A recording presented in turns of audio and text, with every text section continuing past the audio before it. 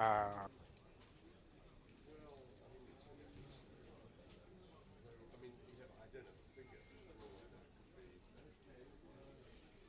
Jeez.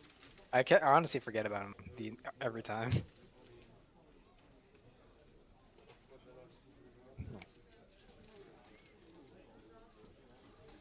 Hey, real quick before we keep going, I'm noticing there's like a blooping sound very subtly on your end.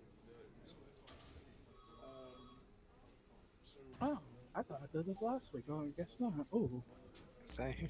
Is your recorder running also?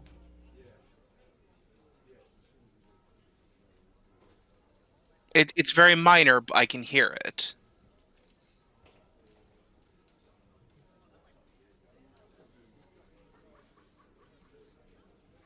It does kind of sound like the Discord notification ping.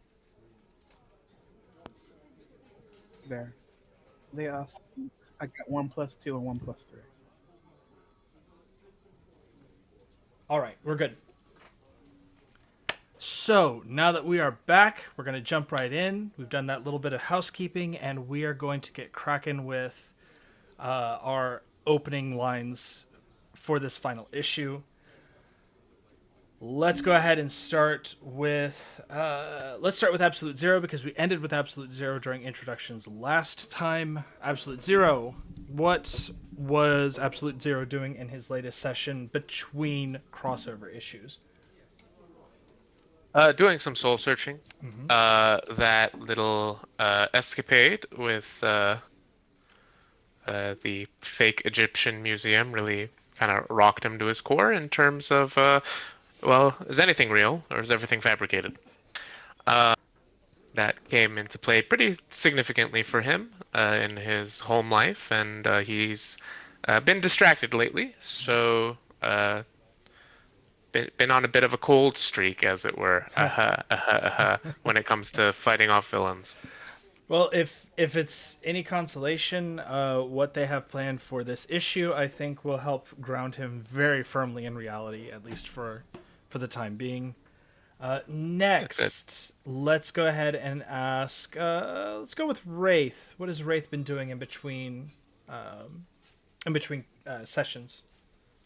Well, since last session, Wraith is kind of before she goes to fight Baron Blade, she just wants to kind of find an equilibrium. So Mm-hmm. she's been working on her work-life balance. Mm-hmm. So she's managed to find a something she's sort of, I want to say copacetic, Mm-hmm. and she's found a way to live her life as an open hero. Okay. And And yeah, whoa! Spoilers! Who said anything about Baron Blade? I mean, No, there hasn't. I haven't been leaving clues at all. I didn't confirm anything last what? week or last session. Oh, whoa! Are you sure? Because I'm holding your outline, editor, and it's very enlightening. Hang on. Listen, that does remind me, real quick. Also, before we start, mechanical housekeeping thing, kind of as we go along. I will be putting out. I found a way to let you guys actively keep track of how many enemies are on the board without having to just put out a bunch of tokens. What'll happen is that I will put them out. I will give you permission to then see them after the enemy has been introduced. So you'll have a full access to what their numbers look like as they change, that kind of thing. But you'll be able to keep track of how many of them there are and which ones you want to target if they have varying numbers of health and things like that. So you should be able to do that tonight. Sorry it took me 6 sessions to figure it out, but here we are. If it doesn't happen, remind me so that I will turn it on, because I have to do it individually for each separate enemy, and I don't want you guys having access to enemies that you haven't run into yet. I don't want to spoil anything. Just remind me if I put it out there and you're like, I can't click on it. Just remind me, and then I'll fix it. Let's go with Unity next. What has Unity been doing between sessions?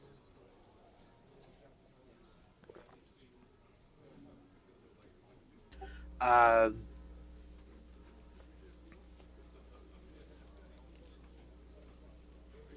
she's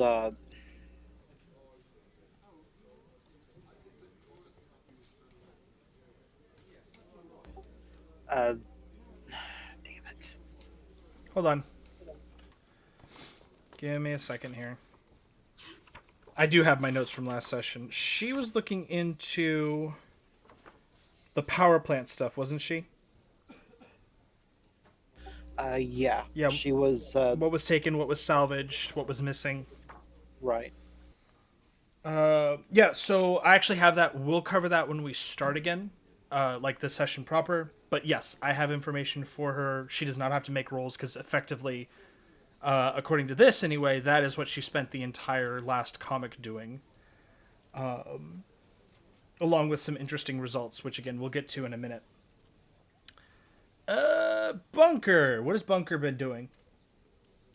Well, the theme this time is rom-com. We decided to go a little bit, into the daily life of, with his life and everything, and what his relationship with Wraith really is. Oh, Decided to make it fun, like a rom-com, kind of like remember those old Spider-Man's comic strips that used to be those great material until their editor decided to have a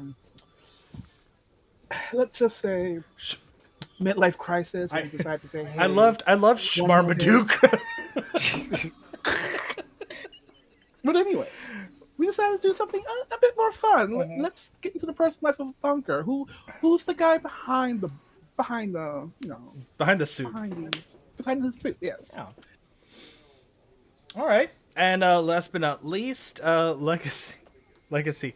Dare I ask, what's been going on? Well, as you might have noticed, we didn't actually have a comic issue last week. Yeah, I noticed.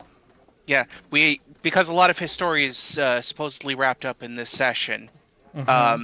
And also the fact that Mr. McDougal, our editor, he got arrested for insider trading and money laundering.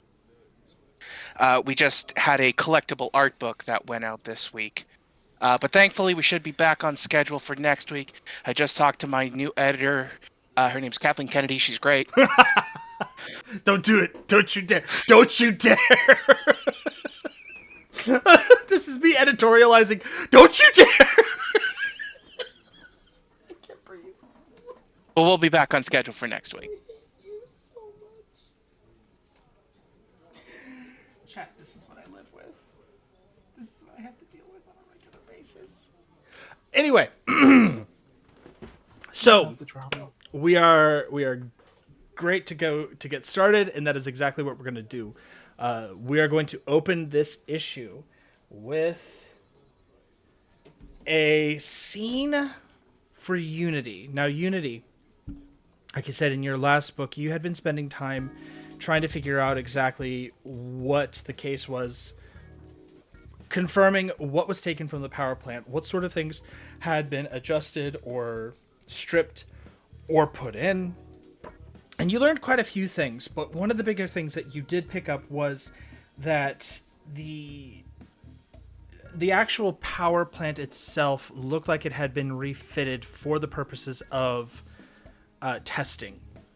So between yourself and a little bit of, he's not a technology kind of guy, but a little bit of help from Proletariat, who, when he was able to divide without multiplying into a million copies of himself, actually proved to be very helpful in this. He was able to kind of give you a little bit of help, a couple of extra hands, and you discovered that things had been taken, blueprints, designs, various sorts of files had been collected up and had been absconded with. For what purpose, you don't know, but some digging revealed that they were meant for smaller scale sort of energy transference and capacitors, or capacity.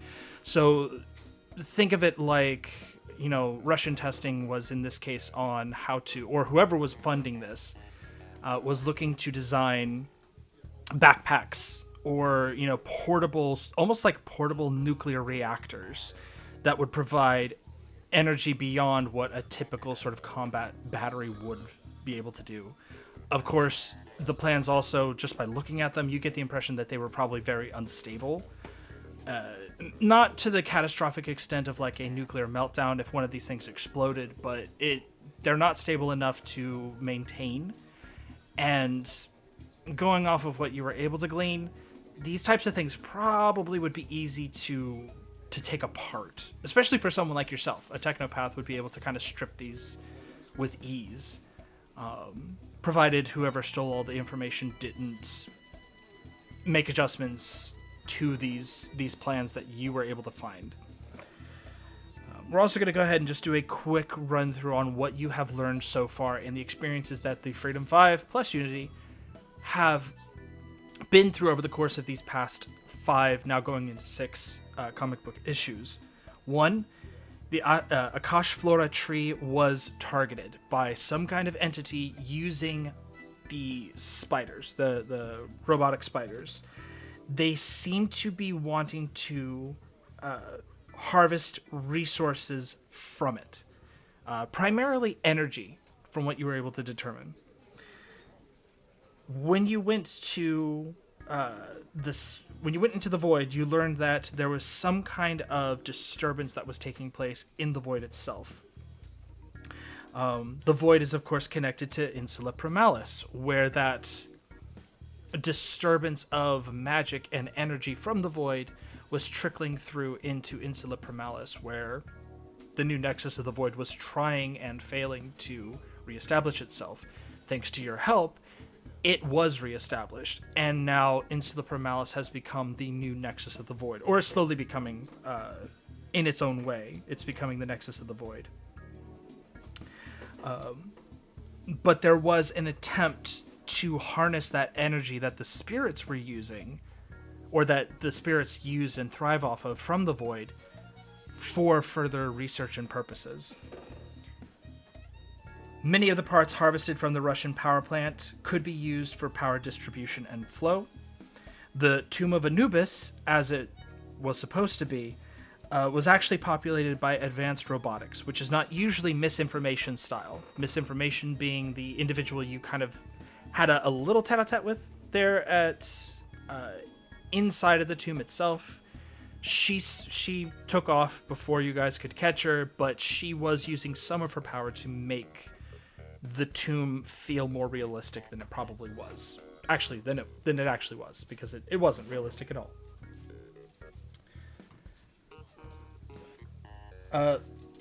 Next, this is a little bit of back history for all of you. Again, as a reminder, Baron Blade was an active part of the defense against OblivAeon. When OblivAeon attacked, he, Baron Blade, switched sides, fought alongside of the Freedom 5 and the rest of the heroes under the name of Luminary. You guys knew who he was. He was not being secretive about it. He was still his egomaniacal, arrogant, monologuing self, but he was on your side. Unfortunately, that means that he had access to a lot of the technology that you all had access to during that time. Which means that if he was around and alive, then he would still have access to that stuff. However, he died. You watched him die. All of you watched him die. So, either he faked his own death, or you're dealing with a copycat.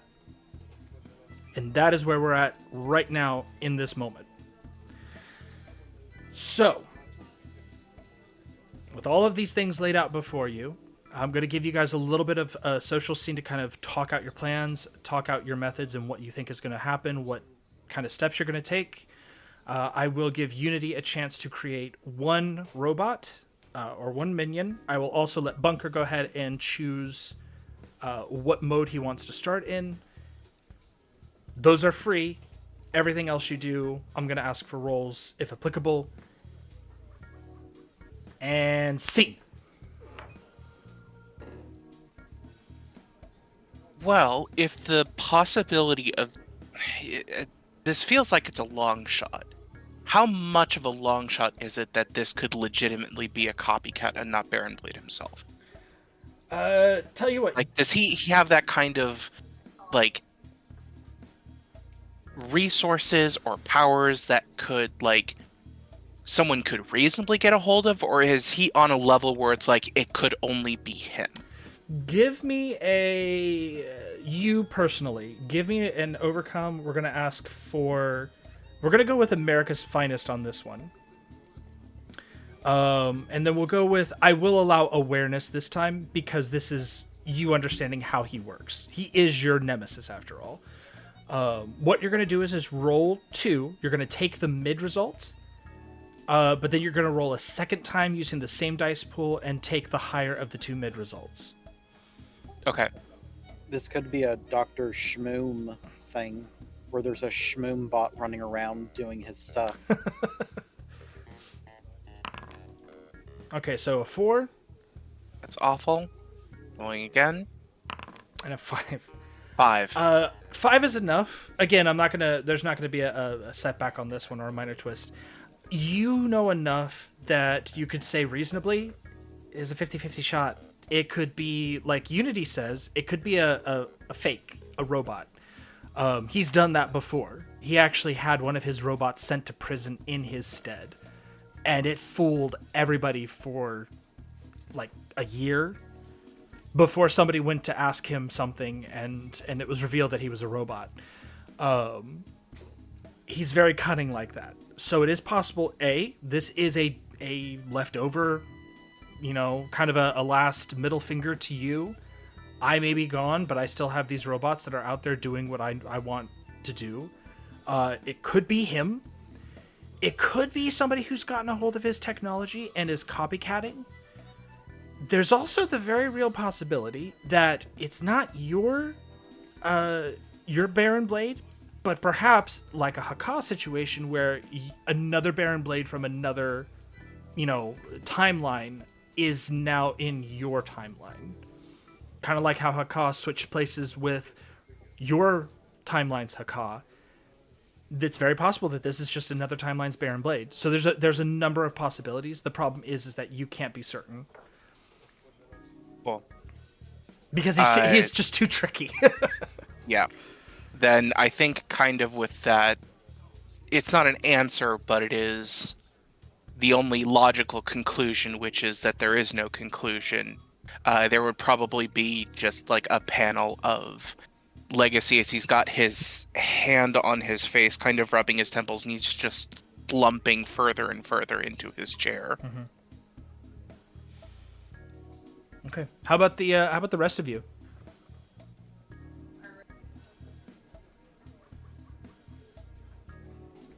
Unity's gonna go ahead and make a robot. Mm-hmm.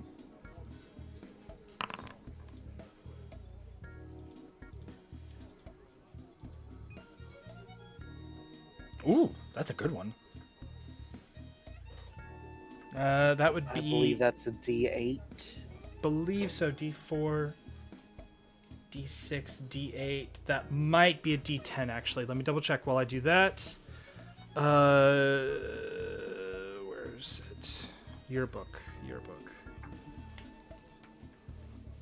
One of these days I'll memorize it. Only because I hate to deny you a better roll than you actually got. There you are.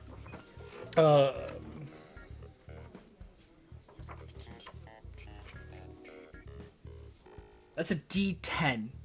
Oh wait, do you use your max or your mid?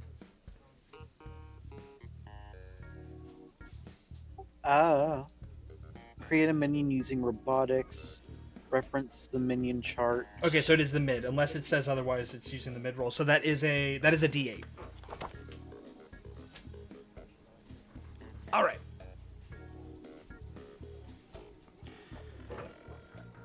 Unity is making a bot. Real quick, Bunker. Are you going to go outside of it or use a different mode, or are you starting still in just base mode? He will start in utility mode. Okay, cool. Next, Absolute Zero. How about you? Any kind of preparations or plans being made? Any thoughts to add to the conversation on what to do? Yeah. Ladies and gentlemen, I just wanted to ask, have we tried making phone calls? I mean, to the other people we run into along the way, that kind of thing. You mean like cavemen? I'm sorry. I don't operate on certain frequencies. I need little handheld devices for that. But not just the people we've met along the way, but I mean,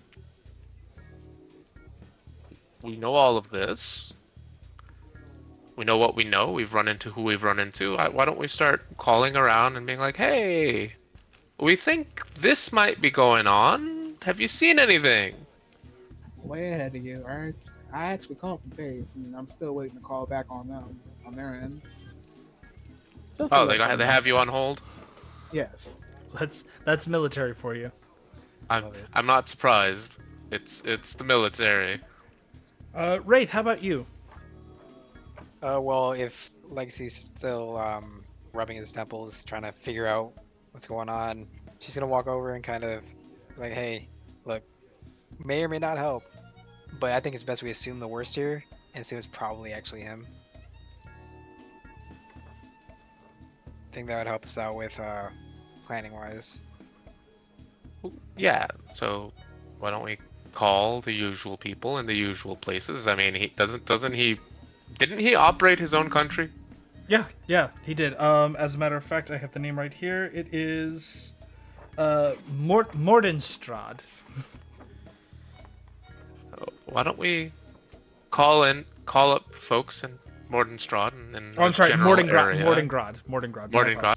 Why don't we call up folks in Mordengrad and the general area and maybe neighboring nations and has there been any uptick in activity? Anything weird going on? Hey, just a friendly sort of conversation. Like when you come back to your apartment and you find that your roommate has moved out and you haven't seen him and all the stuff is gone and you start knocking on doors of your neighbors and being like, hey, Jeff's gone missing. You wouldn't happen to have seen him, I don't know, stuffing his couch in the back of his truck? I have a quick question for you. Out of all of you, who among you, I'll let you guys fight it out amongst each other, who among you would probably be the most likely to keep in contact with the UN? Ooh, I wonder if that might be Legacy just because he has a senator for a spouse. It was very possible. I mean, like, out of the most likely candidate would be you. I'm just asking because you have somebody who is in the UN, and that connection, that being, Tempest, that connection, him being in UN and being in Global, which is the new, kind of super meta police or task force that the UN has established, they might be able to find out if something went down in Mordengrad.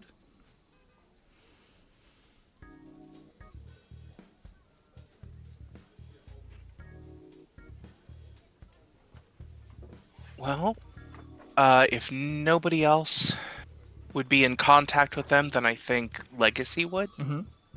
Just at least trying to call up Tempest to see if he's heard or seen anything. Okay. So while you're doing that, because when you make that call, they also have to connect you, and there's a whole lot of lines of bureaucracy you have to go through. Apparently, being America's finest doesn't carry the same weight it used to.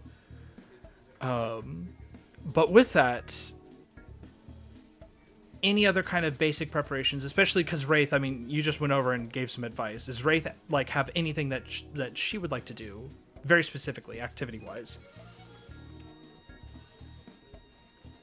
I guess since we know where that country that he ran is, right? Oh yeah, right? yeah.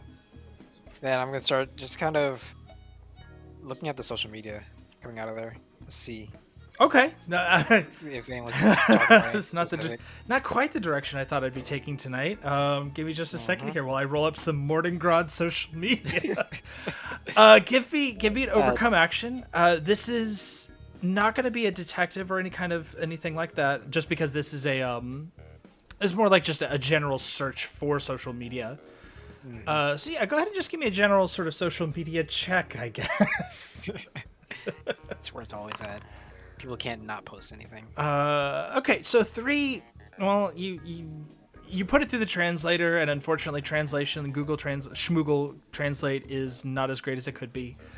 You're not really getting any kind of anything back though that indicates something like, oh, the Baron has returned, or taking a selfie with the Blade Battalion, like nothing like that.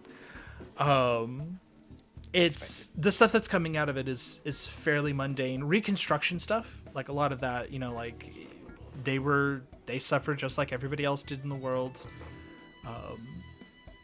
There is one little note about somebody coming by, a strange alien figure, fin on his head. Somebody got a picture of him. It's not Tempest, because Tempest has like the head tendrils. This guy almost looks like a lizard, or like a dragon, kind of like an anthropomorphic kind of dragon. He has like a fin on his head, purple webbing, red eyes. You've seen him before. He's not a bad guy, but he's also not somebody that you're like needing to reach out to. His name is Lifeline, former villain turned good guy, but you kind of see him and you're like, oh, there he is.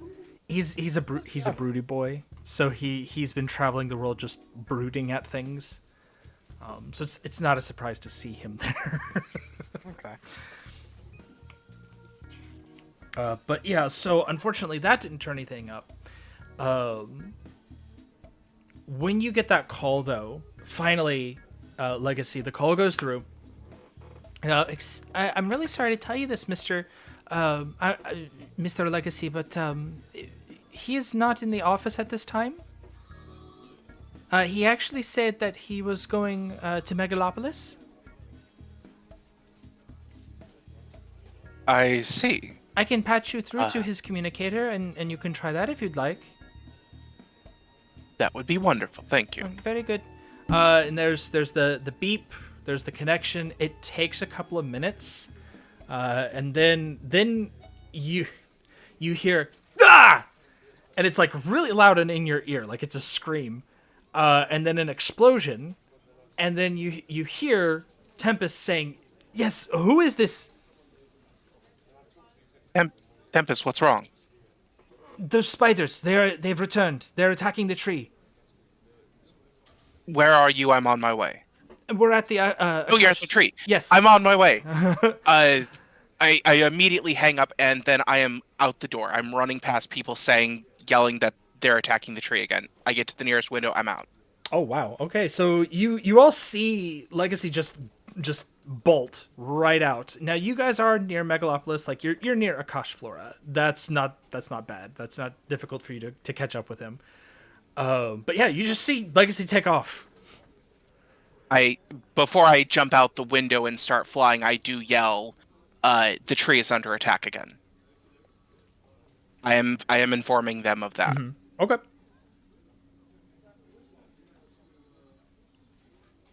The rest of you? Oh, thank God, we're not taking the flying bus. Absolute Zero makes his way outside and starts skating down the sidewalk. Apologies to all the residents. There will be a large trail of water What's wrong in with the flying foreseeable bus? future. I love the flying bus. Well, I ain't well wait for the flying bus. If he gets in this suit and take off. Okay. So with that, we are switching over our scenes, and we are right into the thick of it. As you arrive at the Akash'Flora, more or less at the same time, there's actually not going to be a scene for this one. Instead, you are met with what appears to be another swarming horde of these spider bots and snipers, the same kinds that attacked the first time. Up on the walls, the sniper bots have done what they did the first time. They've set themselves up for...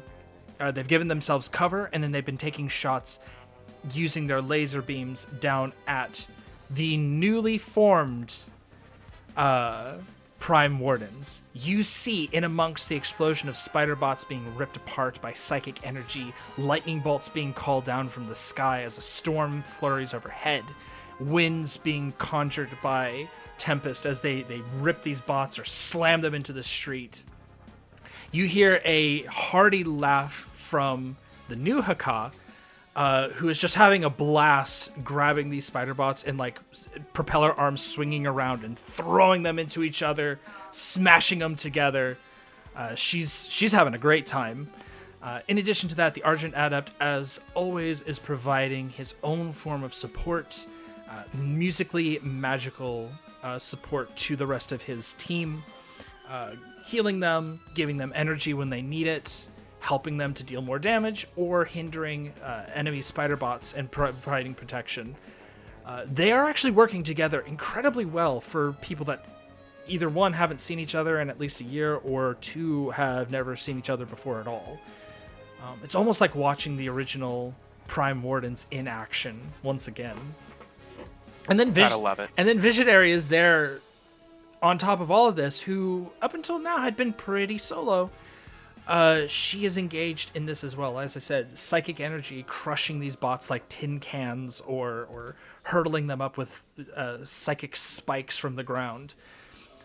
They're doing a fantastic job, but there are still more of these bots coming, and you all know the attack probably won't stop until something very specific is done. Let's see if anybody remembers what that thing is. I was about to ask, can I see from the air the mothership? In this case, no mothership.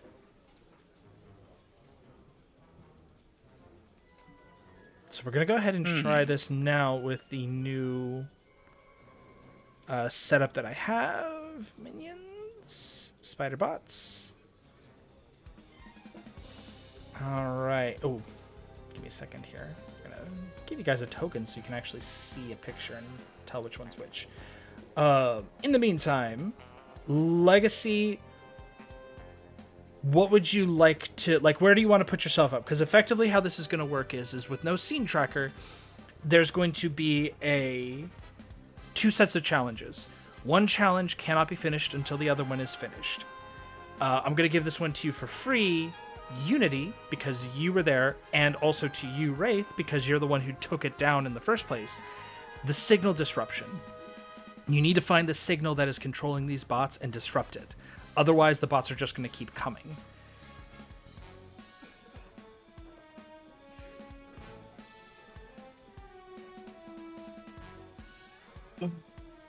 Well, it seems if they look like they can handle the bots themselves right now, then I would probably be on comms with Wraith and Unity, telling them that we need to find the source of the signal.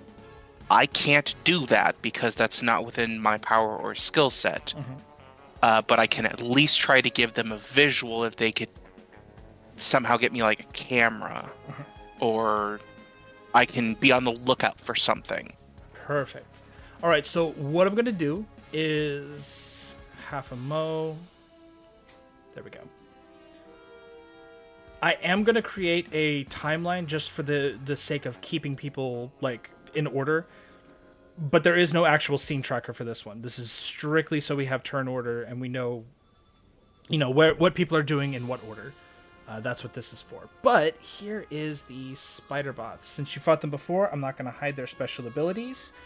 There are 1, 2, 3.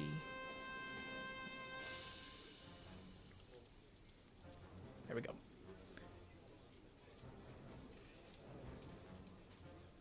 So we're going to mark these as... Oh, hold on. Fix that so you guys can actually see them. Figure. Observer. Boop. There are 15 of these guys.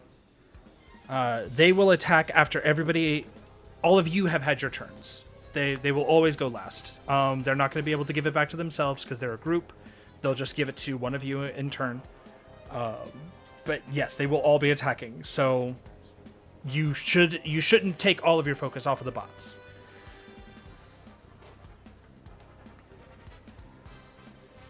All right. Can everybody see the token up there and click on it and actually keep track of how many there are? Yep. Excellent. All right, then. Yes. Legacy, you are up first.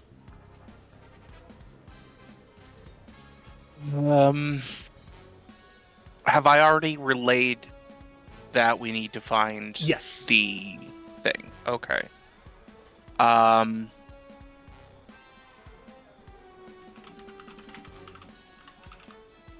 Anything else that looks like it could relay a signal that doesn't look like it belongs? Like, I'm sure I've flown over the city a million times. I know that, hey, that building didn't have that antenna before.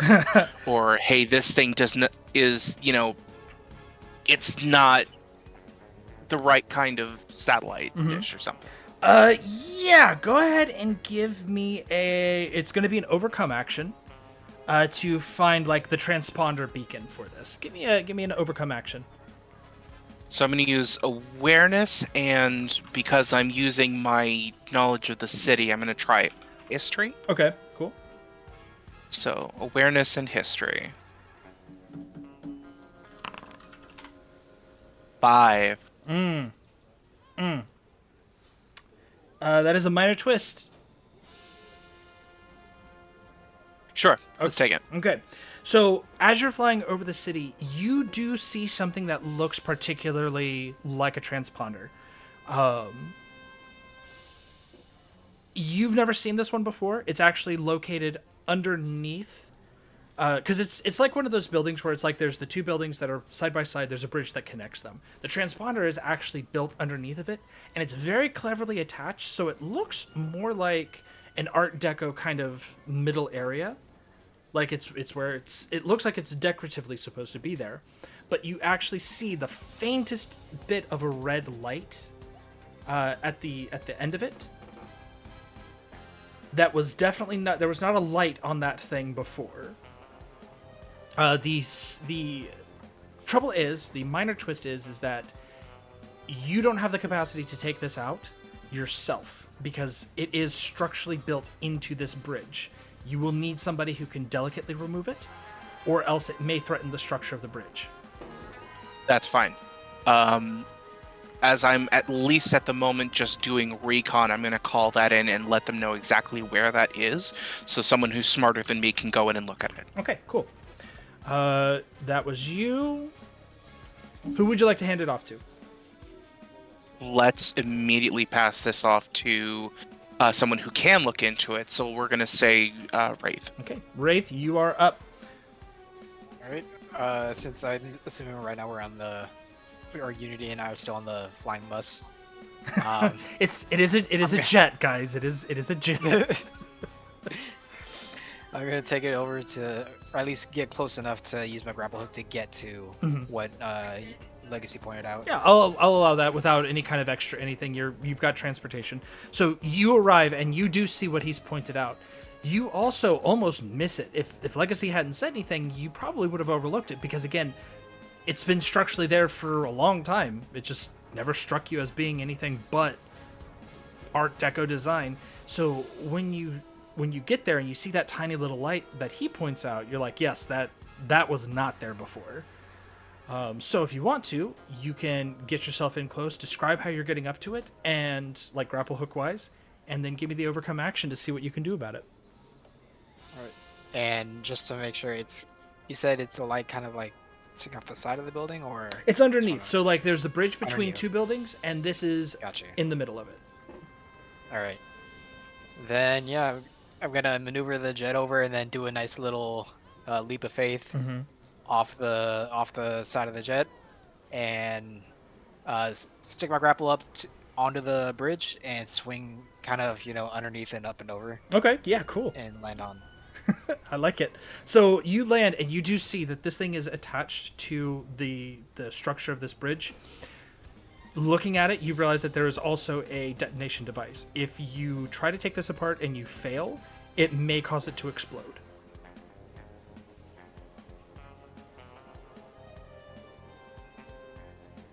And can I use detective to kind of see if there's any ways that I can see to defuse the detonator? Well, the diffusing, I'll give you this one for free. You can defuse it. It's just going to be another overcome action. Like, you can either take an overcome action to defuse it, or you can try to do it without diffusing it. If you fail to diffuse it, depending on how bad it is, you may not have any problem. It may not go off.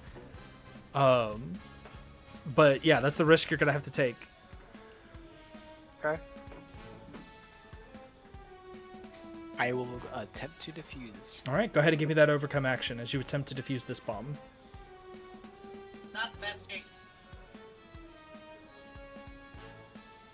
Use, I think, gadgets, because I'm going to be using tools to try and defuse it. And investigation? Let me see what other options you have. Investigation would work. I'd also allow... Oh, I thought that was finesse for a second there. I got excited. Yeah, so did I. Investigation, I think... I'll allow investigation this time. You've done bomb defusing before. Okay. Ooh, an 8. That is a success.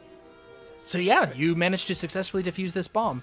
Now you just have to defuse this or take off the signal on your next turn, or somebody else can, but they don't have to worry about the bomb going off, even if they fail. Alright. Alright, guys, bomb's defused. We're safe to try and take apart the transponder. All right. And next, who would you like to hand it off to? I'll give it to Bunker, since it's awesome. Okay. Bunker, what would you like to do? You have access to both the ground, you have access to firing on these sniper bots, because again, remember, there's 15 of these guys, and when their turn comes around, they're going to be opening fire on you. And then, of course, there is finding the signals, figuring out how to shut it down, etc., etc. Well, since I'm in utility mode, first thing I'm going to do is optic upgrade. Nice, okay.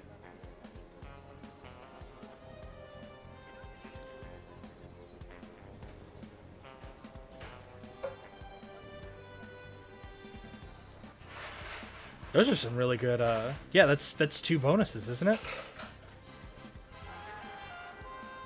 Boost yourself using power suit, create Yes. 1 bonus using max and 1 bonus using mid. They're both persistent and exclusive. Very nice.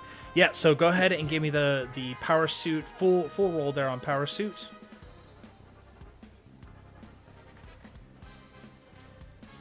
Oh, just power suit and equality? Okay. Well, it's boost yourself using power suit as the dice pool. So whatever, Oh, right, yeah, right. whatever Okay. quality you feel is appropriate.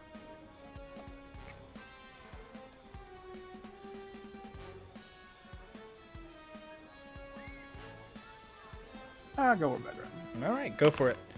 Ha! That's very nice. 9 and a 7, so that would be a 3 and a 2. +3 and a +2. They are both persistent and exclusive. That means that while they both continue on even after you've used them, you cannot use them both on the same roll. All right. Or, I'm sorry, for the same result. So, for instance, if it says do the max and the min, then you can split them up between those two, but you can't put both of them onto the same, like, mid. You have to divide them up.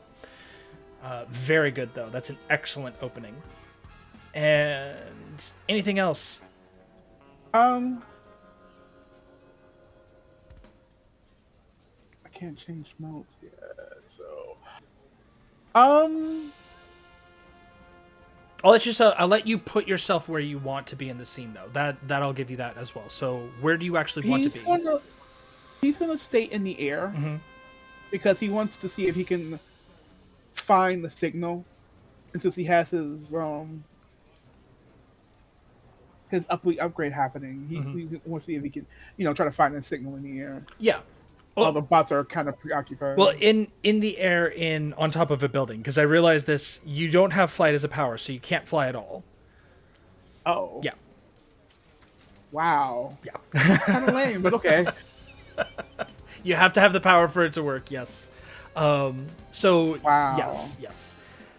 But with that in mind, where would you like to place him now? With that, He'll be on top of a building. okay, near some of the spider bots. Yes. Okay, put yourself right in there. Nice place to take heavy fire. Next, who would you like to hand it off to? There's still a unity and absolute 0. I will hand it off to Unity. All right, Unity, you're up.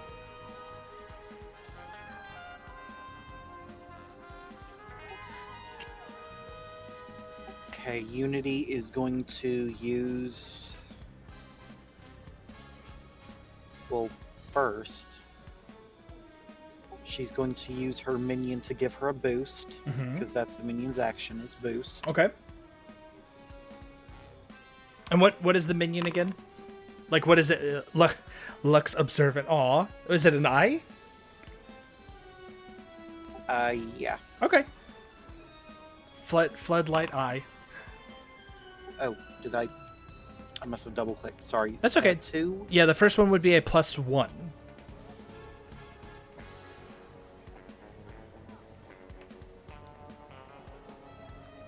So. Okay, and then she will use hasty augmentation. Mm-hmm.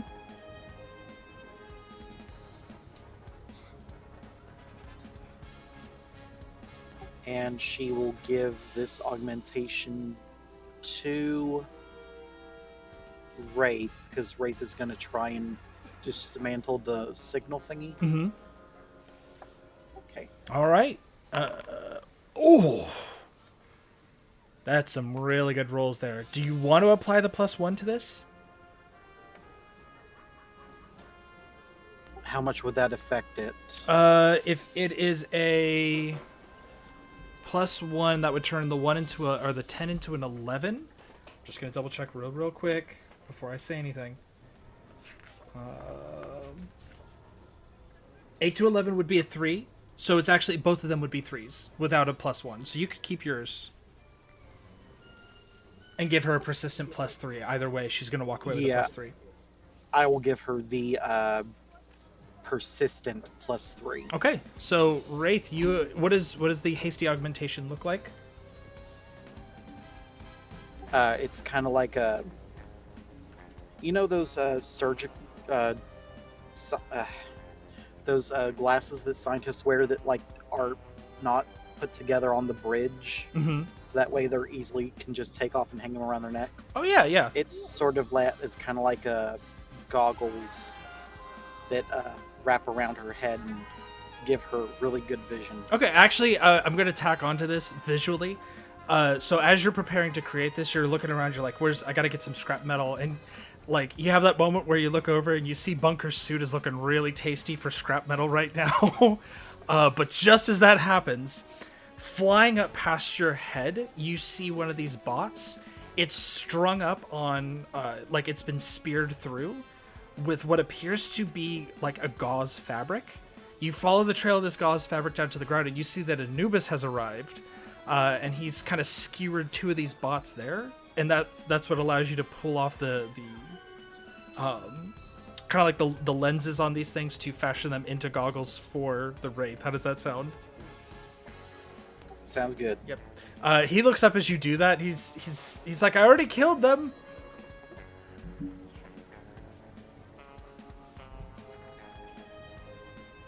Thank you. Oh, spare parts. Oh, I see. Okay, carry on. And he keeps going. He's the freshest one there, and he seems to be a little nervous, but he seems to be also like kind of riding the high. So yeah, Wraith, you have a +3 bonus. It is persistent. Next, that unless you have something else, Unity, you want to say, that will take it to absolute 0. No, I'm good. Okay, absolute 0. You are up. After this, the spider bots will begin their assault. Yeah, we're going to go ahead and seeing just how many of them there are, and the fact that nobody's dealt with any quite yet. And he's not particularly good at sweeping hordes off the field. He's going to prepare for a defensive action. Start building up some ice, get that going. So we're going to do ice shield. Okay, cool. Literally. Cold, cool under pressure. So that uses the max die, so that's an 11, and boost with the min is a 1. An 11. I'd like to apply a +3 to that one to make it a 4. Okay, so that'd be a +2. Yep. Okay. So we'll take that +2 boost. And yeah, we're defending 11 versus... he's making himself a meaty target. Okay. Not meaty, but like he's kind of wading into the middle of them and kind of daring them to come at him. All right. So when that onslaught begins, I'll let you choose who goes after them. Actually, that makes more sense. So Absolute Zero, who would you want to hand this off to after their turn? After their turn? Ooh. Let's give it a Wraith so she can make as much headway as possible. Okay, cool. So as they begin to fire, they seem to just take on you and Bunker. Between the two of you, they are just taking shots at the two of you, Absolute Zero and Bunker. Give me a second here. So the first half are all going to go to you, and they're probably all going to do no damage to you at all, Absolute Zero. So that's 1, 2, 3, 4, 5, 6, 7, 8. just these laser beams are hitting the ice and chipping it, but it is not breaking through at all. Like even when it's the onslaught comes to an end, you still have this massive glacier built up around you. In the same token, Bunker can't say the same necessarily for you, but that's okay. You're built for this. So that was 5 points of damage on the first roll. Would you like to use a defend action? No. Okay. Just let me know when you want to start defending. That's 10 points. I'll start defending. I thought so. Good call. Give me that defense roll. This is with a minor twist.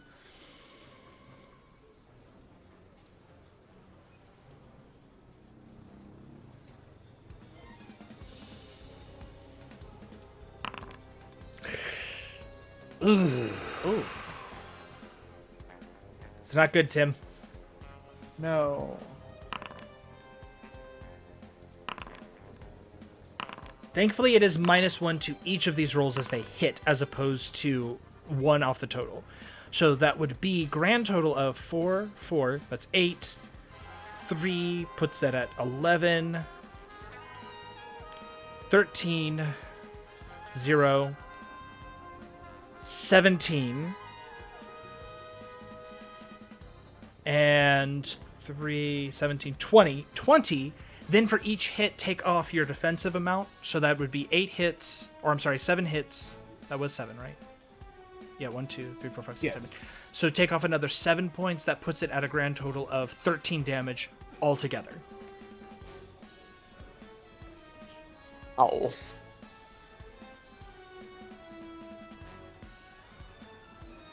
Perfect. Now you can start using the grenade launcher. Yes. The trouble is that you can't do it in this mode. Nope. I have to wait till my turn to Yep. switch modes. But in the meantime, Absolute Zero has handed it off to Wraith. Wraith, you are up. You have a hasty augmentation that is persistent. And I will attempt to take out this transponder. All right, go ahead and give me that overcome action, please. Same one as before. +3 is a complete success. So what ends up happening is as you do this, not only do you learn or manage to disarm this device, but you actually realize that all of these, like looking at the wiring, looking at the way the signal functions and reacts, you realize that all of these, because of the goggles you're wearing, actually this is perfect. The goggles resonate with it, the signal, as you take it off. And you realize all of the spider bots are connected by the same signal. So if you could get one of those spider bots to yourself and isolate it, you or Unity could in fact attempt to shut them all down at once. This signal is just giving them orders. You still have to shut them all down. But if you get a hold of the spider bot and isolate the signal, you might be able to shut them all down at the same time.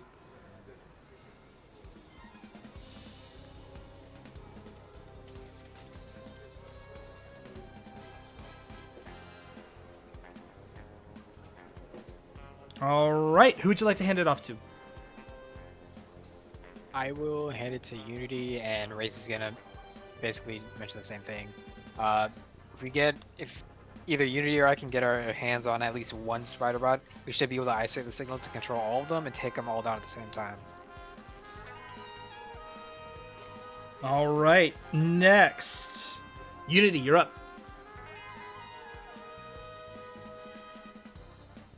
Okay. You do not need to attack a spider bot to have this work. You just need an overcome action to dismantle and dissect a spider bot. So a broken one will work, you just have to do the overcome action. Right. Unity will have her minion give her a boost. Mm-hmm.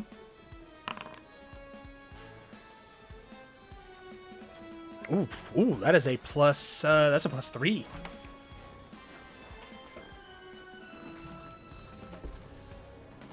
Okay. Then I'll use my Principle of the Gearhead to overcome a technological challenge. Mm-hmm. Excellent. Give yourself all a hero point.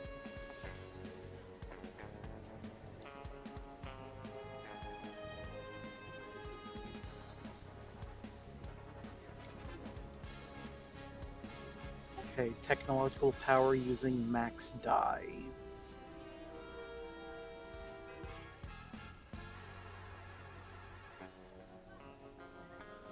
And how much is the +8 boost, or the 8 roll for Oh, it's a 2 or +3. 3?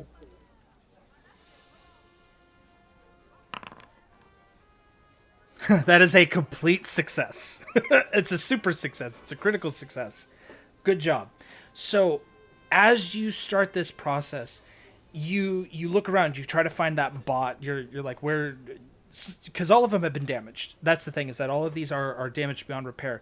And as if by a stroke of divine intervention, you see a blaze of light swooping down from the ground, scraping this bot by its chassis, like holding onto its legs, is Fanatic. As she comes skidding to a halt right beside you, she looks over at you, and then she kind of looks down at the robot and says, "I remember you like these." And she just kind of throws it at your feet. It does the little spider crumple. Its legs are still, like, twitching. And she is off again. Thank you. You're physically perfect. Oh, So here's what I'm going to give you. For the complete success, not only are you able to complete this section of the overcome action, or the challenge, but there's enough scrap metal here to actually repair a little bit of the damage done to Bunker. So take your min die, and you can apply that to Bunker to heal him. okay, and that's a 6. Yes. So Bunker, you can regain 6 points.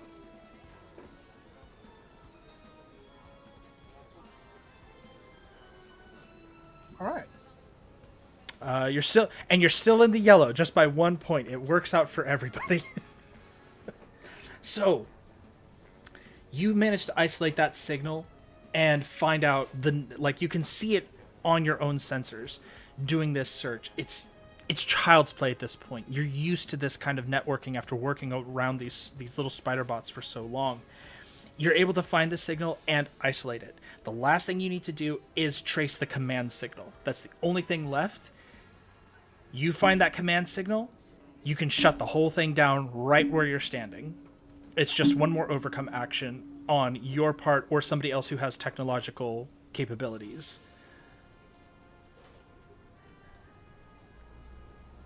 Okay. All right, who'd you like to hand it off to? Who's left? Legacy, Absolute Zero, and Bunker. I'll toss it to Absolute Zero. Okay, Absolute Zero, you are up.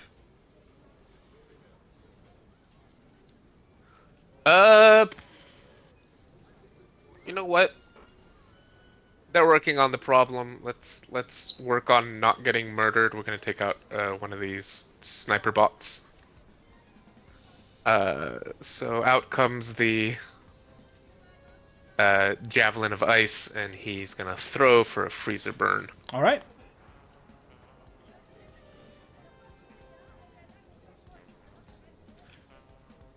And we're gonna form that javelin out of some of the ice we already accumulated. I'm gonna throw in the bonus from earlier. Yep. Remember, these are minions, so all you have to do is roll more damage than a 6 to immediately destroy them. Alright, this is going to be using max die. Oh, easy. So that's an 11. It's gone. Yes. I take 6 points of damage. Oh no! I'm in the yellow! Oh no. Or, no, you're not in the yellow just yet. You're almost there. Almost. But yeah, so you managed to just splinter one with ease. Just like shooting fish in a barrel. Anything else you'd like to do before you hand this over to somebody else? Kind of looks over at Bunker. You okay? You okay? You don't look okay. Oh, wow. She's literally stitching metal back onto your suit. You okay? I'm fine. I'm used to this. Right. We're going to pass to Legacy, please. Splendid. Legacy, you are up. Cool. While he's busy killing things, I think I would like to assist with keeping the tree safe with a defend action. Okay. So just flying around, making myself a target, trying to just get in people's way and protect the tree as much as possible. All right. Would that be flight or vitality? For a defend action, we're gonna go with. Ooh, that's a good question. Here's the thing. I would say vitality. They're both the same. I'd say vitality for the sake of you are wanting to take hits. Okay. But in this instance, I'm actually going to imposing as you're grabbing aggro effectively. Gotcha. But here's the thing. Give yourself a bonus, because as you're doing this, the Argent Adapt is actually providing you some musical accompaniment, which has has given you a. Give me a second here. He's got a 1d10, so we'll see how much that helps. a plus 3. I'm going to call this bonus theme song. Yes, so this is strictly for the defend action, but yes, give me your defense roll with that plus 3. That is 5. 5. Okay. I mean, because you have a -1 on top of that, so that's what, 6 total? Yeah. That's pretty solid. Because they can only roll as high as a 6, so... yeah, so you're doing a great job making yourself a invulnerable target. Who would you like to hand it? Actually, no, the only person that's left is Bunker. Anything else you want to do, though, before that happens? Nah, I'm good. Okay, Bunker, you are And up. Oh, what? And Legacy. That was Legacy. Oh, shit. Sorry. Yeah. I'm playing Legacy today. Not like Tachyon. You've been playing Tachyon this whole time. It's 8 o'clock. My caffeine's run out. I know. It's okay. It's okay. So, you're up, Bunker. What would you like to... I have a guess, but what would you like to do? Well, first off, I'm going to use Satellite Recall to destroy one of my bonuses so I can change modes and also take action. All right. Which bonus are you destroying? +2. Okay. So, we're going to delete that +2. Go ahead and switch your mode. Which mode are you switching to? Operations mode. All right. And opening fire? Yep. Grenade launcher. I'm going to use my +3 on this. All right. Just remember, you don't want to roll doubles. Right. The doubles only occurs, though, if the dice results are doubles, not if you add the +3 to something and that turns it into a double. Okay.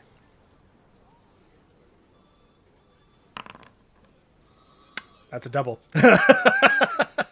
So that's okay. So it's either, if you roll doubles, it's a minor twist or take irreducible damage equal to 5. So it would be 5 irreducible damage or a minor twist. I'll take the minor twist. Okay, so deal your damage as it's going to happen now, but unfortunately your grenade launcher has taken a couple of seconds to reload. The satellite feed seems to be distorted by all of the other signals happening in this area, and all of the various kind of energies bouncing back and forth. So your grenade launcher, if you use it again, you'll only be using the 2 highest die instead of all 3. Okay. That's strictly for this scene. If we go to another Okay. scene, that will go away. Or the next time you use grenade launcher in this scene, it does not last beyond that. So 7. You've got a +3 that you can add to one of those, and then a 5. So one of them is destroyed outright. The next one is destroyed outright because that's 8 and 7.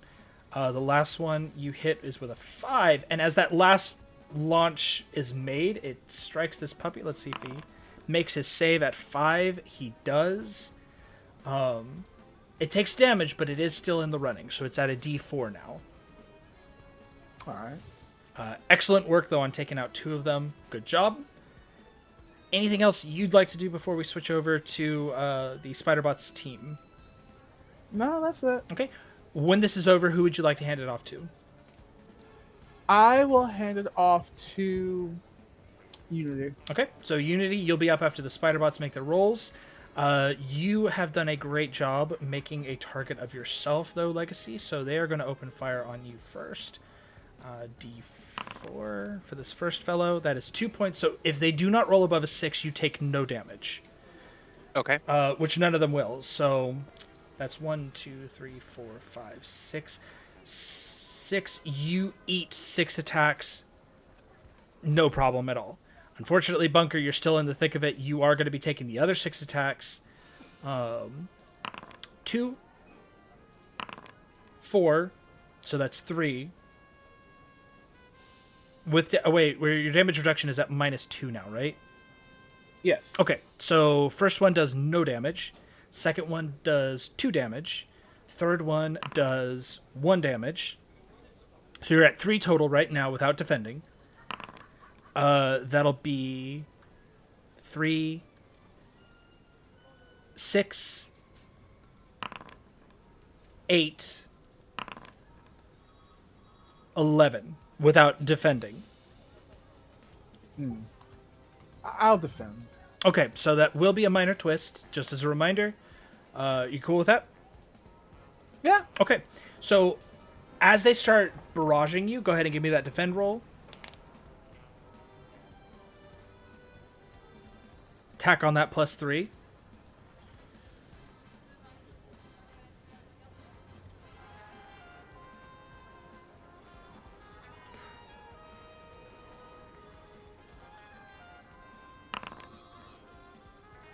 All right, so that's 7 points down. You block every single shot. Unfortunately, with the continued hammering on your suit, you are starting to take a little bit of damage. We're actually going to extend that to grenade launcher being down for 1 turn.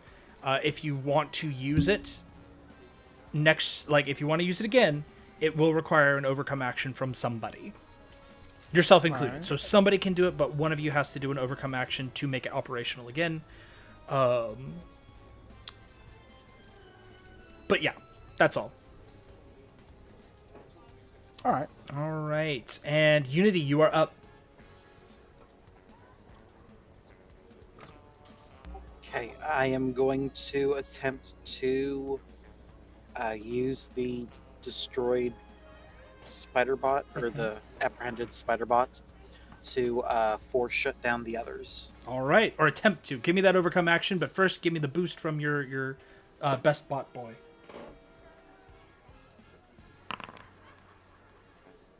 That's a +2. Oh wait, that's a minion roll. I'm sorry. That's a +3.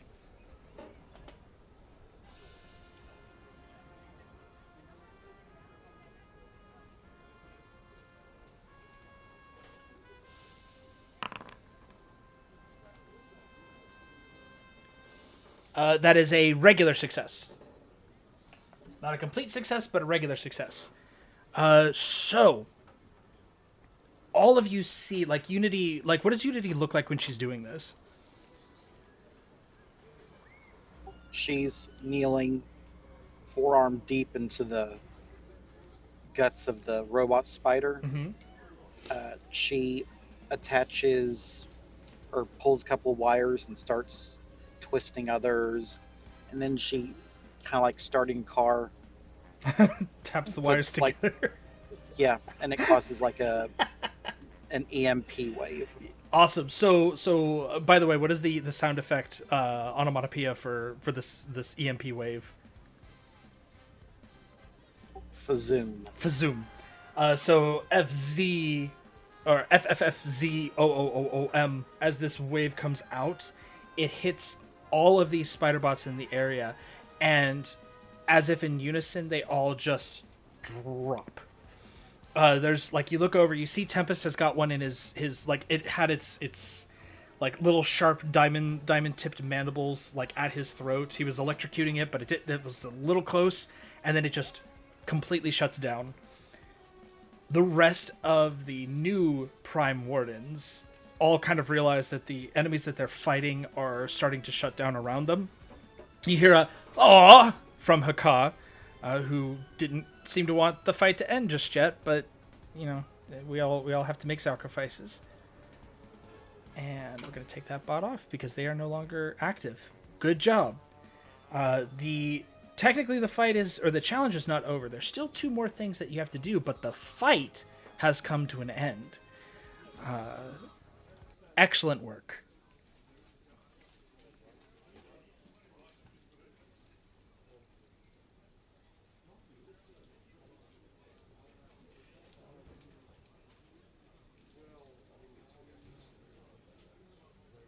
All right. I just need to know what everybody's doing as the initial fight winds down. There's still things to be done. There's still a signal to be traced, and there's still a because this horde of harvesters is just going to keep coming otherwise. Since there is a quick moment of reprieve, Bunker is going to quickly get out of his suit and start doing some quick repairs, especially to the grenade launcher. All right. So I'll let you do that. If you drop the bonus that you have, basically sacrifice the one bonus you already have, I'll actually let you do a full healing roll.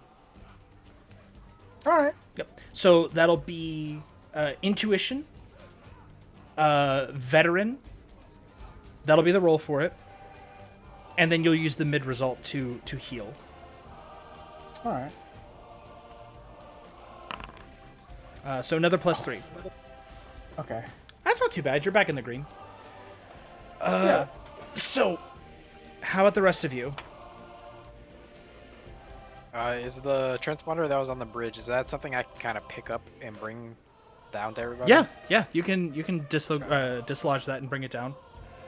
Yep, I'll bring it down, kind of walk it over to Unity, see if, hey Unity, can you take a look at this transponder, see if we can figure out where the signal might have been coming from in the first place, since this was kind of propagating to all the different spider bots? Sure thing. You have my gratitude. Argent Adapt kind of drifts down next to you, Legacy, as he watches this scene unfold down on the ground.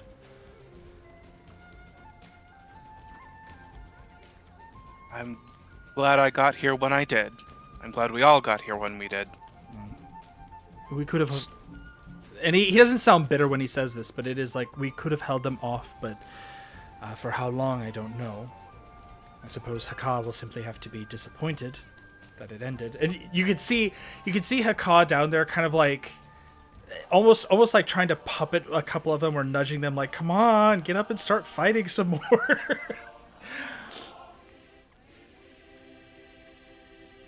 Taking out the spider bots is certainly one thing. Or at least destroying them is one thing, but stopping the source, preventing them from continuing to arrive, that's certainly more important with these ones anyway. You have your suspicions? Visionary asks. Fortunately, I do. It's like you could see her kind of tilt her head, and she's learned not to probe in people's minds. It's rude, but she doesn't have to probe to know what you're thinking. Yeah. And she says as much. You don't have to be a psychic to know who you think is behind this.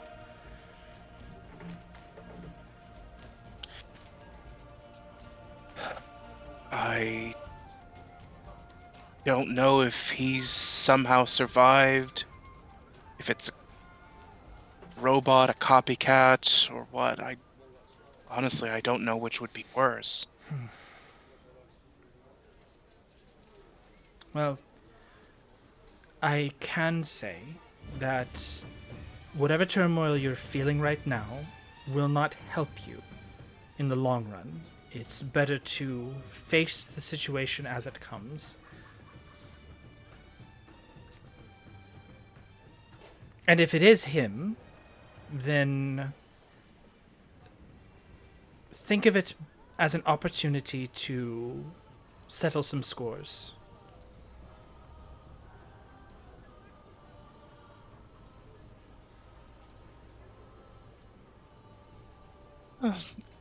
I will admit, sometimes it's nice being on the receiving end of a pep talk for once. And I kind of give them a smile. Yeah. Which is funny because out of all of them, these are the two who are the worst at giving pep talks. They really are. Between Visionary and Adapt, who magically, yeah, he'll pep you up real quick with magic, but he's not a people person. Meanwhile, Absolute Zero, Anubis comes up to you and like hand raised, full high five, ready to go.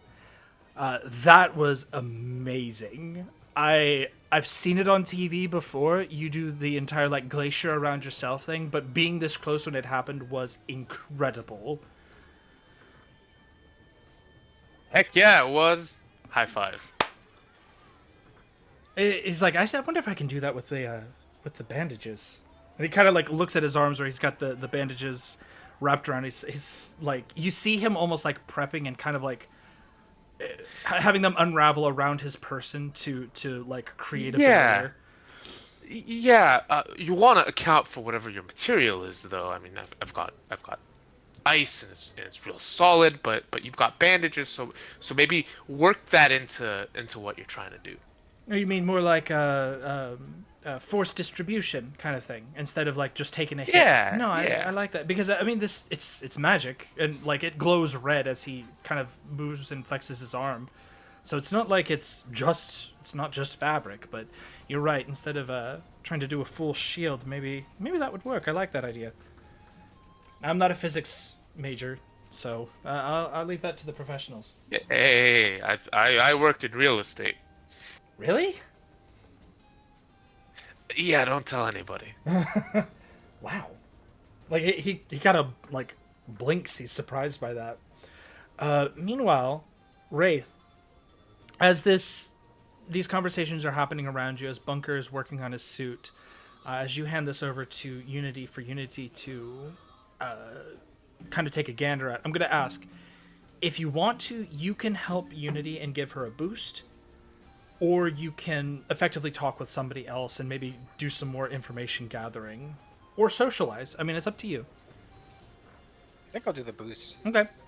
It's the best chance there. All right, so you go ahead and give me the boost roll. This will be, gadgets, same thing you used for taking apart the machinery. Although we're and it is investigation, so yeah, go ahead and use an investigation for that too. Good job. Go us. Oh, we still have the +3. You didn't spend that, did you? No, I didn't. That's actually what I was gonna say. Yeah, it's persistent. Use that +3.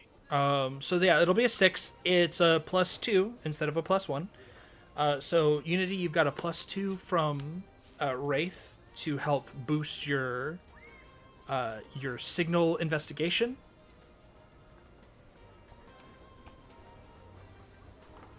Okay. I'm just gonna give Unity just a couple more spare parts to use. And Unity, if you wanted to, you could use your bot for this as well, Lux Observant. So that's another +2.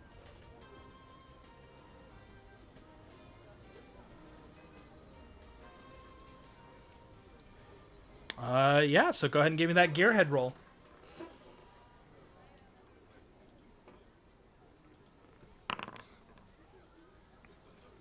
How much is that total?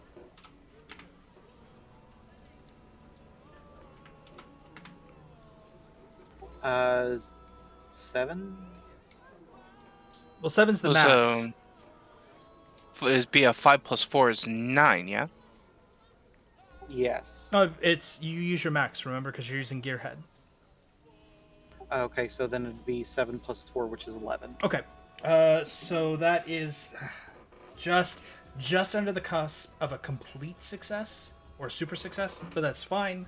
So as you're pulling this apart and trying to track this back, you realize that this signal is actually coming from a long distance away, and not just away, but down. The signal seems to be coming from some sort of underwater source. If your location spotting is correct, it's somewhere underwater. Looks like someplace out in the Pacific Ocean.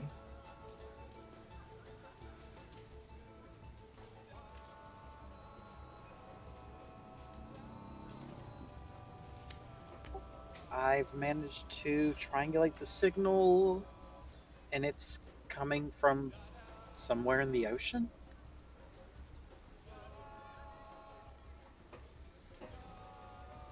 Does Temp- Baron Blade do oceans? Does he? I mean, I was about to ask. Baron Blade does wherever he wants to. That's yeah. Tempest, do you know of anything out in this region? He kind of comes over and looks. No, I don't believe so. No, that's. That's actually a good question. Are we on the East Coast or the West Coast? You're in America. Yes. East Coast or West America. Coast of America? You are in America. Oh my god. You know what? Let's do a 50-50 coin flip. I honestly don't think in lore it actually has an East Coast, West Coast. So we're just gonna do a heads, or even it's East Coast. Odds is West Coast because they're odd out there. And if it lands on the edge, we're in the smack dab middle. That means we're mountain. Oh my god. West Coast. Mountain doesn't exist. Okay.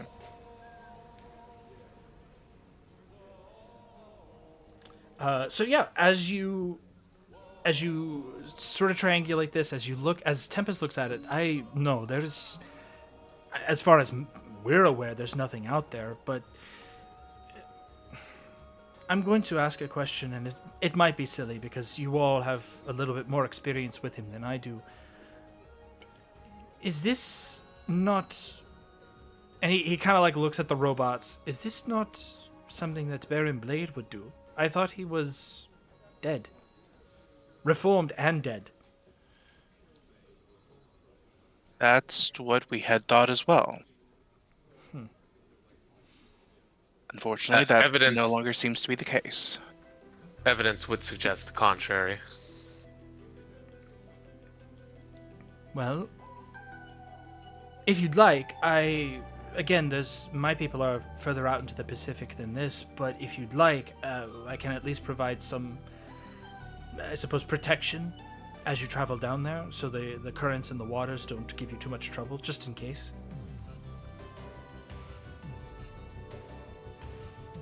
I'm also gonna. Any help is appreciated. I'm gonna go ahead and tell you guys this too. He can talk to fish, but fish have, in D&D terms, an intelligence of 2, so they don't respond. Like they don't talk back. He does not command sea creatures.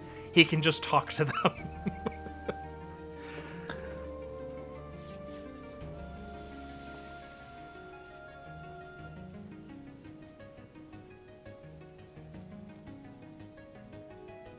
Well, any help is appreciated. Of course. And again, if this is Baron Blade and he has returned, this is something that Global will need to know about. If he has returned, I know that you will hand him over for justice, but I would ask that you hand him over or give me a call so that Global can take him into custody. We're better served to contain people like him as opposed to standard procedure penitentiaries. If he's willing to give us the opportunity to bring him in, we will. I hope I trust your abilities to catch him. I just know he's also very crafty. Before he says his next line, is Baron Blade is the kind of person who would self-destruct rather than be captured. No, he would not. Okay. No, his So his ego will not allow that. Okay, so this is not a situation where, like, at least in my head, it would be like he's got this underwater base, and right before he loses, he's gonna detonate and bring the whole thing down on everybody. Yeah, he's not that kind of person. The only way that he would do that is if he was 100% sure it would kill you too. That is the only way he would do that, and even then, he probably wouldn't, because, again, his ego will not allow him to.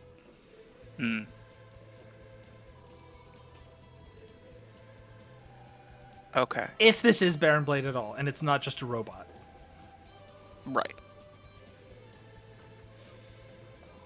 All right.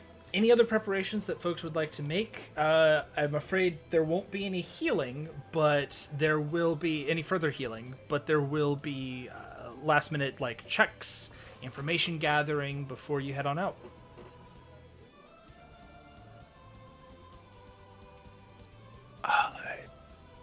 No, I don't think there's anything Legacy would want to do aside from maybe getting everybody swimsuits or something. We don't know if we're going to take a dive. Yeah, Wraith's gonna, dip into the budget a bit and get us a little submarine. You guys already have one, don't worry. Oh, okay, nice. The trusty old The underwater flying. Yeah. Yes, I got you. but yeah. Just a little bit of a dip into the budget for a submarine. I just have a quick question. Yeah, sure. Once he go back into, can he change his mode again or that? Yeah, because you're moving to a new scene, so you can switch modes if you'd like. Okay. I'm gonna start him off in utility again. Okay, yeah, because that actually worked out really well. Yeah.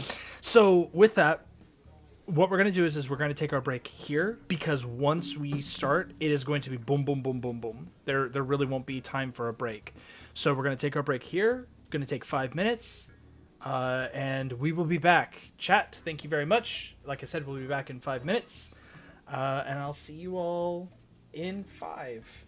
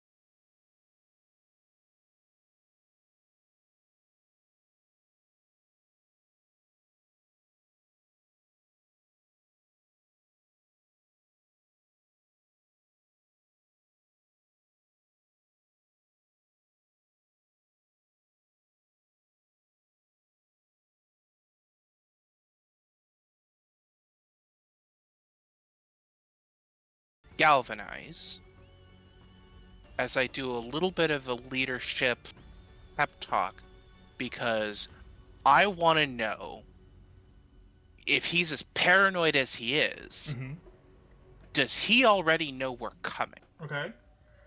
Like, I want to boost Wraith and Unity with Galvanize, specifically because I want to give them as much of an opportunity as I can to check to see if we've already been spotted. Okay. Finding, like, hidden cameras, motion sensors, radars, anything that that can or could have seen us coming. Yeah, so I'll give this one to you again because he's your nemesis. Paranoia isn't quite the word. Like, you, a normal thinking human being, would say paranoid. To him, it is simply the Schmanatos gambit. He has shoot, what's the word?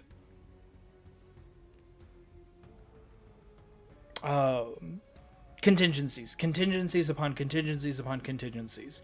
So what ends up happening with the Baron is he may not have expected you in his arrogance to find him this quickly, but that doesn't mean he wasn't prepared for the fact that you might. So there might not be cameras out there or motion sensors, but there might be something out there like robotic fish, bombs, or landmines, or not landmines, but mines, other sort of defenses, just in case.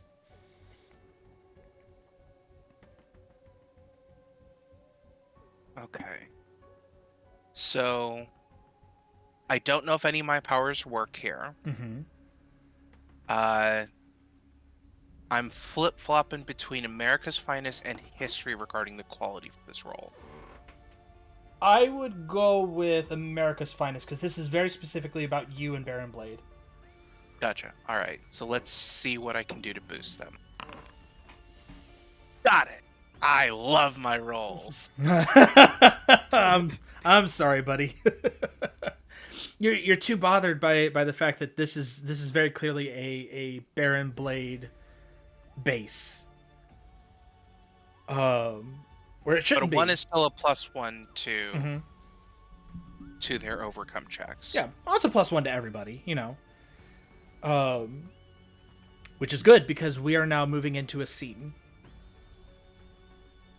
Give me a moment as I activate the scene so you all can see it. Actually, theoretically, that could work the same way. Oh, yeah, let's do that. Okay, so here's the scene tracker. It's there. I'm going to give you observation abilities so you can at least see it.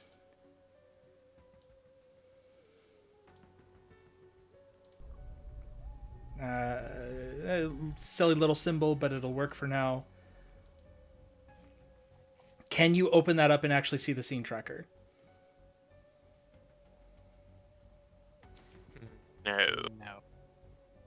How about now? Yes. Yep. Yes. Perfect. All right, then we are currently in the green. We are at a blank scene tracker. Legacy, you just went. Who would you like to hand it off to?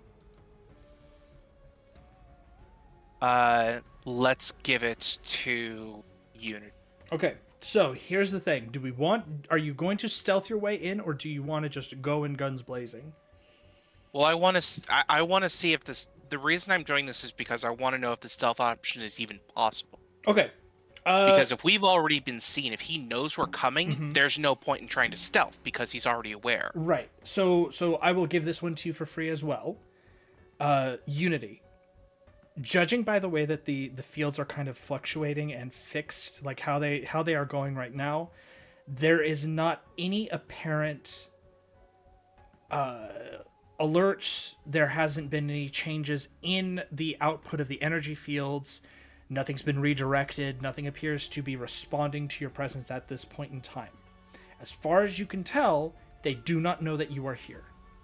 If you get the jet closer, that will change everything. So if you want to maintain stealth without triggering anything, you'll have to all leave the jet and actually go there swimming and or on foot in the case of like bunker. And maybe Absolute Zero too, because you both have suits that might keep you on the ground because they're a little heavier.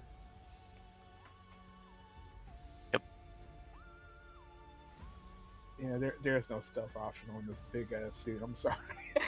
Here's the thing: stealth enough. You're small enough. The jet would be detected immediately, but the suit, especially in utility mode, might be able to get you through. Okay. Dumb question. Sure. Does the bus have stealth technology? It does, but you can't count on that with Baron Blade. Right. And like you are welcome to try, but the gut instinct is don't count, because his stuff is up to date. You don't want to try to compare your tech with his. Like, as much as you hate to admit it, Unity, you do not want to try to compare with him.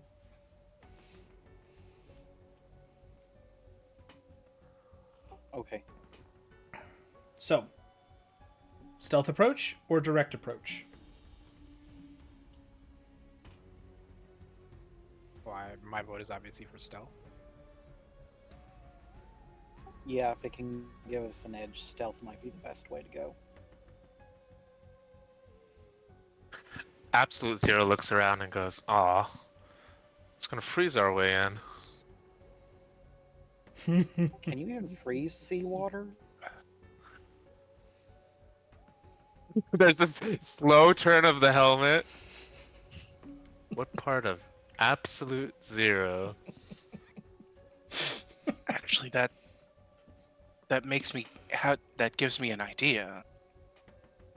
Why don't we try a two-pronged attack? Some of us can go in, make a lot of noise, draw attention, while another group goes in, stealth-like, and tries to see if they can take out Baron Blade while he's got his attention on us. Work. Because I know if it is him, even if it's a robot of his, he's going to want to take me down first. I'll give you one more thing that you know about Baron Blade. Above all else, above his arrogance and his ego, he is a monologuer. Here. Okay. Well, I'll be on the either stealthing by myself or be on whatever team decides to stealth.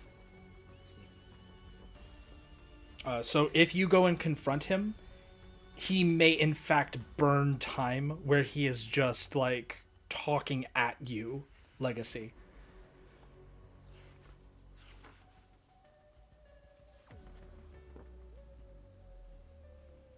Do we want to go the multi-pronged approach then? I'm for it. That's fine with me. Okay. I need to know who is I don't doing see what why then. not. I will volunteer myself for the make a lot of noise team. And it Likewise. sounds like Absolute Zero wants to as well, yeah.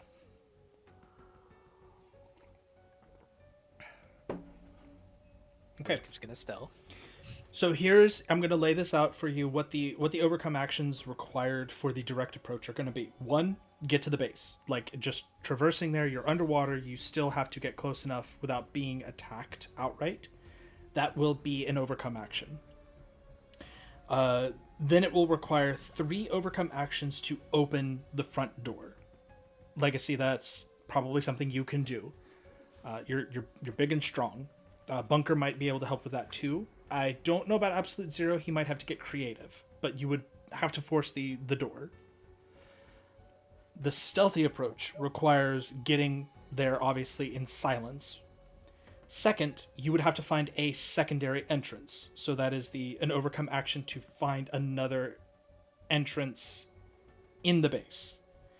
The third would be to disengage the security measures, which might help the front team a little bit. You know, Wraith, as a stealth expert, you understand this kind of stuff. It might actually help them a little bit. And then it will be 3 stealth actions or 3 overcomes to open the door to get in. And then reseal the entrance behind you to avoid any kind of alarms. So the stealth team if everything goes perfect and they get a success on every overcome check, we'll have to make a total of 7 successful overcome actions to get into the building without being detected. Those who are going in the front door will only have to make 4.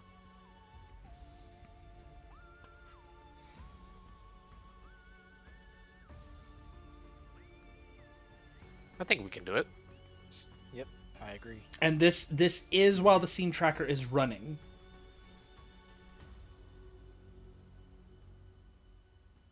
Yeah, so if you guys have hero points and collections, this might be the time to use them for just getting in the doors. And last but not least, with you guys dividing yourselves up like this, I would suggest thinking about who is going to be doing a lot of overcome actions and who's not, who can provide bonuses for making overcome actions work. But it also means that you will be separated. And if something in the environment happens, like an enemy approaches, then you will be separated. So keep that in mind as well.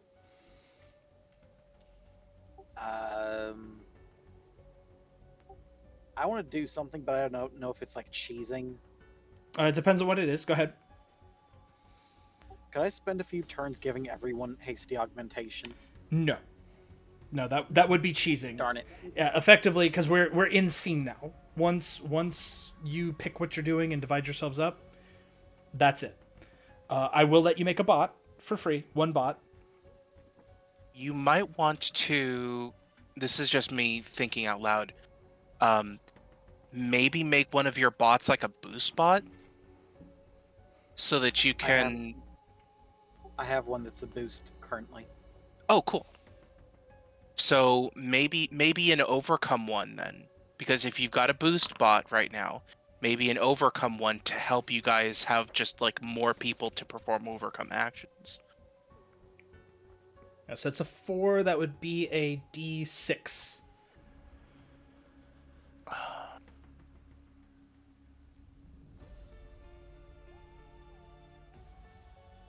So to put that in perspective mathematically, any success that you make with that, even if it, unless you boost it in some way, that bot will never be able to do an overcome action without incurring a minor twist.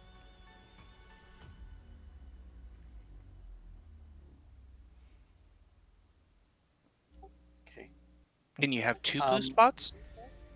Yeah, you can have as many of each type as you'd like, yeah.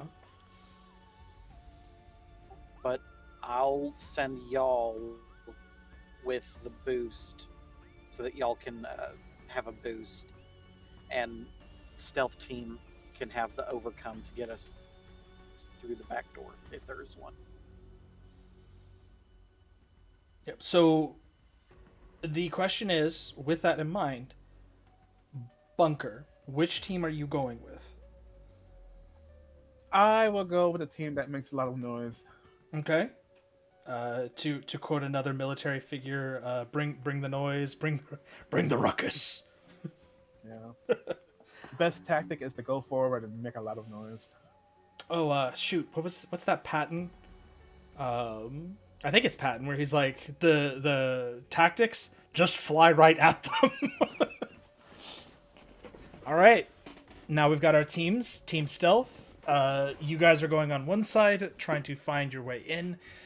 Both of your teams will have to make an overcome roll to even get to the building in the first place. So, Legacy, you have gone. Who is going to make the overcome roll? Like, who are you going to hand it off to, first of all? Well... Let's give it to Unity. Okay. I believe since I used Galvanize on my turn, y'all should have that running. Mm-hmm. So you can use that for your overcome actions this turn. How much was that bonus? 1. Now listen, Yay. a single grain of rice may tip the scale. Yeah, but guys, this is why he's retiring. I just don't have a good speech in me anymore, guys. I'm sorry. These dice are his dice are old. So with that, Unity, you are up. You have to make an overcome action to find a way through the water to the building itself. What are those little like power motorboard things that people have underwater for like scuba diving? Sea moths. Yes. Oh, that's Wait, what. isn't that Subnautica? Sorry. Oh, I don't know. I haven't just know watched I've seen them in Subnautica movies and lately. stuff too. Like they have them for like scuba divers have them for underwater shenanigans. But yeah, so you get your suits on. You got your sea moths, I guess. Give me that roll there. Overcome. Well, first your bots, then the overcome action. Sorry. Technically, it's called a DPV, a diver propulsion vehicle. Oh, okay, yeah. So all of you have access to those, and they are small enough and quiet enough that it wouldn't cause a problem for people who don't have power suits to walk on the bottom of the ocean. Would I need one because I can fly? Water's tricky. I'm gonna say no. You will need one at least to keep yourself balanced, because there's mobility for swimming, very specifically for swimming. So I'm going to say that you will you will need one. Water's a lot thicker than air. That's very true. So, all right, overcome action. Okay, what do you want me to roll? Overcome. Yep. You keep putting it off. You can't put it off forever. I don't have a specific overcome for this kind of thing, so I just roll whatever. I would say in your instance, like, let's see if we can do something and save you from a D4. We'll go with science because it's water. You at least have an understanding of currents and stuff like that. Basic, natural history. I'll let you do inventions because you've got the diver propulsion systems. It's not great, but it's not a D4. Okay, so And can I get my overcome bot to give me a boost? Or my boost bot to give me a boost? Yeah. Yep.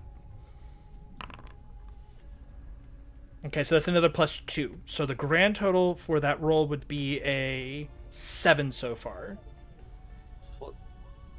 +3? Yeah, because you do your mid-roll. Right. So 7.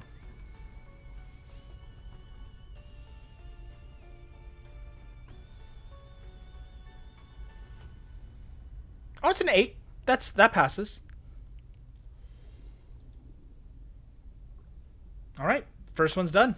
You guide yourself and Wraith through the waters and the currents, silently avoiding any kind of initial detection systems. At least you feel confident that you have. You both arrive at the base. It is now time to find another way inside. Meanwhile, who would you like to hand it off to? I'll hand it over to Bunker. All right, Bunker, you're up. All right. The environment does get a turn in this, by the way. Ah, okay. Well, he's just gonna walk up to the front door. Okay, well, that is an overcome to get to the base. So give me that so overcome action. he's gonna go to the base.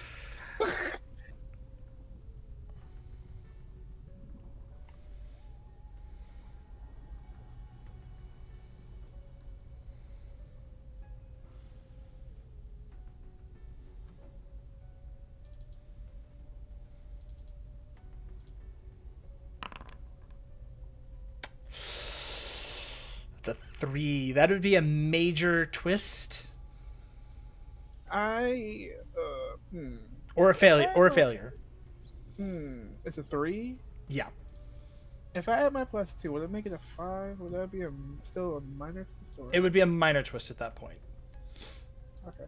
I'll add my +2 to that. Okay. Go ahead and tick off your +2. And there we go. So that makes it now a 5. So that's a minor twist. As you make your way underneath, kind of taking charge here and leading the way for Team Ruckus, you find that your trip is not going so smoothly. As a matter of fact, give me a second here as I bring up my list of options.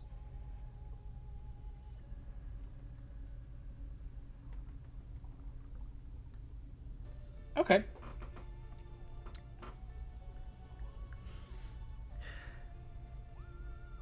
I'm gonna ask a question. Does Bunker like SeaWorld?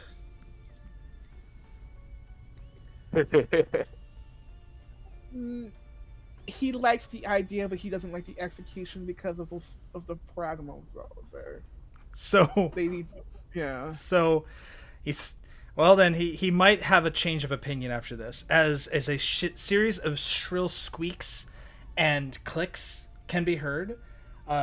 Team front door are suddenly bombarded by a bunch of nasty, spiteful, but very organic dolphins that just happen to be passing by. And they are going to be hindering you guys before taking off. Give me a second here as I roll the. Where did it go? There Do it they is. have scars and playing card tattoos on their biceps? No. I have a plan for the dolphins. But they do hinder all heroes and minions. Thankfully, with the min die, so that's only a 1. You are all hindered with a 1. It doesn't linger. It's just for your next roll. The debuff is called with much porpoise. Oh my god. Is it -1? Yep, -1. Okay. I'm sorry. Are you So- sure it's not named burdened with glorious porpoise? No, it's a -1. There's nothing glorious about that roll. That's fair. So with that, Bunker, who would you like to hand it off to? There is the environment, Wraith, and Absolute Zero. I will give it to the environment. Okay. So, as you are traversing, yep, I'm going to go ahead and do a roll here, evens and odds. This is going to be evens for front door, odds for the stealth team, because this actually worked out really well last time. So front door team, as you are traversing and getting closer, you feel a sudden shift in the currents. You hear a whirring sound come up behind you, and with a blast of energy that just misses you, almost as if it was a warning shot, what is a group of sharks called? Oh, That's a good question. God. They're sharks with laser beams on their heads. They are sharks. It's called They a are shiver of sharks. a shiver of sharks approaches. It looks like 3 of them. And they are, in fact, sharks with frickin' laser beams on their heads. Give me a second and I will put them out so you guys can see them.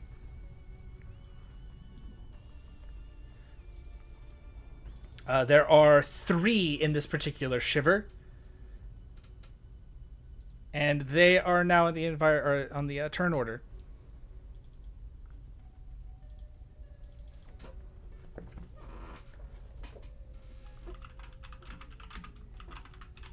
Well, at least it's not angrily genetically modified bass. They're ill-tempered. At least this guy has style. So with that, who would you like to hand it off to? Oh wait, that's the environment that went, didn't it? Well, the sharks are going to make their attack then. And that is exactly what they do. As they swarm in, each of you get a shark. Absolute Zero, Bunker, and Legacy. The first one comes in, attacks you, Legacy, and for some reason, probably because of the lasers themselves, when they hit you, there doesn't appear to be as... Like, you, Absolute Zero, and Bunker, the lasers hit and they kind of diffract because you guys have suits. Legacy, you don't. So every time a shark shoots at you with its laser beam, you are actually going to be taking +2 damage on top of that standard roll, whatever it is. So that'd be a 7. Yee. -1, so a 6 at this point. Okay.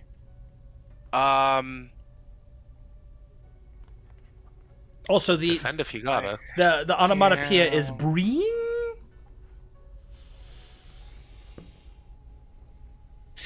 We'll go ahead and eat the laser for now. Okay. The next one is going for you, Bunker. They do not get a +2 on this roll because you have a power suit, which is good because that's a 7. Yeah, I'm gonna defend that. Okay, that'll be a minor twist. That's fine. Okay. Last one is a 6 at you. Absolute 0. 6. Yep. I'll take it. Okay. So, as you defend, give me the defense roll there, Bunker. Oh, I will use modular realignment to give myself a boost. Okay, cool.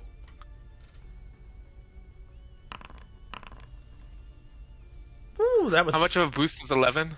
that is a +3. Okay, thank you. Yep. So Bunker, go ahead and give me the roll there. All right, I did. Oh, I see it there. They blended in. Sorry. So that is a 6. 1 point of damage to you then. But as that happens, the sand beneath your feet kind of gets blasted away, and it almost creates like a current that sweeps you off your robot feet or your suited feet. You are going to be hindered by the environment's dice roll here.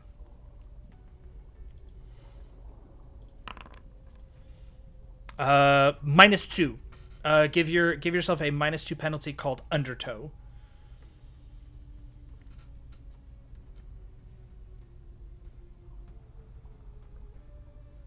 In addition to that, you are separated from the rest of the group. So anything that affects the entire group will no longer affect you until you get back to them. Who is this with regards to? Bunker. Ah, okay. But at least he didn't Is he take that still damage. hindered by purposes? Yes, he is hindered by Okay, porpoises. good. Actually, no, not anymore. That's fine. Not anymore because he. Oh, damn. Yep.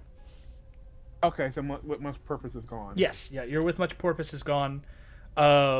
Absolute zeros. Yours is also gone because you rolled. That would have been a -1. It's still a +3. It doesn't change the result of your roll. So with much porpoise Yeah. is gone for you too. Okay. Yeah, so that was the laser sharks, and now we're gonna hand that off to actually absolute zero. So even if we're not hindered by them, are they still all in the vicinity? The Dolphins? the dolphins. No, they scarpered as soon as they had their fun. Oh, okay. Yeah, just like a boy.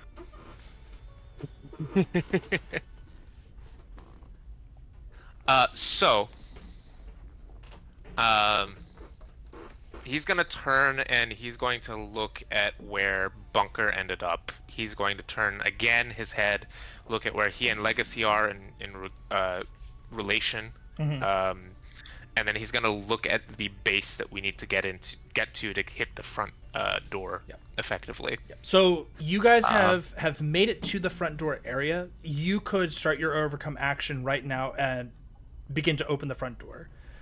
Oh, okay. I thought we were still a ways off. Oh no. All right, in that case- Bunker made the success. It was just Bunker also had that minor twist that kicked all of this off. So in your instance, you are there. Bunker, if you want to get back with them, you're gonna have to spend your turn moving to catch up. Okay. Absolute Zero, Ryan turns to Legacy Paul, and you can kind of hear, because again, Zero's in his suit, you can make out him saying, distorted though it is, "Step away from the door."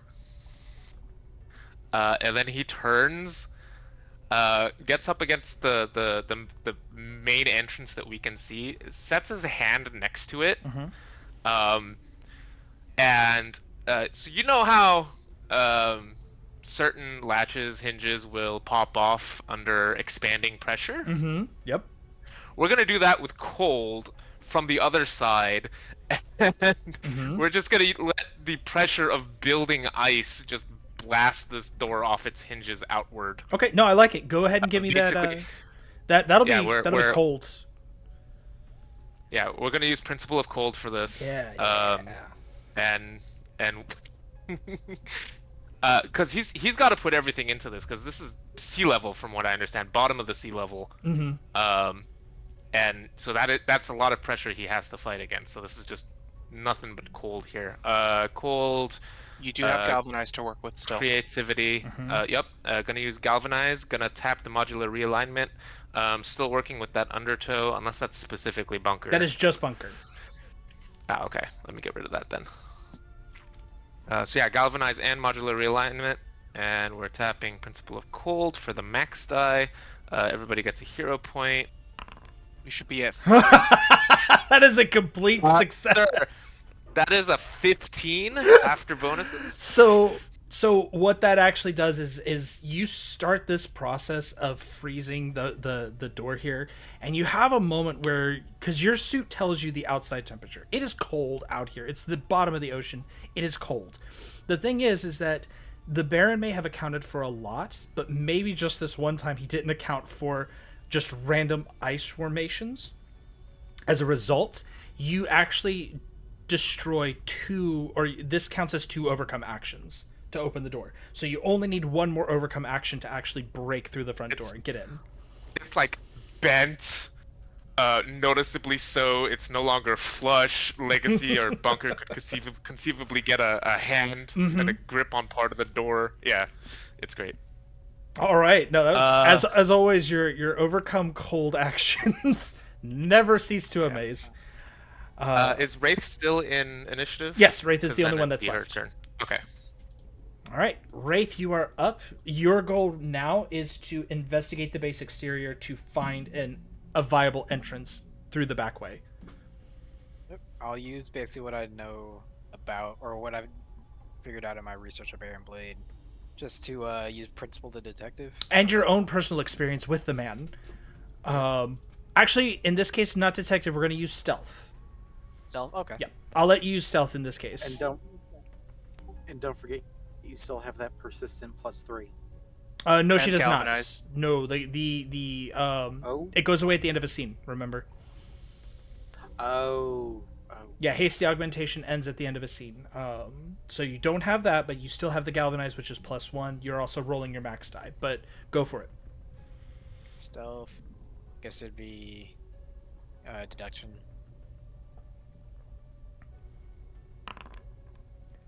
That is an 11. That is a success. Not a complete success, but it is a success without any kind of hiccups. You managed to find an excellent point of entry. It is a small draining hatch. You imagine this is probably where, in the event of a lockdown, like if there is a rupture in the hull, this is where it locks down and the water would be pumped out through here. But it's large enough to allow yourself and Unity to swim in without any kind of issues. And everybody gets a hero point from that. I believe we're at 4 now? You should be, yes. Okay. Which takes us now to the top of the round. Wraith, who would you like to hand it off to? Everybody is on the board, including the environment and the shiver of sharks. We are at 1 green. Do not give it to me, so that way people can still benefit from Galvanize. Alright. I'll give it to Unity. Alright, Unity, you are up. Bots go first. What are your beep bop boobops doing?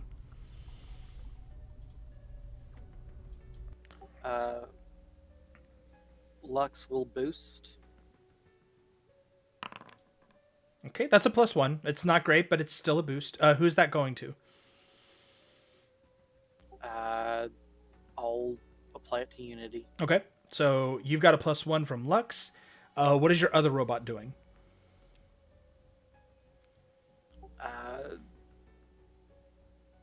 It can use overcome, so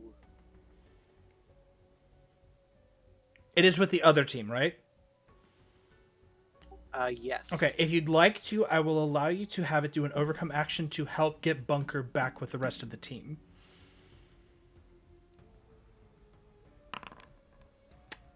That is That is a success with a major twist. Or a failure. Would an appropriate major twist be the bot breaks? Yes. I'll allow it. Okay. So, Bunker, you see Nox Obscura coming over. As it's getting closer, you can see already that it's starting to crumple under the pressure of being this far underwater. But what it does do is that it allows you to get a hold of it. I don't know if you want to use a tow cable, how you wanted to do this, but it will allow you to get back over to the group. As you arrive with... I almost said Baron Blade. As you arrive with Legacy and Absolute Zero, the shark, one of the laser sharks, just takes a pot shot at it and blasts Nox Obscura into pieces, but you are able to get back to the rest of the group. You are no longer separated from them. Yay. So, Unity, yourself, what would you like to do?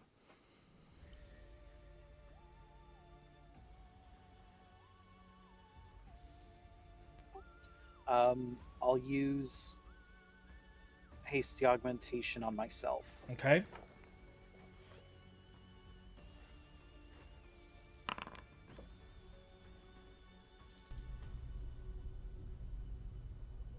Oh, it has to be another hero.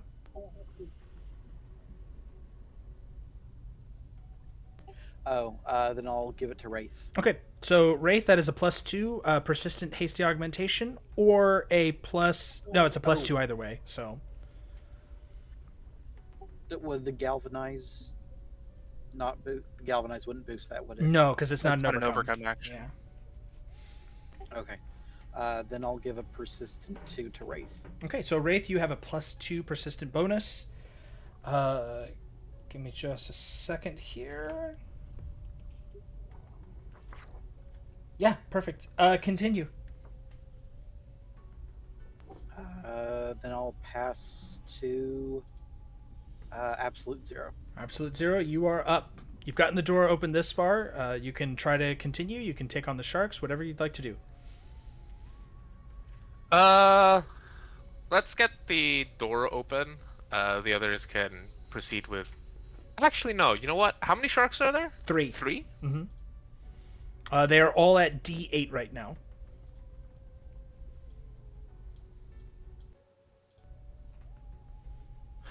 He's gonna let the others handle the door. He's gonna turn and he's going to drop the temperature of the local water. Mm-hmm. So we're going sub-zero atmosphere here. Cold range combat. Hinder any number of nearby targets using cold. Use your max die. Perfect. All right, go for it.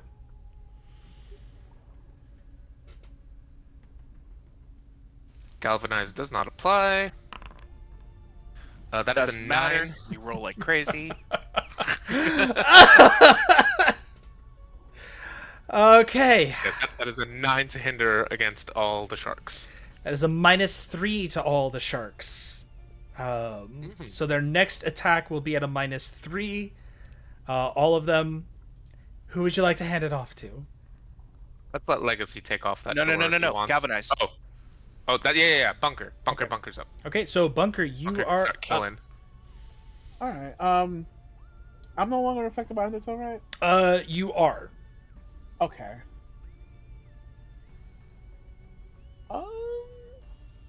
Well, since I'm in utility mode, I am just going to use my uplink upgrade to give me some boost. Okay.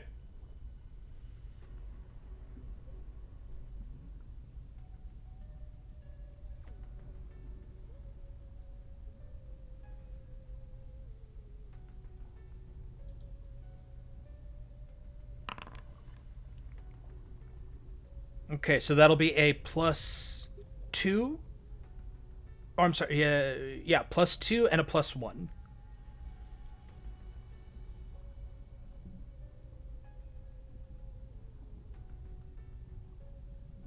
Alright, and I will say he gets to the doors again because he can't really attack yet. Right. But you're posted up near the door at this point, so you're in a good spot. Who would you like to hand it off to? You got the environment, the sharks, Wraith, or Legacy. I will give it to the sharks. Okay. The sharks are going to go ahead and make their attacks now. They all have a -3 to these rolls as they make them. Give me just a second as we go. First one is going to you, Bunker. So that'll be 4 points of damage without any kind of reduction. Do you want to defend? No, it's just 4. I could take that. So it'd be 3 points for you, because you're not in yellow yet. So yeah, it'll be 3 points for you. Absolute 0, that is 0 for you. Because as the shark's like laser kind of frosted over, it explodes outwards and it breaks off the ice that had frozen over top of its laser firing mechanism. It's just nothing. And Legacy, same thing.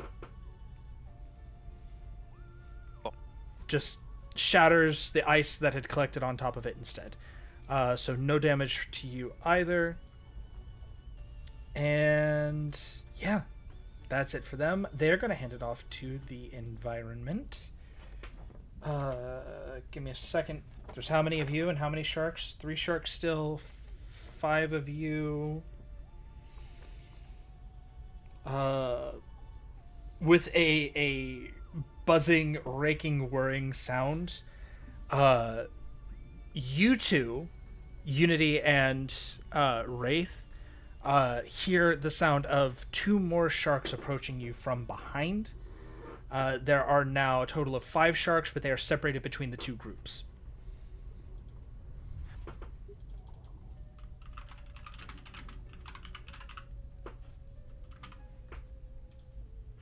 They're going to go ahead and take their turn now.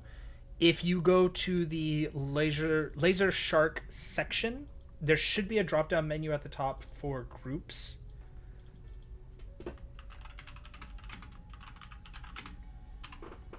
Marked Shiver of Sharks 2, just so there's no surprises for anybody, and boop, boop. Okay. So Unity, first one's attacking you, 3 points of damage. Wraith, the second one, is attacking you for 3 points of damage as well. Do you want to make defensive actions, or are you just going to take the damage? I'll take. Unity?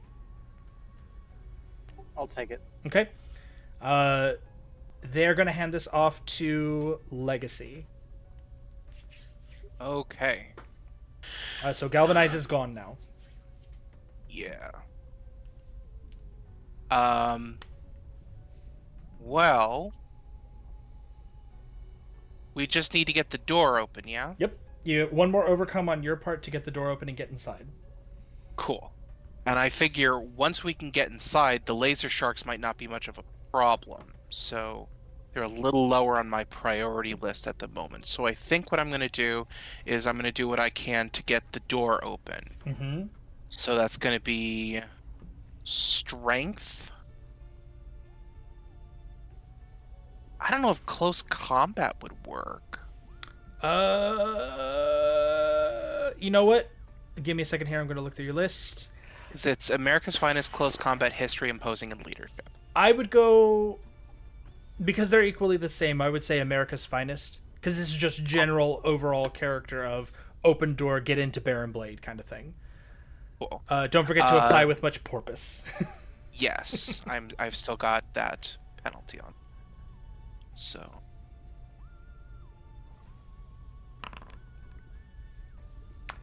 That would be a major twist.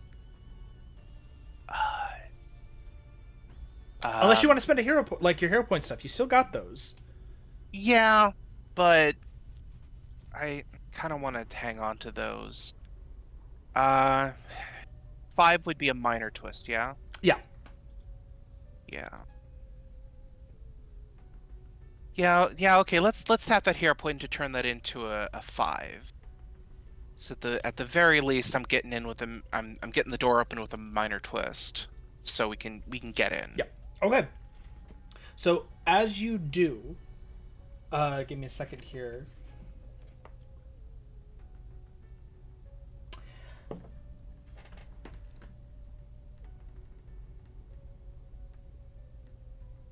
As you open this door, you flash back to several different things. You've confronted Baron Blade numerous times over the years. You've fought him numerous times, and one of his greatest weapons is his capacity to make you paranoid because you know that he's paranoid. So you're on high alert to the point that you are distracted. But more than just that, you also think back to what he's capable of and how insane he is, the lengths that he's willing to go to do you and yours harm. And when that happens, you actually end up taking some, like, we're going to call it mental damage. 3 points, irreducible mental damage, as you think about the times he's threatened you, the times he's threatened your wife, the times he's threatened your daughter. The fact that there's another timeline where he killed your daughter, and what came of that, and all of that kind of collapses in on you in that one moment. So yeah, you take 3 points of psychic damage, irreducible psychic damage, as you rip open these doors. Okay. No pressure. Well, lots of pressure because you're underwater, but no pressure to Yes, you. crushing pressure, actually. So as you rip open the doors, that is going to change the scene a little bit, but we'll take care of that in just a moment. Who would you like? Oh, actually, there is no who. It is Wraith. Yeah, that's right. So Wraith, you are up. You've got 2 sharks on you, but you still have to make an entrance by disengaging the security measures. Okay.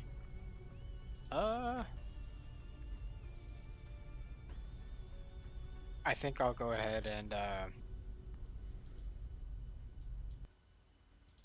yeah, I'll disengage the security measures. All right, give me that overcome action. Got plenty of bonuses.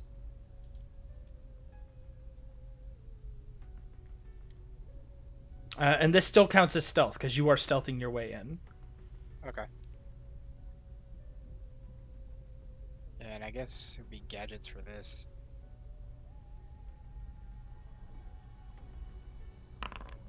That would be a 9, so that is another complete success. Not a super success, but a complete success.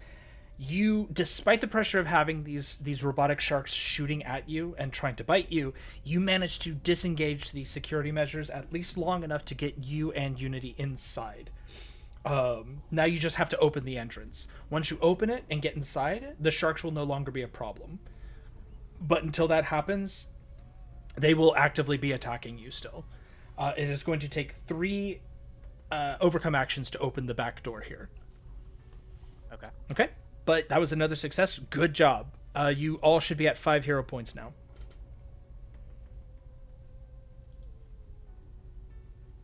All right, that takes us to the top of the round, and the scene is now yellow.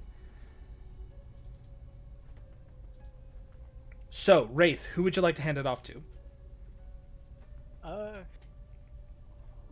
I'll hand it off to Bunker. All right, Bunker, you're up.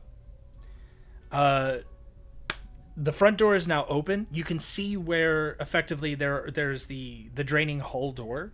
So you go inside, it's pressurized, and it'll drain the water, allowing you guys to get inside. You have free entrance to the building at this point. Would you like to do that? Yes. Okay. So, as you walk inside, I'm going to ask this question for Team Front Door. Are any of you wanting to hang outside?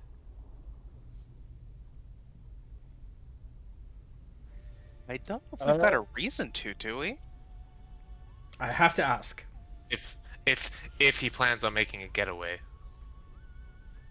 If he has a getaway method, we may want someone out here.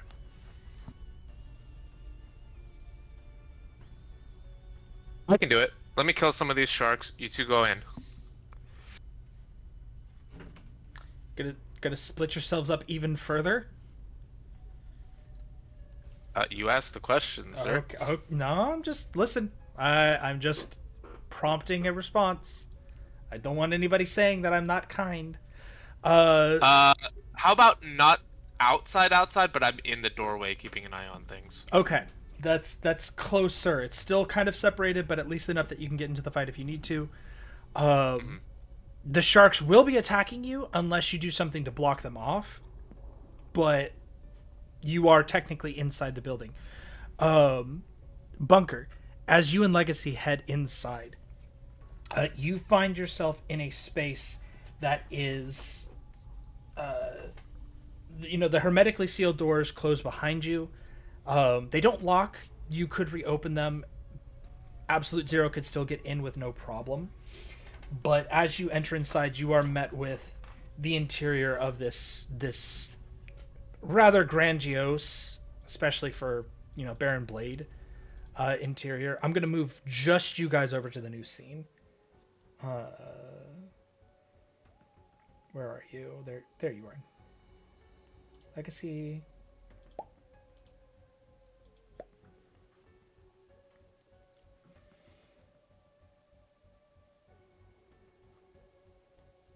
On the plus side, you're not immediately met with Baron Blade.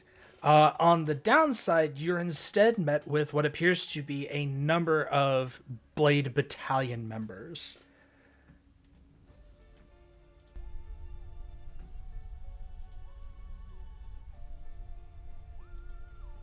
And a grand total of 2, actually. As these guards kind of turn and look at you, they are armed to the teeth. They appear to be cybernetic, more machine than man at this point.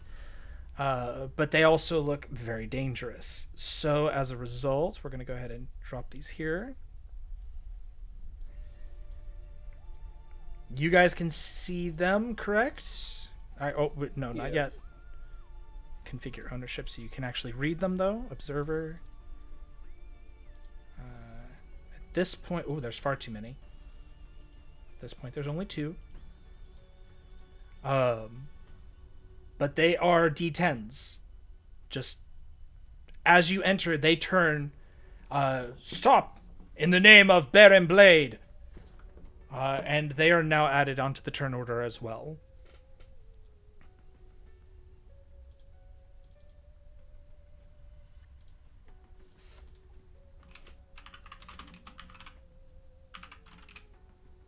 All right. It is yellow. Bunker, what would you like to do? I am going to sacrifice one of my bonuses to switch modes. Mm-hmm.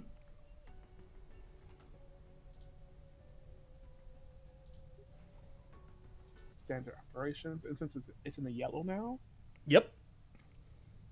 I'm going to use grenade launcher. All right.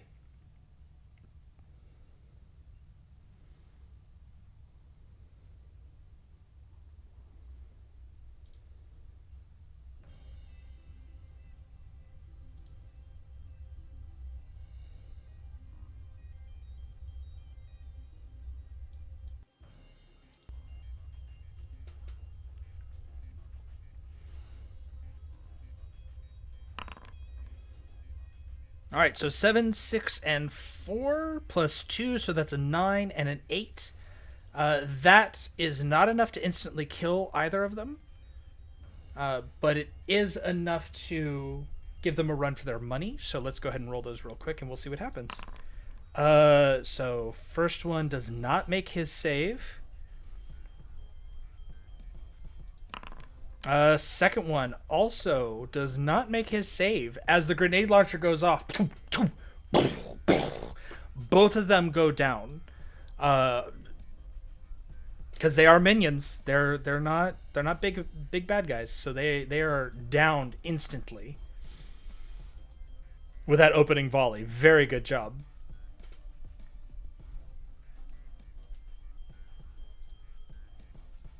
All right.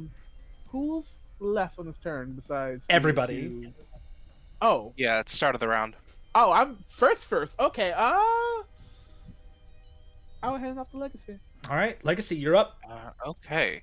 So, the Bionic Blade Battalion dudes. Yep, they are they still around? No, they are gone for now. Okay. He knocked them out. They are gone for now. Okay. So I'm going to close that then. What's in this area then? Okay, so what appears to be the front sort of area, this leads into the heart of the structure. It looks like you are in a courtyard. I almost said courtyard. It's not a courtyard. This is kind of like the beating heart of everything. You can hear the hum of machinery underneath of you. You can see the red lights above you. There are various test tubes and pieces of machinery. All of this is technology that, at least on the surface, looks familiar to you. It looks like Baron Blade's work. Again, the coloration is a dead giveaway. There are multiple corridors that go off to various sides. There's a whole platform above you that, leads to the second and third stories of this structure. They also have various corridors and side alcoves that lead off to various different areas. Is Baron Blade the kind of person who would have a directory somewhere? Like, is there a sign that says You are here? Here's the command center. No, but everything is very well marked. There are signs instead that point to various areas. Because while he may not have a directory saying you are here, he does think all of his underlings are stupid and need as much guidance as possible. So there are large, clearly marked signs about what area goes to where. Awesome. Then what I'm going to do, while Absolute Zero's at the door with the sharks and Bunker's reloading his grenade launcher, if there's nobody in the immediate vicinity, then I'm going to kind of take the lead and start going in whatever direction looks like might lead to his command center. Okay. Taking those first couple of steps, you make your way in. I'm going to ask for an overcome action inside to basically find him. Cool. So let's go America's awareness. Mm-hmm. I don't know if any of my qualities work for this. I will still continue to let you fall back on America's finest because this is Baron Blade. Cool. Okay.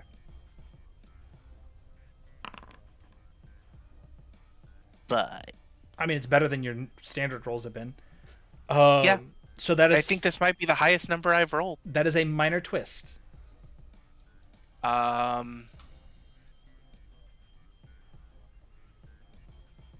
took 3 points of psychic damage from the last one. Tell you what, I need to step away for like 2 seconds. You think about it real quick. Talk about it between yourselves, because now that you are in Baron Blade's lair, a minor twist may be huge. Yeah. Even in the green zone, it may in fact be very dangerous. So you guys think about it. Talk amongst yourselves. I will be right back. I don't know if I want to take that minor twist. It might be worth failing and just waiting Yeah. and not making yourself vulnerable. Because, like, I've still got my hero point reward, and I've still got my collections. But if it comes down to a fight between me and Baron Blade, those are like if I ever hit red zone, I am going to destroy him with those. That is my ace in the hole. Mm-hmm. So I kind of want to hold off on those. Yeah, I think just taking the L and calling it a failure is going to be what I'm going to have to do, because this is a villain base. It's a villain base, and we still have 5, 6 turns on the scene tracker. We're in yellow. We're not even in red yet. And who knows if the scene tracker is going to change once we actually get to him.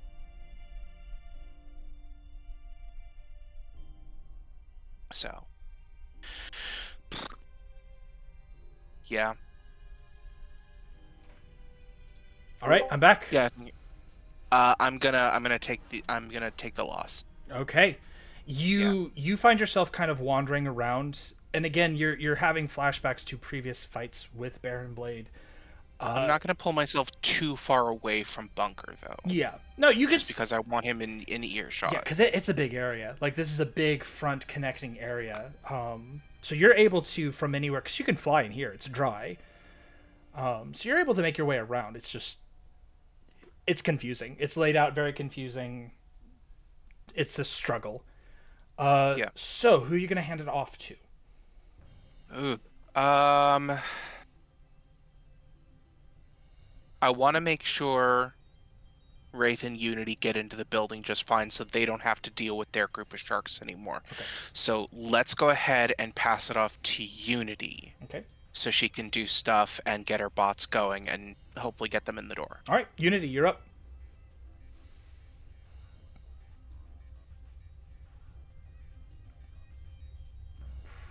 Okay.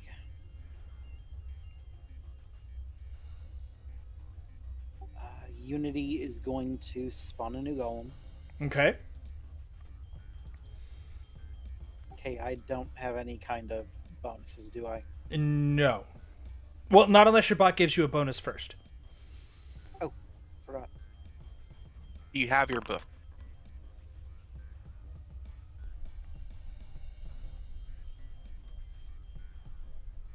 Okay, so that is a plus. Okay, 7 is a... That's a +2.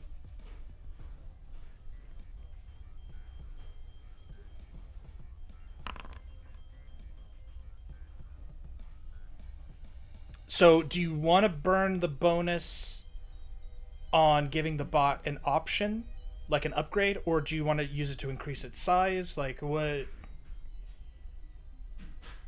I'll give it the option. Okay, so that's a +2 option, which means that you can pick from, I believe, all the way up to reinforced. Anything between autonomous and reinforced you can take.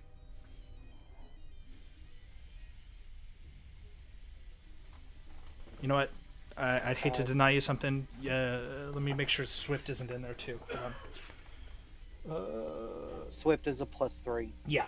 Yep. So, yep. Anything from reinforced to autonomous. Autonomous. Okay. So it is an autonomous bot. It is capable of taking any action on its turn. Unfortunately, it is a D4, so it's not too hardy, but it is one more thing that you can do. So that was your boost bot. What would you like to do? I created a golem. Right. Look, there's a lot moving on this board right now. Who would you like to hand it off to then? Wraithy. Okay, Wraith, you're up. So I'll go ahead and attempt to open the door. All right, go ahead and give me that prize open. Again, you are able to use stealth for this. Principle of stealth. So use your max die. Ooh.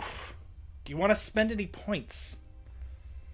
Yeah, I will use a That's +3 on that. That's a 6, so that would make it a 9. So yeah, that would put you at a success. So that is 1 success for opening the door. You need 2 more to open the door completely. Who would you like to hand it off to?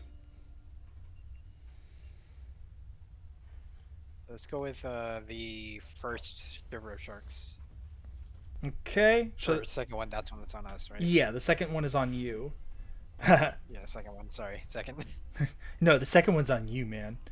I just wanted to see real quick if you had any kind of options that might have helped with that, but I don't think you do. Yeah, nothing that principle of stealth wouldn't do better. So the second shiver of sharks that are on you are going to make their attacks. Give me just a second as we bring that up and about. And first one is attacking you for a 1. Second one is attacking Unity for a 3. Lasers are firing back and forth. You manage to have a little bit of cover because you're kind of inside of this drainage area. Unity doesn't quite have the same kind of cover.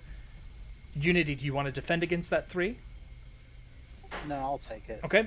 How about you? Would you like to defend? Because you have smoke bombs at this point, I think. Yes. I think underwater to be ink bombs, but yeah. Yeah.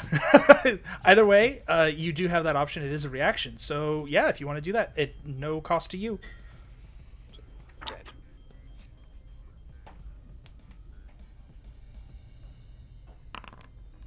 Oh, yeah. It's just, that laser goes wide. Just, as you set off one of these ink explosives that just fills the water with this murky black stuff. Perfect. So that was their turn. They're actually going to go ahead and hand it off to their friends at the front for the other shiver of sharks, who are going to make an assault against you, Absolute Zero, since you're the only one that's out here right now. Yar. 2 for the first one. Okay, I'll take it. 1 for the second one. Okay, I'll take it. And 7 for the last one. I will take it. Okay. How are you looking health-wise? I'm at 7 HP. Okay. Okay. That I think it's okay I will- because he heals himself. I will use modular realignment as my reaction to boost using my single cold die. okay.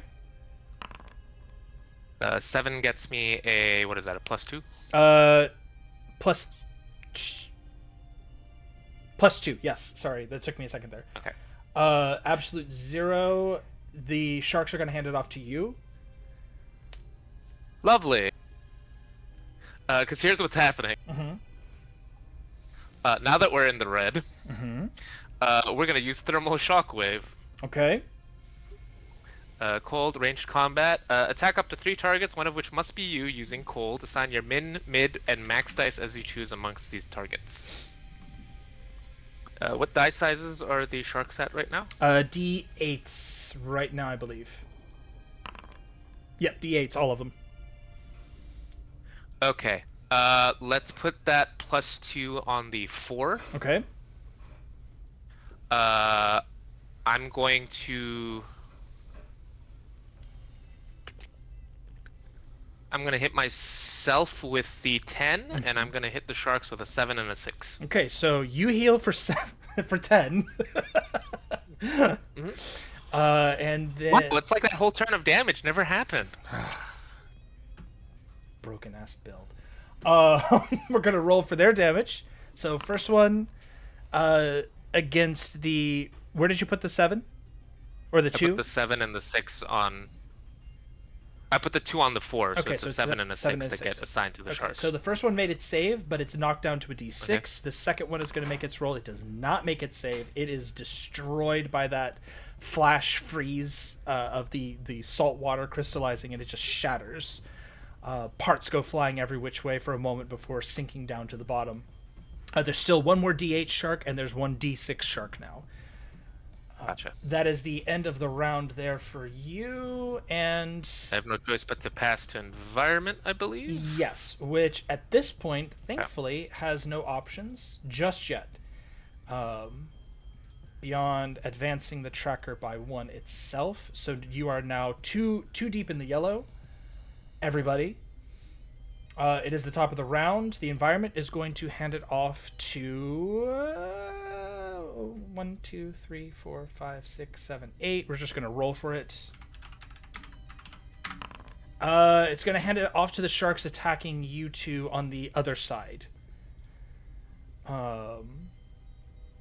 Sharks.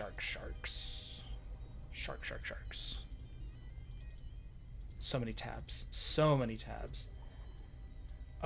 Shiver 2. First one is attacking you. You are still defending because your turn has not come up yet. So it's a 7. Ignore the damage. Wraith.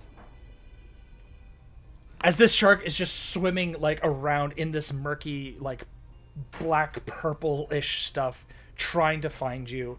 It's firing its laser and chomping wildly, but it's not hitting anything. The second one is 2 points to you, Unity. I'll take it. Okay. And they're going to go ahead and hand it off to... we're going to roll again, because I like that. It makes it so it's not my fault if something bad happens. 1, 2, 3. Wraith, you're up. I'll make another try at the door. Okay, go ahead and give me that overcome roll. Again, using Principle of Stealth, so max die. That is a complete success. That finishes off the next 2 blocks. The door is completely open at this point. Go on and head inside. Okay. Get away from this shark. Yep. So you're able to head inside. Unity, on your turn, you're also free to head inside as well. The door will remain open unless you use an overcome action to shut it behind you, basically, so that it doesn't trigger alarms. Who would you like to hand it off to? I will hand it to Bunker again. Okay, Bunker, you're up. All right.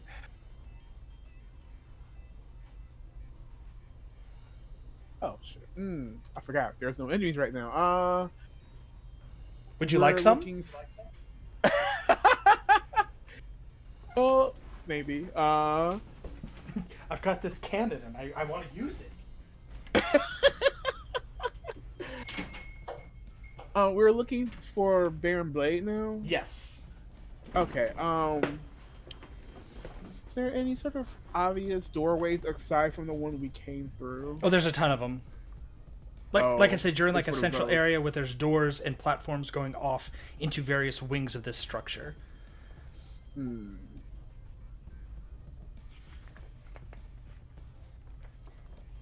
Um.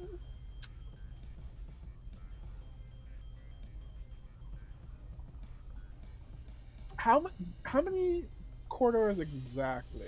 From where you're standing right now, there's at least, like you would say, maybe 6 to 8.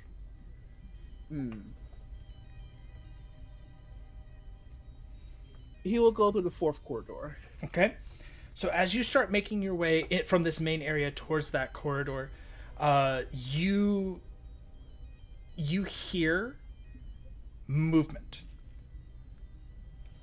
From above, there is the sound of a platform door opening, and then something like a shadow overhead drops down,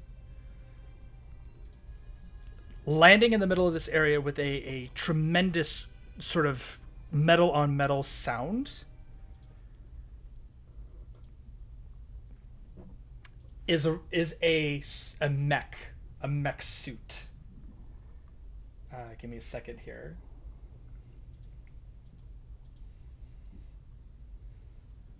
I'm going to give you a picture of it so you know what you're looking at before we proceed any further. Where are you? This thing is situated. It is a torso. It has 2 arms, 2 legs. They're actually, it would almost be kind of like with a capsule in the middle, glowing red. It has that characteristic purple as well that everything that Baron Blade makes has when he's not trying to be subtle. And in this instance, the suit, where is it? Here it is.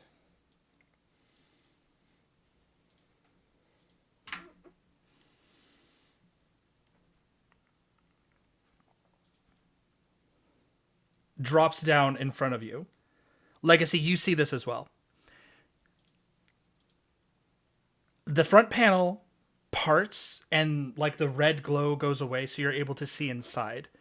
And you hear, "Well done, Herr Parsons. Very well done." Baron Blade looks up at you from inside of this suit.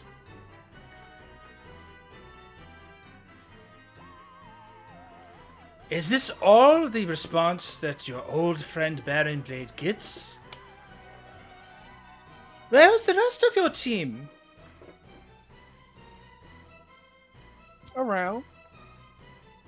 "I'm not talking to you. Well, I'm talking to you. Paul Parsons, where are you?" He's there, and he actually kind of, if he's been flying, he kind of lowers himself to the more or less eye level with this thing. "What's the matter? Not happy to see an old friend?" Surprised, mostly. Thought you died. but here you are. You should. Love the new outfit, by the way. Of course, I have made some adjustments to the last suit, the one that you tore apart during our last confrontation before the entire OblivAeon incident. I can't wait to show you all of the improvements I've made. And he's got this manic look in his eye. He is ready. But the man cannot stop himself. I have to know, though, Parsons, how did you manage to figure it out? Your tiny little brain couldn't possibly have solved it all on your own. Was it Tachyon? Or was it our dear friend Wraith? Or is she going by her full name now, Miss Maya? Perhaps it was the Wunderkind who helped you figure it out. They are brilliant, one and all. But I'm sure you know that one person alone isn't enough to suss you out. It takes a team. Oh, you and your shortcomings. Parsons. But that's all right. I've learned, too. Teamwork, as the Americans say, makes the dream work. And as he says that, you hear an alarm go off through the building. And up along the catwalks, a number of these Blade Battalion guys emerge. Baron, I am flattered that you want so many people here. You sound tired. Perhaps it's time for you to take a permanent retirement. And with that, we are doing a scene change, folks. Give me a second here.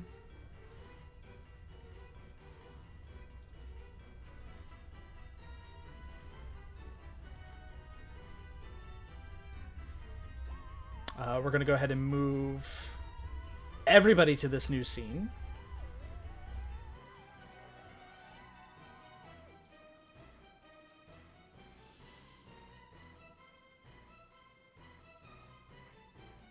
There we go. Ooh. So this is a new scene. Can I switch modes? No, this very specifically why I said at one point you will not be able to. Oh, okay. This is the very specific reason why. So to give our audience at home a little description of what Baron Blade actually looks like, this man looks like he's about in his late 50s, maybe early 60s, but he is incredibly healthy looking for a man his age. Graying hair, kind of swept back. It's, still a dark black in places. Goggles, the full kind of suit, power armor that, he's using to control this mech that he's inside of. The full villain Machiavellian beard, goatee kind of thing going on. The thick brows, pasty skin of a mad scientist who does not go outside very often. And as this is going on, where did the scene? There it is, scene tracker. Thank you. Maybe. There it is. Thank you. As we activate our news scene,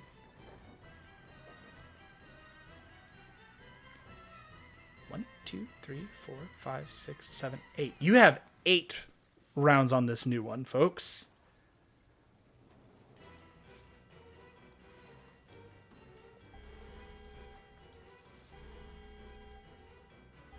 It is top of the round. Bunker, you are up.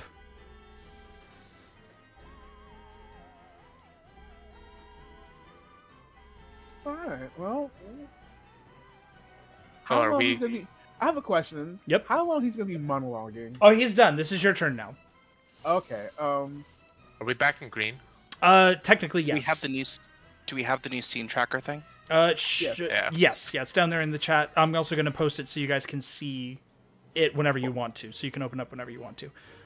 Does scene status override hit point status? No. Okay. Just 1 second. I'm going to make it visible for you. In the meantime, Bunker, you're up. I'm going to try something. I'm going to switch modes to utility. Okay. Just so he can do uplink upgrade again. Sounds good.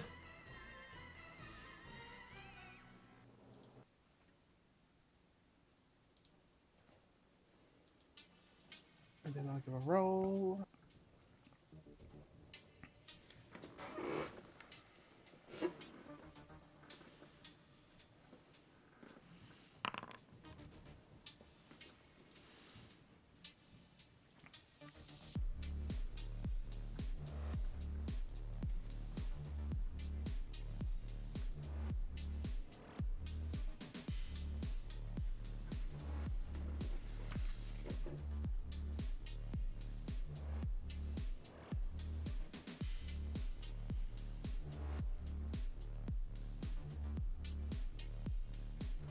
All right. Which kind of roll is this? Uplink upgrade. Okay, so 9 would be a +3, 6 would be a +2. Okay. All right.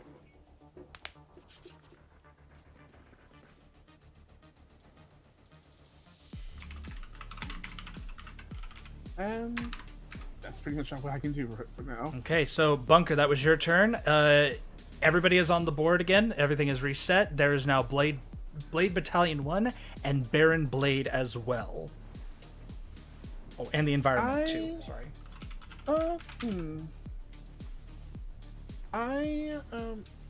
Well, I'll ask. Who would like to go next? I will tell you this right now. If Unity/Wraith, because they made it in, if they could continue on into the scene to help fight without spending the overcome action to close the door behind them, then the alarm system on their end will go off. And basically everything you've done will be for naught. So one of you should do the overcome action to close that behind you. Okay, then I'll pass off the legacy. Okay, Legacy. Oh, to Legacy. Oh, okay. You are face to face with your sworn nemesis. What's more is he appears to be in a massive power suit. Cool. I'm going to ask a question before I decide what I want to do here. Okay. How many overcome actions would it take to rip him out of this suit? 3. Or 3 overcome actions to rip him out of it? Yep. Here's the thing: is I'll give this to you because you went right for the throat here. He has a couple of different abilities that are strictly based on the suit. Each overcome action you take that's successful will remove one of those abilities. Once all 3 abilities are gone, he's out of the suit. Cool.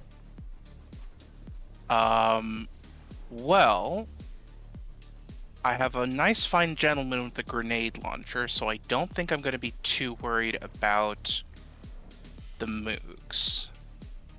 So, I think as my action, I'm just going to look over at him and I say, you know, it is a really nice suit, but I think we would both rather see it on the floor. And I'm going to try and rip it off of him. I'm going to do a thing to try and rip it off of him. So, strength, close combat. Yep.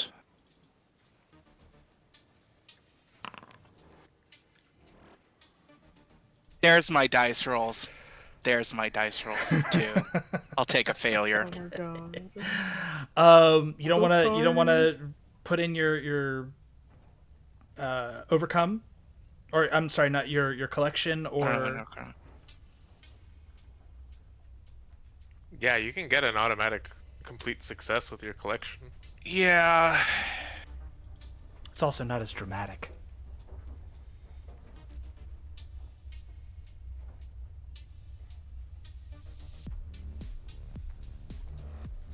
No, but I do.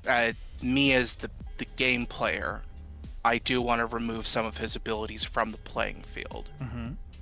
So we will tap that collections to turn the 2 into a 10. All right. You fly in, just immediately going right for him. There are 3 options to choose from. I'll go ahead and let you pick what you want to disable. You can remove his armored status, which is functionally the same as your own, reduces damage, because he functions like a hero. So he has stages as well.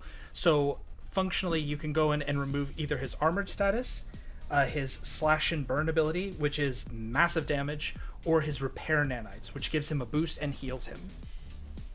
Let's get rid of his ability to heal himself. Okay. So, because massive damage and armor sucks, but him healing himself is just going to prolong the fight longer than necessary. Yes, especially because you only have 8 rounds. So, as you fly in, tell me how you're doing this. Is it obvious where these repair nanites are? Yes, there's actually a pack on the back that appears to like be charged, and you can kind of see like a murky kind of liquid inside. That seems to be the most obvious spot for these. Cool.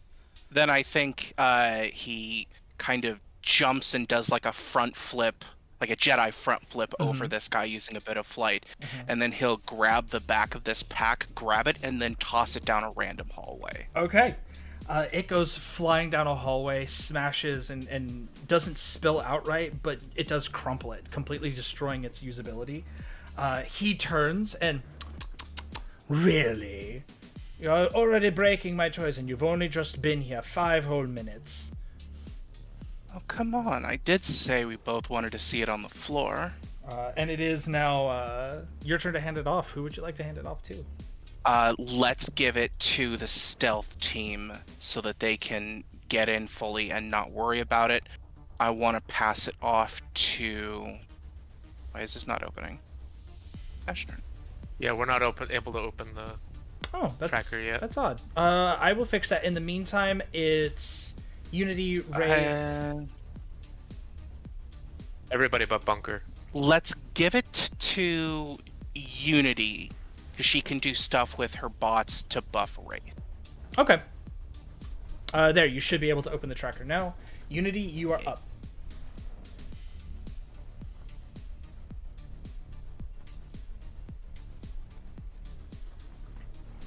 Okay.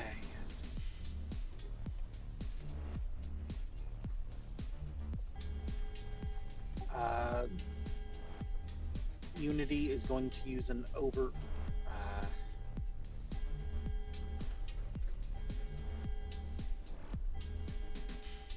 or did Wraith, or did you want to be the one to close the door?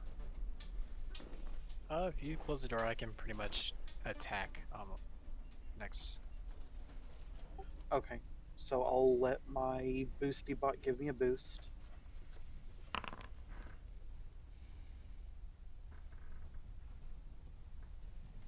Okay. That would be a +1. Yeah. And then I will overcome and get the door closed. Sounds good. I will allow you to use Principle of the Gearhead for this, because it is technology.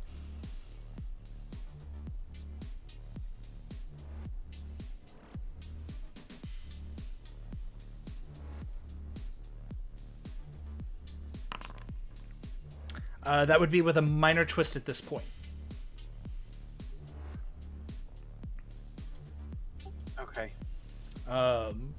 Again, this is kind of a big thing. Minor twist might I know, but if I choose to fail, the alarms go off. But you also have a +1 that you haven't used yet, and a +1 would turn it into a standard success. That's right. Hero points are a thing. Yes. Please remember to use them. I will burn the +1 hero point to make that a standard success. Okay, there you go. So it is a standard success. You manage to seal the door shut behind you, just as one of the sharks like rams into it. It leaves a little shark-shaped imprint dent in it, but it closes, and the alarms are successfully avoided. They are not turned off, but they are not triggered. You guys are inside. Via grappling hook, Wraith, basically you can make your way to the scene as part of your action. Unity, it's going to take you your turn, effectively the rest of your turn, to catch up. Okay. But you're good to go for right now. Who do you want to hand it off to?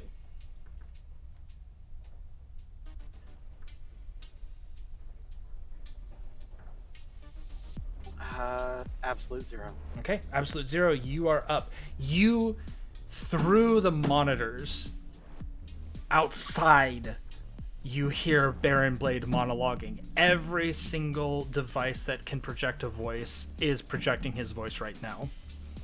Oh man, this man's ego. Do I have to worry about the sharks coming after me if I make my way further in? If you go inside, no. Okay. And since we took the front door, no subtlety approach, I don't need to worry about alarms on our end. He No. knows we came in. No, through. there's already alarms that are triggered, but like they don't affect so, like yeah, you- We'll leave the sharks. Maybe put a thin layer of ice up just to dissuade them from coming in, and we go tearing through the building the way Riot. Well, not tearing, but running. Well, you have to sprinting. pause for the hermetic doors to seal behind you and drain the water, but then you can tear through. Yes, it is an airlock. Doing that rudder thing where you bounce up and down on the balls of your toes and shake your arms out. It's like, come on. Because he was on track and field. Yeah. Ryan was. So, Do you? yeah. So as soon as it opens back up, he gets to running again, and it takes him a bit to find out where Legacy and Bunker went. As soon as he does, he looks around, sees the Blade Battalion soldiers. How many of them are there? At this point, there's 5. Also, man. also, that was your turn. Oh, just getting here? Yeah, you don't have any mobility powers, so that took your whole turn That's to true. get here. So, All of you and just 5 of us. when you say that, you ever have one of those moments where you say something and you realize it's the stupidest thing you could possibly say?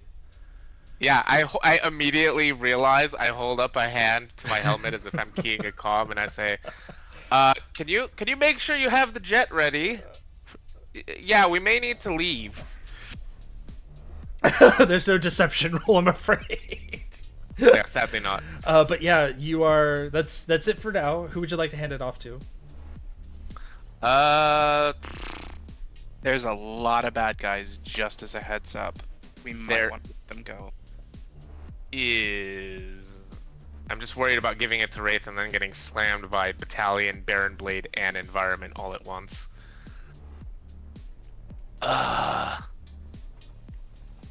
Life's full Let's of give it tough to the- choices, isn't it? I mean, if we It give is. it to the environment, at the very least, it can't go 2 rounds of progressing the scene tracker. Yeah, let's give it to the Environment for now. Okay. So the environment's turn is up. How many of you are there? There's 5. There's 5 Baron. 5? I don't know what you mean. There's only 3 of us. 5, 6. Okay. The environment does nothing, but it is going to hand it off to Baron Blade. It doesn't even advance the tracker. It just hands it off to Baron Blade. Who like, now that things are really cooking, he just rolls back his head and is like, now the pieces are all coming into place. Parsons, watch as I pick off your friends one by one. And he raises the suit's arm towards you, Absolute Zero. And he is going to he's just gonna go ahead and fire. He's just gonna fire. Sure. Yeah. So he sees your suit, and you can see the various things on his suit kind of calculating and tabulating, and he is going to attack with science.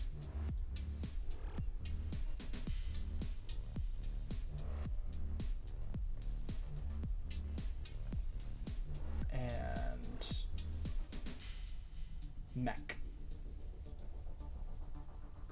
What's your HP? I'm currently at 17. Okay.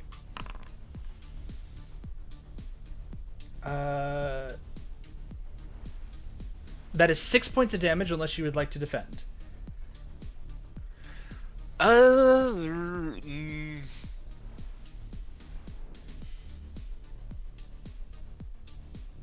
no, he'll take it. Okay, so this beam just slams into you, knocks you back into the hermetic door.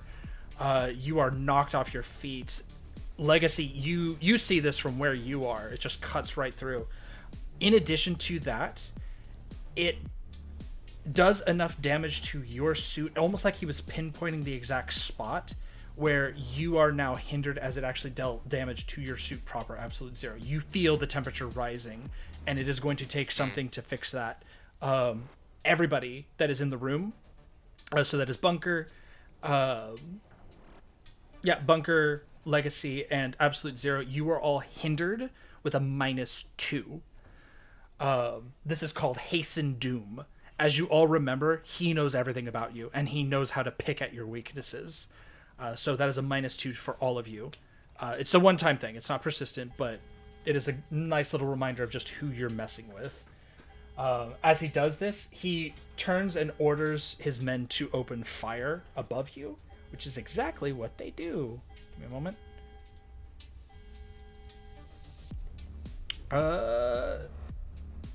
Legacy. Yeah. You were going to get hit with 1. That's a 1. 2, that is an 8. Shoot. Can't afford to take big let big hits like that go through. No, and this is obviously not a surprise attack. So I can't use Danger Sense. Fuck. No. Yeah, I'm gonna defend against that. Okay. That will be a minor twist. That's a lot of damage that I can't take right now. Okay. So that, give me the defense roll before we continue any further. Let's see. I'm gonna use America's Finest as the quality. Okay. 5. So that drops it To a 3. to 3 points of damage, but I'm in the yellow zone, so it drops it 2 more to 1 point of damage. Yep. So Okay. right now you are at a grand total of 1 point of damage. The next one is going to take a shot at you as well. That is 5. You're fine. No more damage from that one. Cool. Next one, same thing. 7 minus... It's 7, so it's no damage from that guy either. You take that first hit. You bear up against it, and that is one of your powers, is like taking a big hit to the chest is enough to kind of trigger this. And you just eat all of these beams as they are slamming into you one after the other. Maybe it's the rage from seeing him target, Ryan. Maybe it's the fact that he's taunting you. Who knows? But you managed to take all this damage. Unfortunately, it leaves you open. And he comes in with an attack of his own from behind as the minor twist. For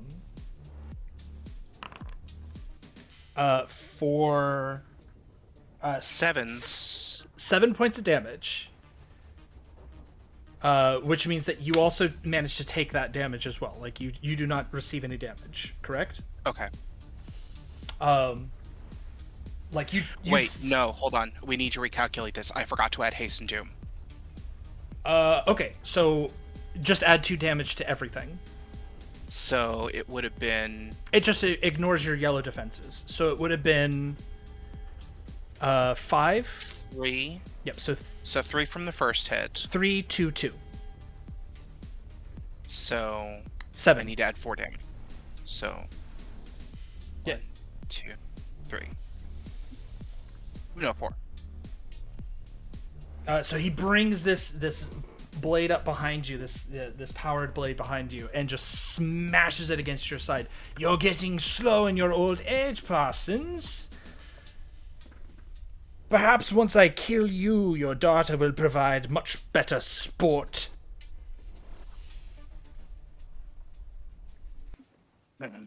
Never underestimate the youth.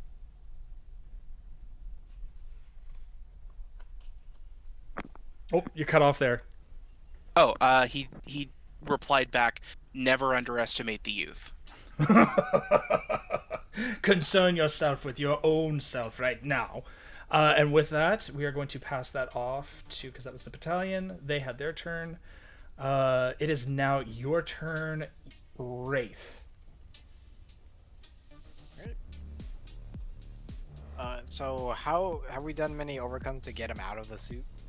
One. One to get one part of the suit off, the self-healing. There is still the armored portion and the high damage dealing portion. I would get rid of the high damage one. So you come up out of this pump, more or less like right beneath him and right behind him. Oops, what the hell is that? So you're not necessarily getting the drop on him so much as you're getting you're undermining him.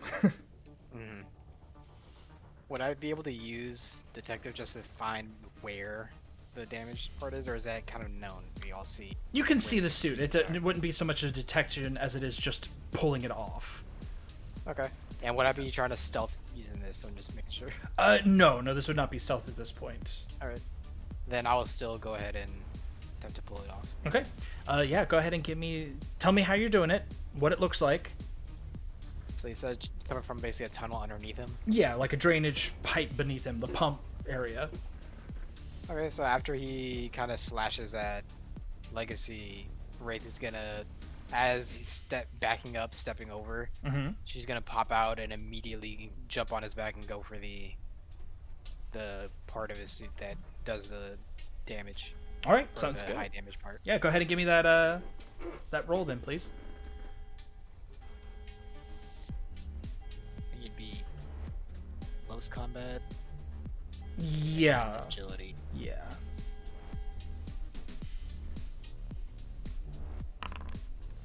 That's a minor success, or a success with a minor twist. Plus ones. You do have bonuses. Remember your hero points.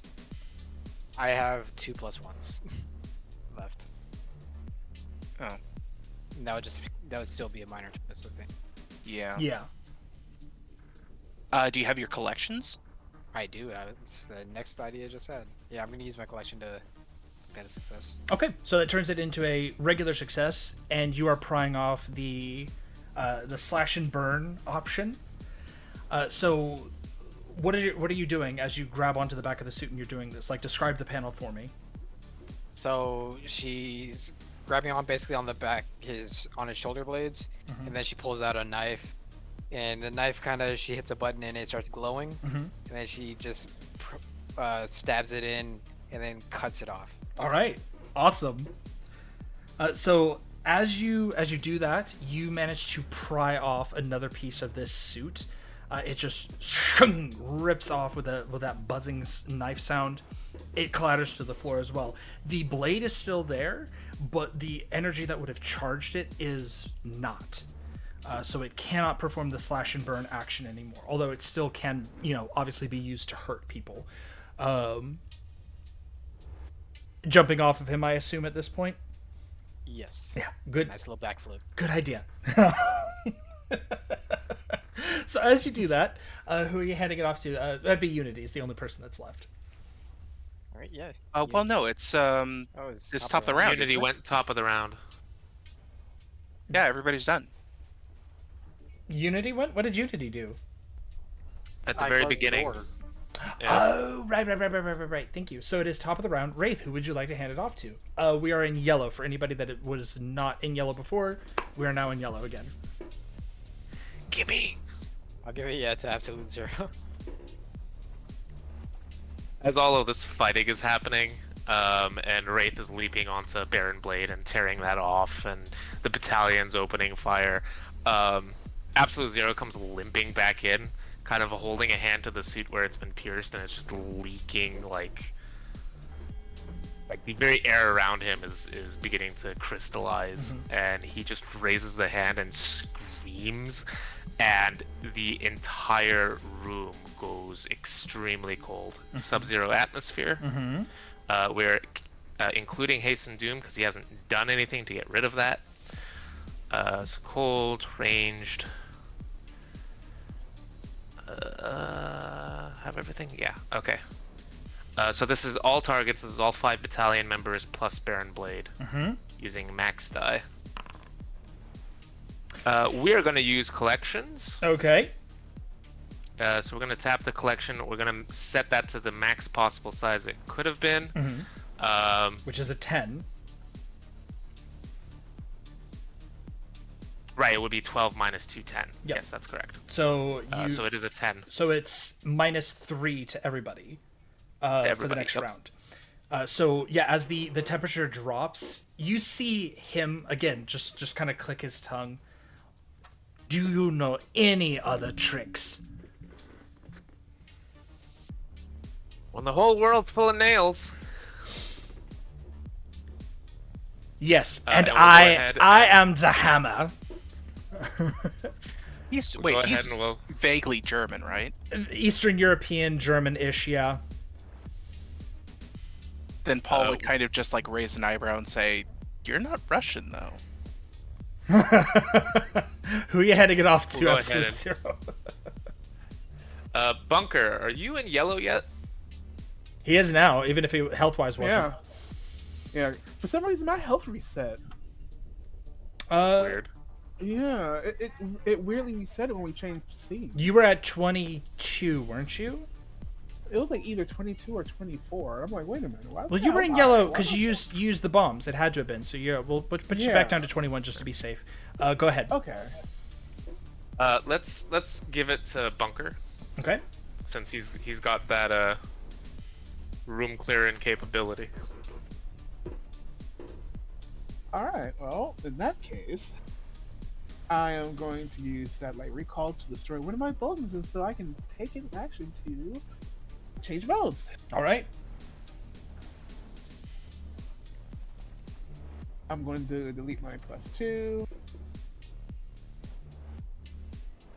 Go in operations mode, and I am going to use grenade launcher Okay. using my +3. For some reason, it shows Unity in the done column. That's what happened. I opened it twice.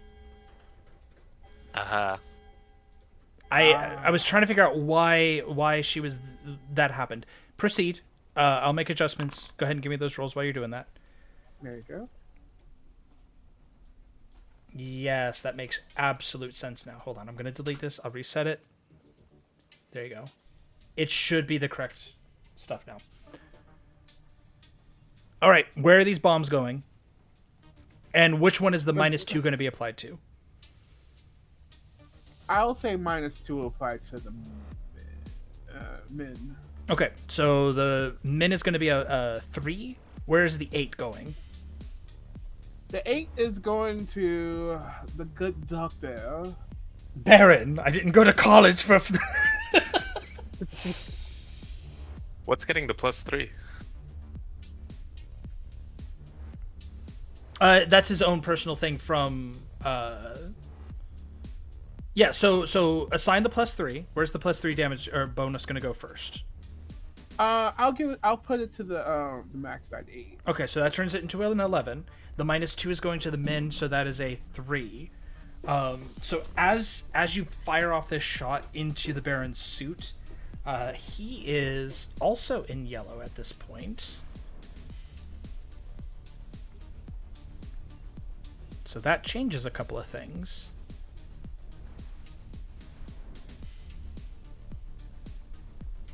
And as a reaction, you fire the grenade towards him. His suit rocks, like it takes the damage, but then it seems to absorb the explosive impact, like the kinetic energy of the explosion, and transforms it into energy for his own suit. So he gets a bonus or a boost That dirty cheater. based on the 11, so he has a +3 boost now. Mother, father, sister, brother. Does a battalion member get hit by the 6, or I don't know how the grenade launcher Yeah, works? so the battalion members are going to get hit by a 6 and then the 3. But first, I'm going to go ahead and give this. We're gonna call this kinetic boost. for a +3. There we go. He is now at 3, and that adjusts his status as well. Second one is going to a battalion member. They're going to roll against that 6. He makes They it. do have a -3 for any defense. Oh, that is true. You're right. So the -3 makes it a 5. So they don't make their save. That one is destroyed outright. I Second. will be right back. I need to run to the bathroom and refill my water. Sure thing. So that'll be a -3. Or that'll be 3. That's 2. Good job. The hinder the absolute zeros clinch with that hinder just help devastate 2 of these guys outright. Great job. Great teamwork. All right. And Bunker, that is it for your turn. Anything? Who would you like to hand it off to? I will. Who's left aside players? Everybody except for Absolute Zero and yourself. Okay, and then we have the environment and minions. Yes. I'll do it early. I'll hand it off to the environment. Okay. As you hand it off to the environment, the entirety of the base is now seems to be in response to everything that is happening. Give me a second as you hear the heavy whirring sound of machinery. This area is filled with heat and vents as from above descends a spider mothership.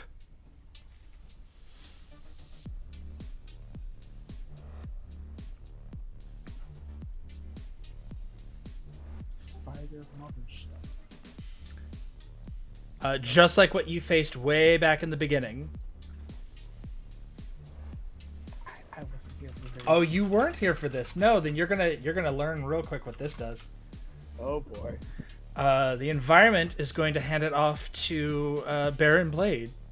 Surprise, surprise. With his +3 kinetic boost, he looks around for the nearest target and decides that the person who's firing off a whole lot of missiles probably is a good option. Unity, you are not in there just yet, so as a result, he can't target you.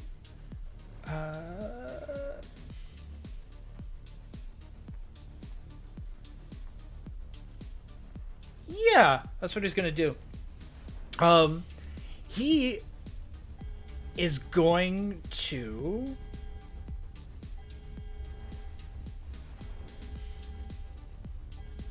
boost himself.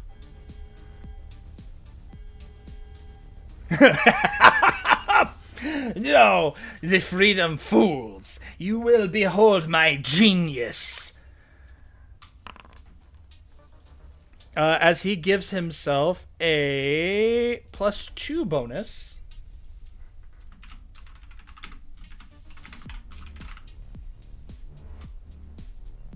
Called Behold My Genius. Oh my god. And he's going to pass that off to the Blade Battalion. I have returned. Oh, good, just in time, as the Blade Battalion is opening fire on everybody. Cool. All 3 of them. So the first one is going to take a shot at you, Wraith. That'll be a 5, unless you want to react.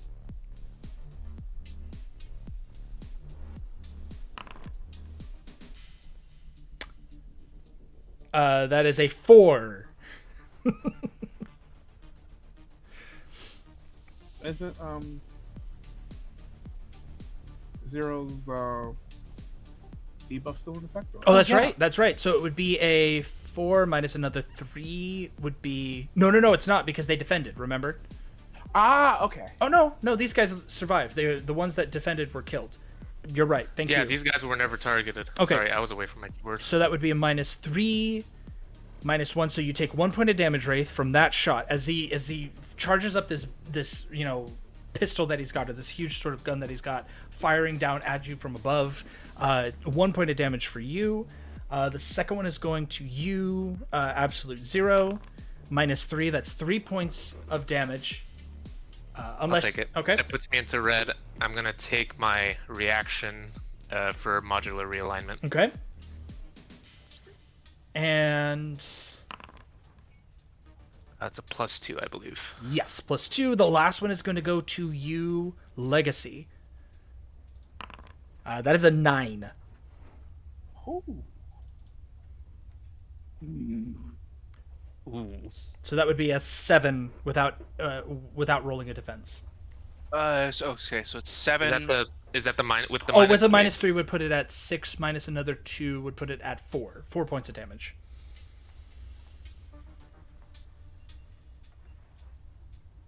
I'm gonna eat that. Okay, that's 4 points of damage. Where does that put you right now? 14. You're still in 14. yellow. Okay. Yep. The Blade Battalion has had their turn. They are going to pass it off to the mothership, which is going to hinder. The mothership just drops this sticky carbon weave net on top of the entire area around our heroes. There's that as it drops. All of you will be hindered by its die, which is a 1d10. Give me a second here. That'd be a -2. Everybody has a -2 as you are hit with this, we'll call it carbon web. -2 carbon web. It's a one-time thing, not persistent. And then it departs. You can actually see where the previous ones, those of you who were there for the fight, where clutches of eggs were going to be dropped. It looks like it's preparing to drop a clutch of eggs.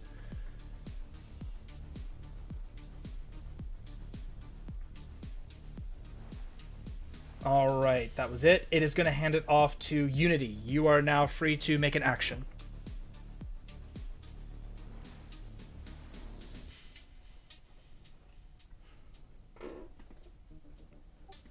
Okay. Unity will catch up with the others. Mm-hmm.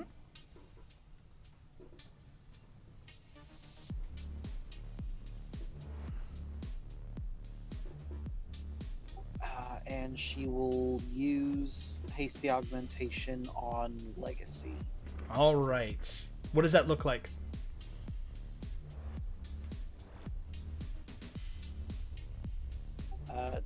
She repurposes the scuba vehicle Mm-hmm. and attaches it as like chest plate armor for Legacy. All right. Give us that boost roll. You are not hindered, by the way. You do not have that web hinder. You are the only one who was not afflicted by it. So that'd be a +2 Legacy. Or a +3, but it wouldn't be persistent. I'll make it the persistent +2. Okay. Unless you wanted to spend... No, because it would still be only a 6. Yeah, so... Perfect. Legacy, you have a persistent +2 bonus on you now. Gotcha. A la Unity. Unity, that leaves Legacy and Wraith. Bot action. Oh, right. What's Bebop doing? Lux will boost my new one.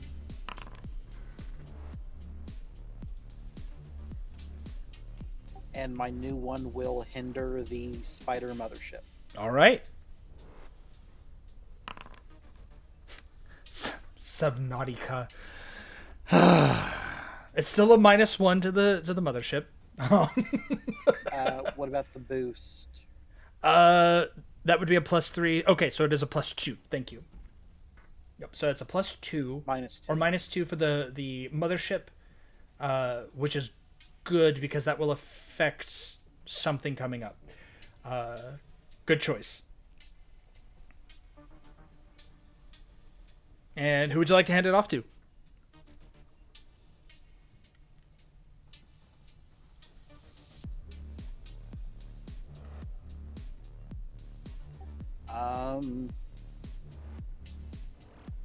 I'll pass it to Wraith. All right, Wraith, you're up.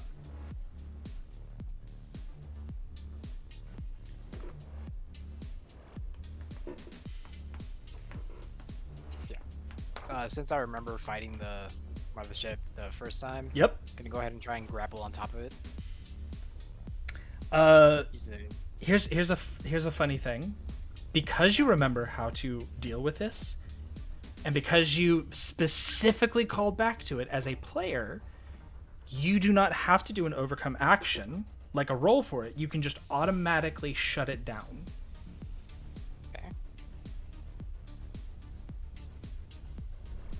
Yeah. All you have to do is say I'm doing the same thing I did last time. It is shut down. The signal breaks and the thing starts to fall. It's almost like a moment of deja vu as this thing descends towards the ground.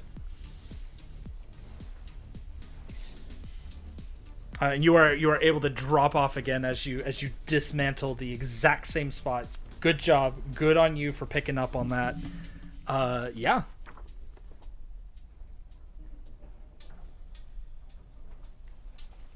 All right, And that was my action, right? yeah, that is still your action. You just don't have to roll for it. It's just an automatic success. That makes it now Legacy's turn. Cool. Legacy, we've as you got see one the more- mothership just descending as it falls down behind Baron Blade. He doesn't look perturbed yet, though.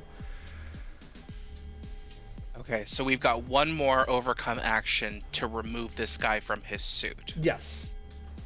Okay. Then, we're going to go ahead and do that. So, his armor plating, we're going to go in, we're going to try to rip this thing off. Mm-hmm. We've got hasty augmentation, which is counteracting the carbon web.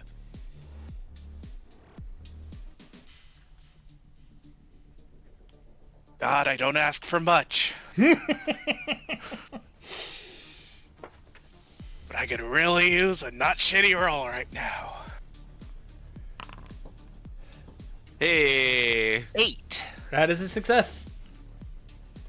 So as you tell me, how do you do this? How do you rip him basically out of this? I grab him by the shoulder, Mm-hmm. or his shoulder plate.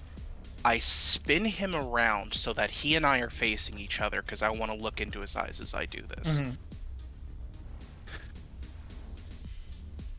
All the taunting, all the threats, all the plans, the machinations, the fights, taunting, the monologues.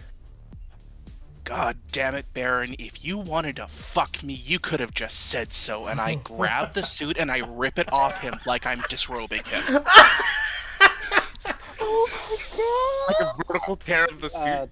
We're gonna have to like make that The more sprinkly safe for sproys. people. Oh, listen. We get one. This is PG-13. We get one curse word. Congratulations! As you rip him out of the suit, he rolls to the ground. Now, as a reminder, this man pumped himself full of chemicals to give him physically the ability and capability to keep up with you. So what that just did was he had 70 HP. He has now been reduced down to 30.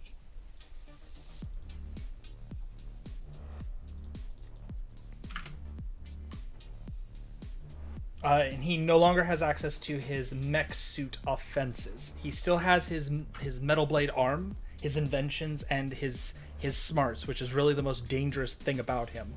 But he no longer has the power suit. I would like next, please. It's life or death. No. Because I would like to give it to myself. Specifically because I want to use Galvanize. It's really cute that you guys think that you get a choice in the matter when this happens, because you don't. Yes.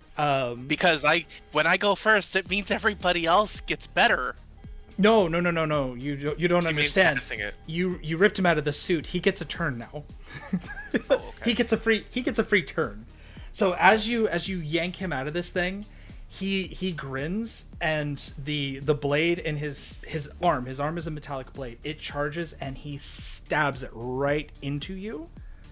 That is going to be a attack with a +3 from the kinetic boost. So the explosion, all that kinetic force that he charged up, he is putting into this thrust into your gut. And that is going to be +3. Metal Blade, close combat. Yep. For the max damage, that is 12 points of damage. How much HP do you have? 14. But that's before any reductions on your part. Yeah, so I'm in the yellow, so that would bring it down to 10.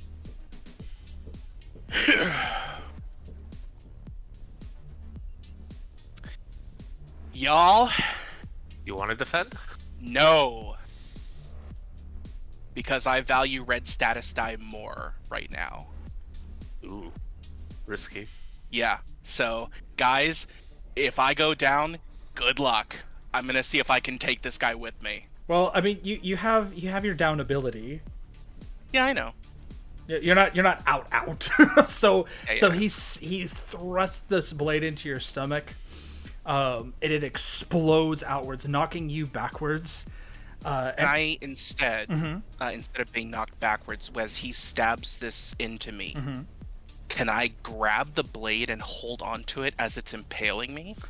I'm gonna say no. Just for flavor. I'm gonna say no in this case for a very specific reason. Because the thrust itself doesn't pierce your skin. It can't. Oh, okay. It's just a tremendous amount of force, like a pickaxe, right into your stomach, and then the force exploding outwards. So you're not actually stabbed, but you are knocked back. And he like drops to the ground as you're knocked back, and he just dusts himself off. You really are giving a disappointing showing, Parsons. And then he turns to the rest of the group and he smiles. He's like, now then. He cracks his neck. Which one wants to go first? Will it be the icy fool who doesn't know when to shut his mouth? Will it be the young girl who's too smart for her own boots? Perhaps it'll be Maya, the woman who can't keep her nose out of anyone else's business. Yes, I think we'll start with you. And he points the blade at you, Absolute Zero. Okay. He has lost the +3 bonus to that he had, but he still has a +2 for Behold My Genius. That is it for him. Legacy, you said you wanted to hand it off to yourself. Yes. Okay. Now that I wanted to do a galvanize, but oh god. Okay, I can galvanize, or I can do something really in character. That'd be up to you. This is the final issue of this arc. Yeah, you guys are Big okay. top readers. Yeah, you guys are okay. And this is actually going to help you guys a little bit. So I think I'm going to do something that's entirely in character. So you see this panel. Legacy gets knocked back. He gets tumbled back a little bit. He gets into that like 3-point landing kind of a pose. He looks up, and he is going to fly straight at Baron Blade as I use takedown. So I attack using flight, using my max die, and I then hinder him using my mid die plus my min die. Okay. Go ahead and give me that roll.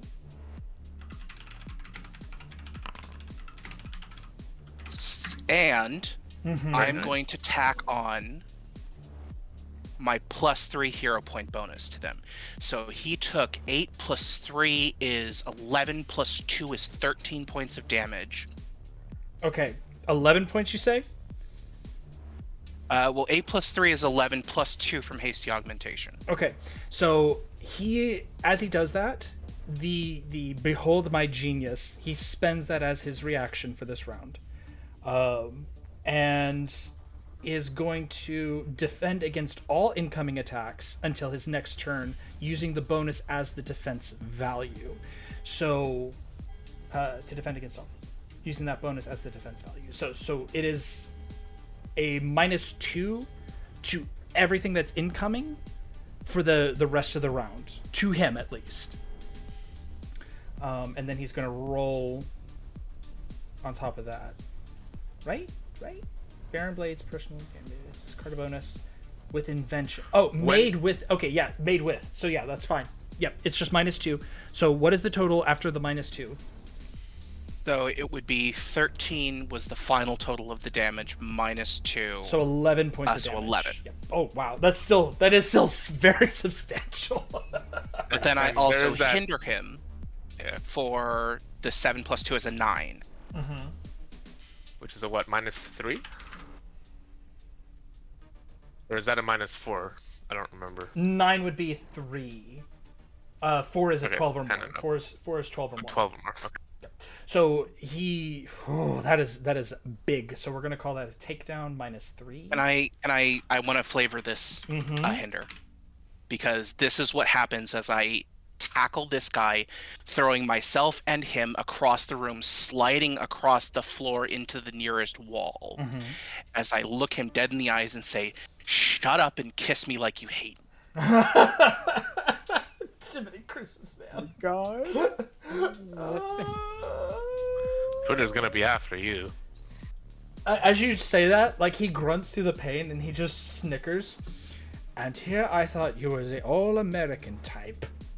Who knew you had such European tastes? Are you kidding? America's the land of freedom and equality. What could be more American than being bisexual? So, as that happens, who are you gonna hand it off to? Let's give it to somebody who's actually gonna do something. I'm hurt. Yeah, let's give it to Absolute Zero. Okay. That was a really good turn. I did not like being called an icy fool. But I'm also dealing with this suit that he fucking ruptured. So everybody has a glimpse of Ryan just kind of looking down at where he's clutching the suit, and he looks up and he strategically turns his body and then kind of like hinges his hand back to reveal the opening. We're gonna go for a thermal shockwave. Okay. Using cold ranged combat, modular realignment, carbon web is gonna be cancelled out by modular. So yeah, we're doing a cold ranged combat attack.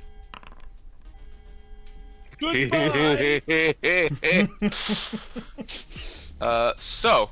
And who's that Here's for? what happens. Yeah, you're about to find out. I'm gonna add the I have a +2 remaining. I'm gonna add that on my mid, Okay. which makes it a 7. So I want the 2 to hit one of the Blade Battalion. Okay. So there's this little like sudden burst of like, it's like having a snowblower blown in your face. Sudden burst of cold air, doesn't really do much. But when everybody looks back after the blinding flash, the hole in the suit has sealed. I'm gonna hit myself with that 7 and heal for 7, so I'm up to 15. And Ryan's kind of like holding what looks like a giant ice pick that has just kind of like formed a shaft between both hands. One hand at the suit where the hole was, and the other hand like outward. And at the very end of this is what looks like an enormous like cylindrical shape. So the whole thing looks like a giant ice mallet that is stuck to his suit. Okay. And he goes, "Hey Baron!" And he starts to swing it. And then he like drops backwards so he can swing it vertically overhand. Mine's bigger. And he comes down with the mallet, just barely missing Legacy to strike the Baron with that 12. So we're going to start with the Bionic Blade Battalion first. He did make his save. Bless his heart. But he's at a D8. Next, go ahead and let's see here. That's 12. You healed yourself with a 7, so that's 12 points. Yep. Which he has the -2 because of So it's 10. He's against the whole everything for the round. Yep. That is a substantial blow to him. Yes, good job. It smashes into him. He is bloodied, and as he looks over at you, Absolute Zero, with a look of contempt on his face, sneering contempt. He's covered in broken shards of ice. His hair is mussed over. He just kind of grins at you. He grins at all of you, and then says very succinctly, "Excellent job. I expected no less from all of you.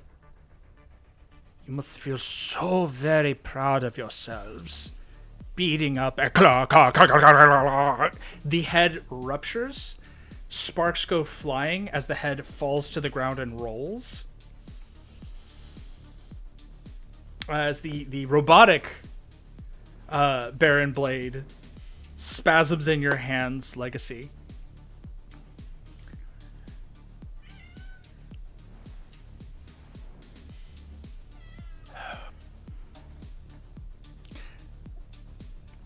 There is a maniacal laugh that I cannot recreate here because people are trying to sleep. As he's standing on the platform behind you with a huge laser rifle in his hand. He is not running. He is clearly ready to fight. Or continuing the fight. But yes, there is a second Baron Blade with 30 HP. This one is presumably the real one. There's this tiny panel in the corner of the page where he is lying on his back, and I assume the Robo Blade is also on his back, with Legacy on top of him. Ryan just kind of turns his head, looks at Paul, and says, "Are you robosexual too?" No. I will pass it to Bunker. Bunker, you are up. All right, he is getting that grenade launcher ready. Go for it. Also, can I use 2 bonuses at the same time for grenade launcher? On the launcher, yes, but they have to be separate dice results. Okay, yeah, okay. Oh, okay, yeah.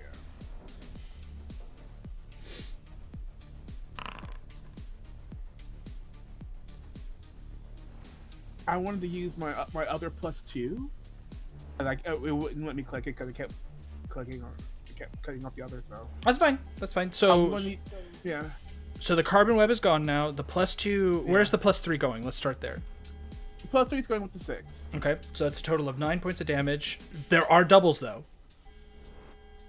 I was going to use my other +2. Oh, remember it affects it. The doubles counts on dice rolls, not end results.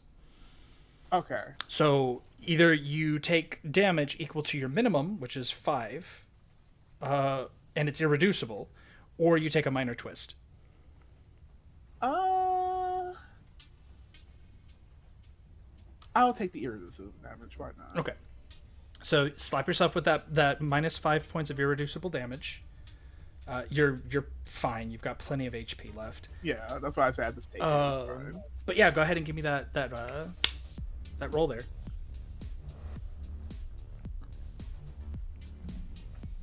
Oh, another roll? Oh, I'm sorry. Where the damage is going? I mean, where are we having?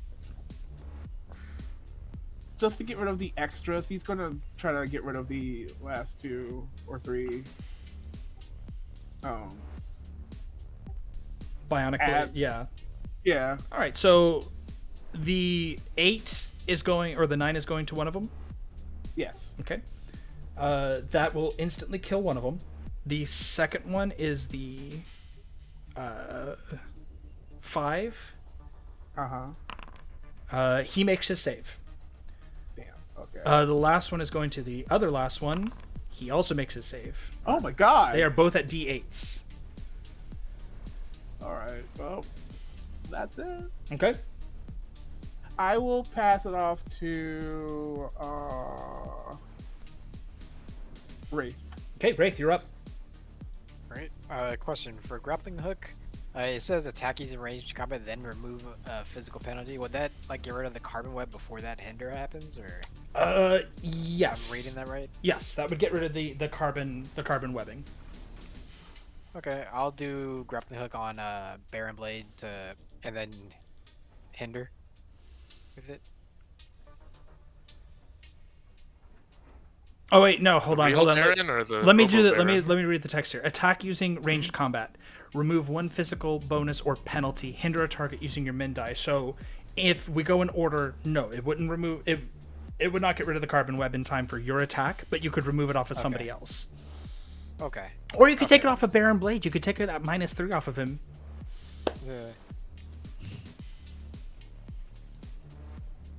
So. Also selfish. Yeah. Who else has the carbon web?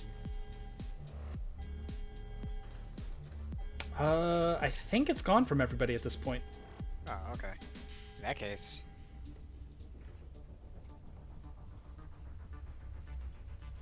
Does he have any bonuses going on right now? He has one bonus. Does it count as a physical bonus that I can remove using this? Yeah, it is a physical bonus. It's an invention. It's the gun. Okay. Okay. That works. Then I'm gonna use my grapple hook, try and pull that out of his hands. Okay, so you also get the attack roll, so go ahead and roll with a hasty augmentation. That'll get rid of the carbon web. That'll cancel each other out. And it removes that +3. Very good.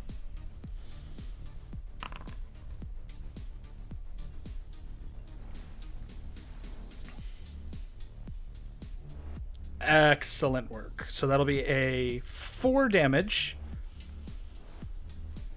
Hinders him with a -1. Grappling hook.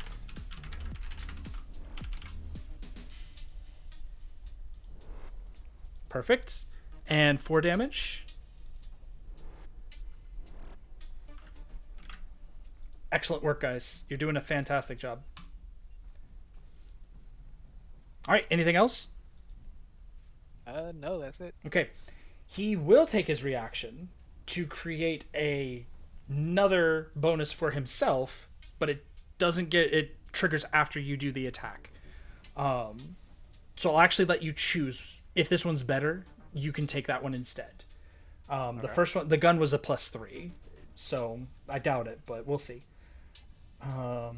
Reaction, Alpha, Hasten, Doom. When attacked, may boost to create an appropriate invention using the attacker's max die. So your max die would have been a +2, so no, it wouldn't have been better. Okay. But he does have a Yeah, I'll get rid of +2. the gun. All right.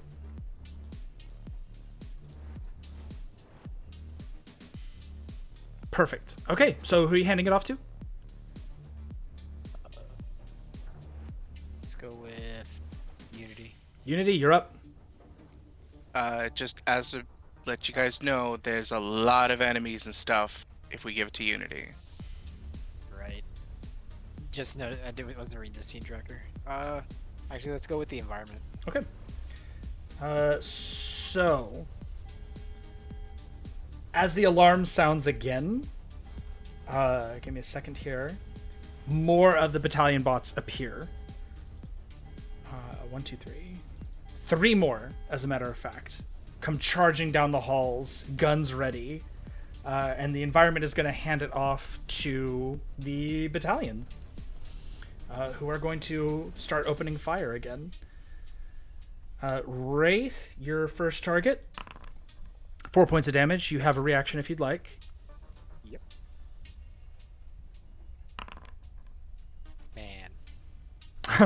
Man. So that's -1. So that's 3 points of damage to you. But there's no risk. Like, it could have been a minor twist plus only a -1. You have no boosts? just the hasty augmentation. Oh, so 3 then. Yeah, it still applies. So that's 1 point of Alright. damage from that. The next one is going to take a shot at you, Bunker. 7 points of damage before any kind of reduction. I believe that would make it 5 for you. Yep. Tempted to take this to go in the red, but not yet. I'll block. Okay, that will be a minor twist. No, I'll just take it. Okay. What's this for, like 5? Yeah. Yep, 5 points. You'll still be in the yellow. You're dangerously close, but you will still be in the yellow. Unity, the next one takes a shot at you for 3 points of damage.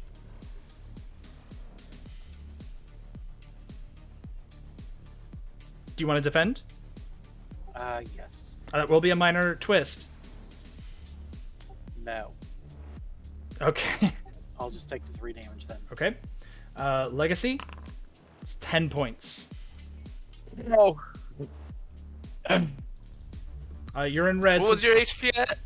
He's in red. 4. It'll reduce it down by 3. That'll put it at 7. Then, Yeah. if you defend, you might be able to defray that, but it will be at the risk of a minor twist. Yeah. Kind of have to. Yeah. Otherwise, wanna I'm scan down. it. So, let's try America's Finest for that. We do still have the hasty augmentation. Mm-hmm. That's an 8. So, Hey. Yeah. what? No, it's not my max die though. No, it's So 6 plus You're 8. mid. six- Oh, okay, yeah. That's 8 total, and then minus 2 or plus 2, we'll say, because it's easier. That's 10. So you take no damage. You take Okay. a twist though. Yeah, I do take a You twist. two take a twist. We'll get to that in just a second. In the meantime, Absolute Zero, you're taking one more shot from this guy too. That is 7 points. Ping pong, ping pong. We'll take it. Welcome to playing Absolute Zero in an actual setting.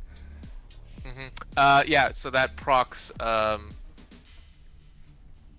Modular realignment. modular realignment. Thank you. I was staring at null point calibrator for some reason.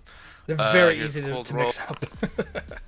Ooh. That is a 9, so that's a +3. Mhm. Pray continue. I'm good. Okay, so the minor twist as that hits. Give me a second here. Legacy. Yep. As you take this shot, you realize that this is now or never. That takedown was great, but the problem is that Baron Blade is still up and his tricks are still active. You are left with a very serious choice here. You can either continue the fight, knowing that you may fall here, or you can back off and actually make an attempt to ensure that your friends are safe. So here's what I'm going to offer as a minor twist. You can take a hinder to all attacks going like on the next round. Any kind of action that you take that is not the boost action. It must be a boost, but you will be hindered on every other action that is not a boost or a defend. So I have. You will be hindered. So You'll what be are my hindered actions? on attacks and overcomes. You will receive a minus of some kind to your attacks and overcomes.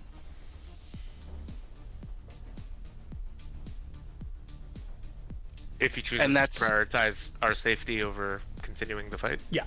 Yeah. Okay. If you don't, then nothing will happen. But Baron Blade is going to turn all of his ire on you. Well, he's gonna turn all of his ire on me anyway. So at the very least, I'll give myself a little bit of time, and yeah, we'll kind of back off a little bit. Okay. because he's got his attention kind of on everybody else. I'm off against the wall, kind of wrecked to shit. So at the very least, I have a couple seconds to do something. Because you have that moment where you remember you don't just have your friends here, you also have a wife and child to get back to. Yeah. They know that this is a possibility, but you'd prefer not to. So yes, you have a give me a second here. Yeah. We're gonna roll. But my last action was also a very selfish one. But Legacy does remember he's part of a team, and they need help as much as he does. Yeah. So we're gonna roll on the environments. Go for this one. Where did it go? Shoot. Environments. Thank you. Yeah, we're gonna roll on the base. You got real lucky. It's only a -1. It is only a -1 to everything that is not a boost or a defend action for the next round. Oh.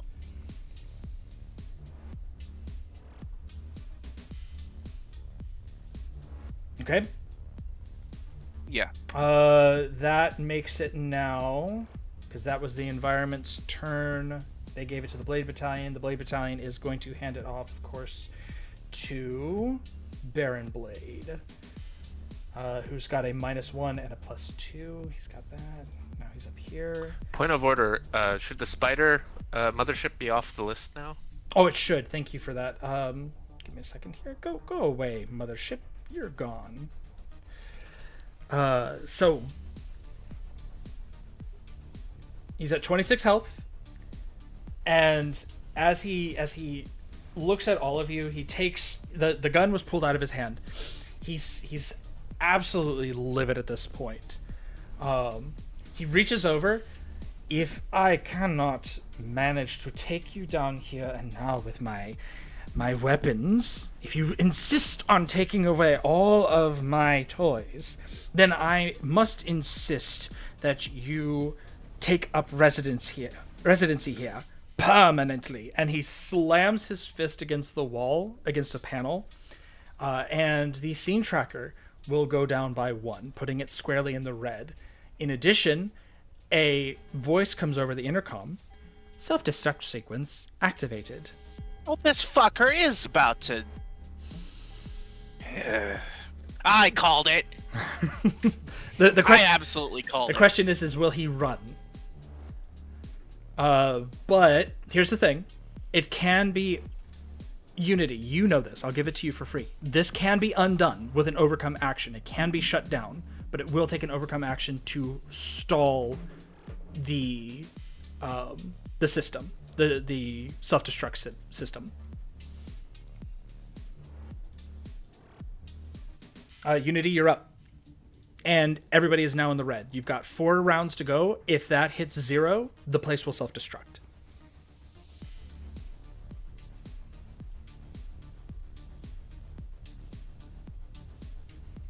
Okay, boost bot's gonna give me a boost. Okay. That is a +1.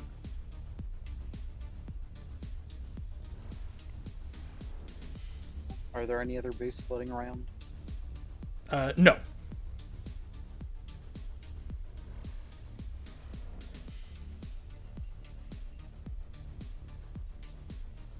Okay, I'm going to use construction pylon Mm-hmm. to create 2 minions using my robotics dice. Okay.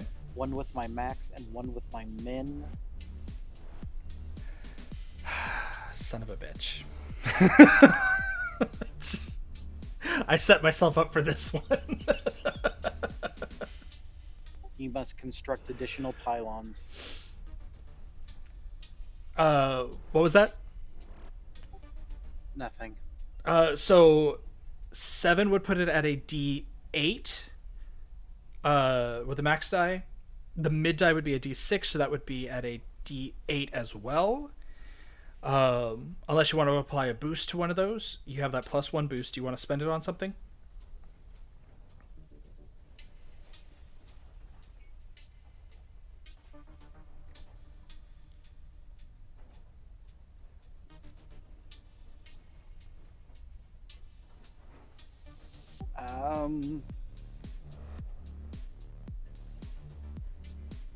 Yeah, I'll apply it to the max dice menu so that it's a D10 instead of a D8.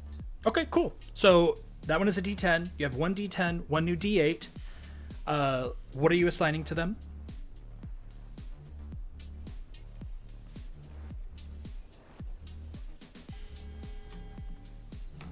The D10 is overcome,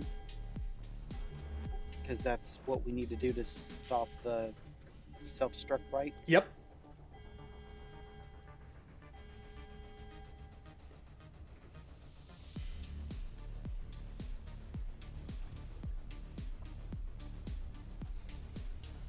And the other one is going to be another booster. Okay.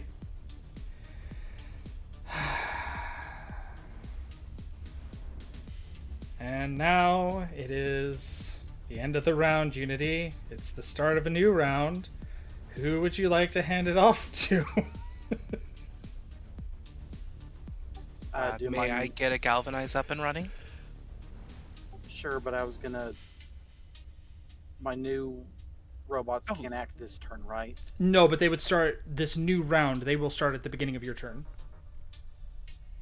So effectively, if you gave it to yourself right now, your new bots could act.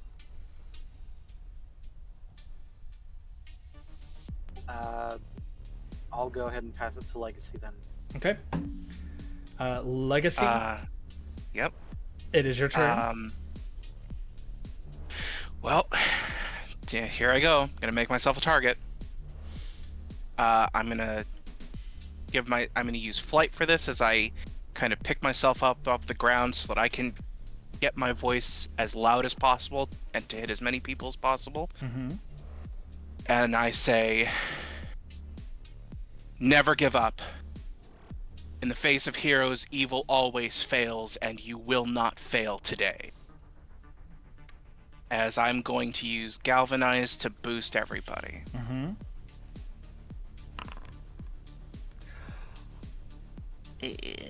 That's a +2. Yeah, it's still 7. Yeah, that's not bad. Yeah, so everybody gets a +2 to overcomes and attacks. Cool. I'm going to pass it back to Unity so that she can get her bots going. Yep. So, Unity, you are up. Remember, that only applies to heroes.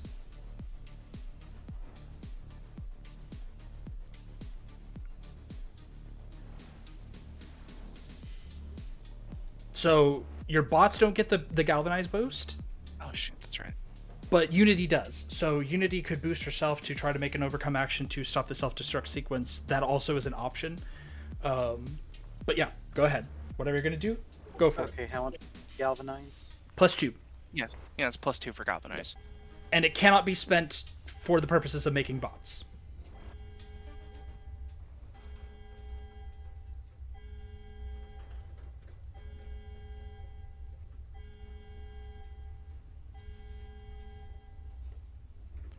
Okay, I'm going to get a boost from Lux.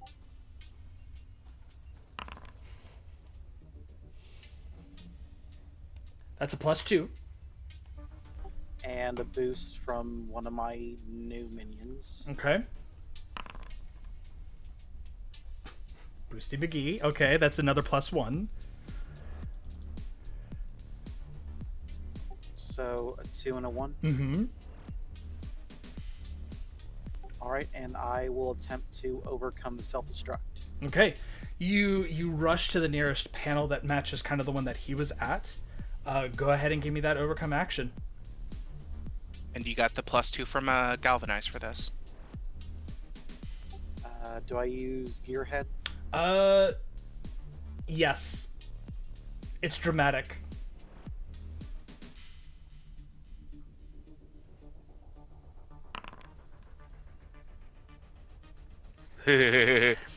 That is a complete critical success. So here's what I'm going to offer to you as a critical success. Not only do you shut down the self-destruct sequence, but you also discover the source of power for this entire compound.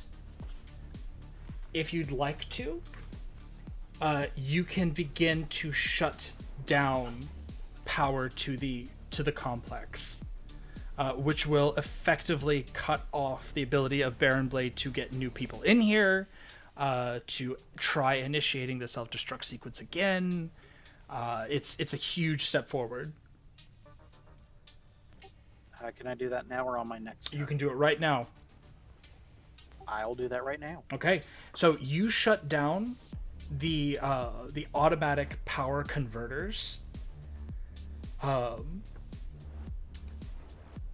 As you're looking at this, you realize that this matches the plant operations that you had experienced earlier.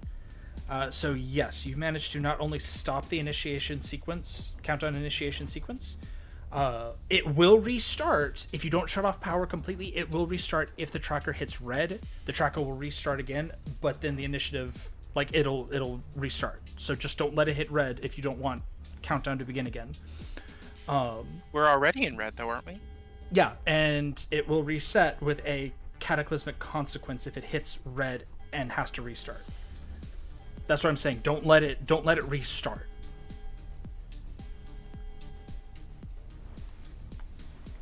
Okay. Next, if you shut down the power though before then, which is 2 more checks, 2 more successive overcome actions from anybody who can do technology stuff. Do it 2 more times, it will completely shut down the power in the area altogether, and it will not happen again. And then all you'll have to do is punch Baron. Time already. What was that? She can do it one more time already, right now. Yeah, because you have an overcome. She's got that other bot. You've got an overcome Yeah. bot if you want to let them have it. Go for it.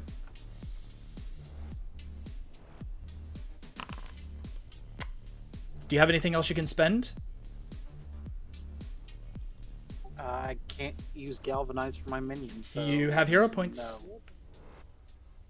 I will use one of my +2 hero points. Okay, that turns it into another success. That is 1 more success from shutting down the entire thing.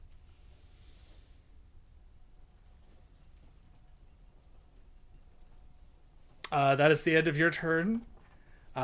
You are sweating bullets, but you are doing it, Unity. This is the moment you've been waiting for. Who are you going to hand it off to?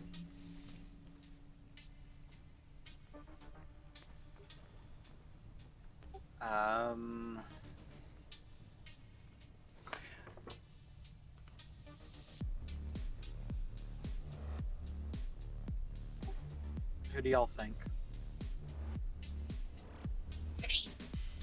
We could give it to one of the adversaries.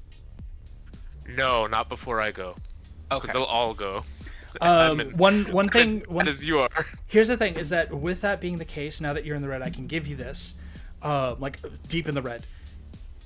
All of you are kind of looking at these robots, and you realize that their function, especially you, out of all of them, Absolute Zero, you're looking at them. These guys are built like little reactors. The packs on their backs are little reactors, and they look very similar to the ones that Unity was digging around and talking about before. If you want to, somebody can spend their turn to effectively explain this to everybody. And when that happens, all bots, all battalion bots, the ones that are present, and all ones that follow will be permanently downgraded by 1 dice size. Huh.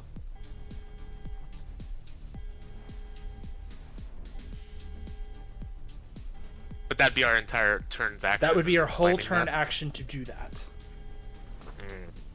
I will also tell you that Baron Blade cannot monologue to move the scene tracker again. He is not allowed to. He can do that once.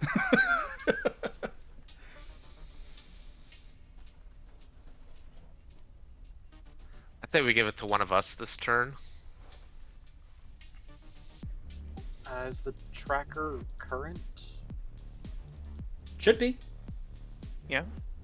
So Bunker, me, and Zero have already gone. Okay, so apparently it's not. What? No. I've got you down I here have as to close Legacy. it and open it again. Yeah, close It'd it. be Legacy and Unity. Yeah. Yeah, you may need to close it and reopen it. Okay, there we go. Yeah, it does not. It does not live update.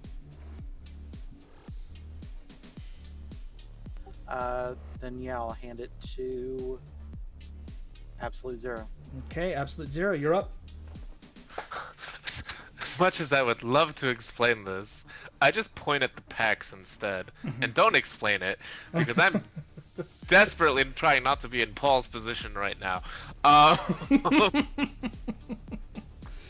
So what are we back up to 5 Blade Battalions and Baron Blade himself? Is that right? Yep.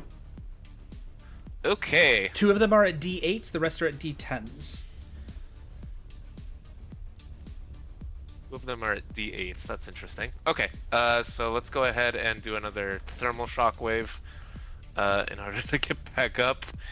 Modular realignment. Galvanize applies to attacks. Mm-hmm. Ooh, not so great that time. Thank goodness for the modular realignment.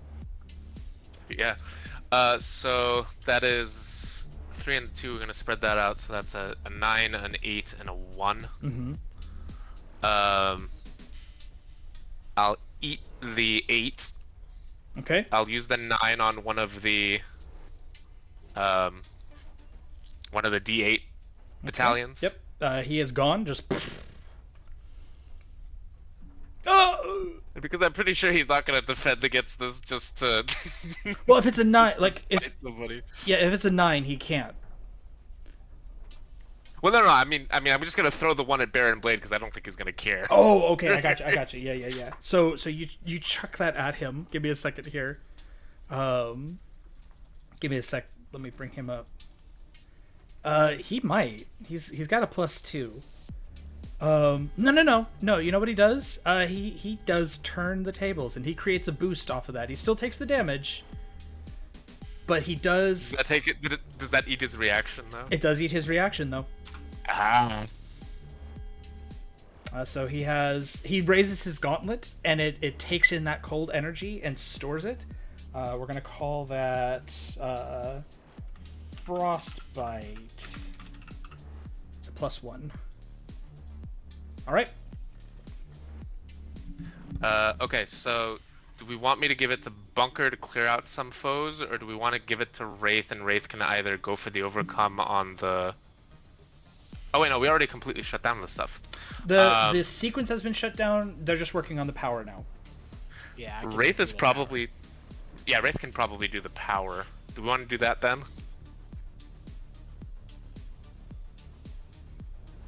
Yeah. Let's do that. Yeah, I Oh, guess. Yeah. Okay. Let's give it to Wraith. Wraith, you are up. Alright. I'll go ahead and do the overcome on the All right. gadgets and investigation. Give me a second here. I'm going to take a real quick look. I'm going to go with... yeah, investigation. Yep.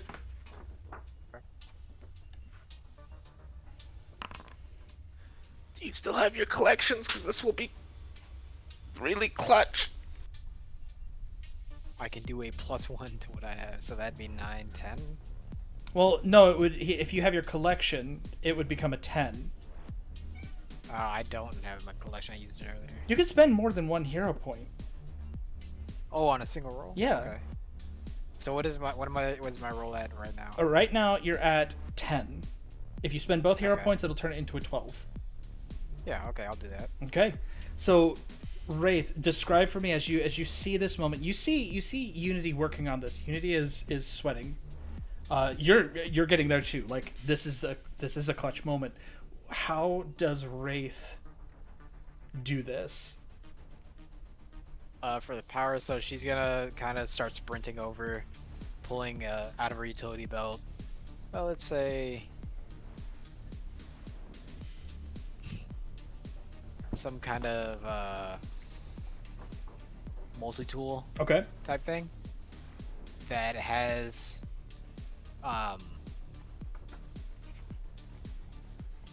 think of a kind of like a tuning fork, if that makes sense. Yeah, I got you. And she stabs it in, and then as she after she stabs it in, she fiddles with the buttons on top, getting the right settings for it, Mhm. and then just smacks the back and pushes it all the way in. So it's a frequency thing. Yep. And as it makes this high pitched frequency that lurches into this full on like EMP effect, the entire base flickers. There's a moment where the lights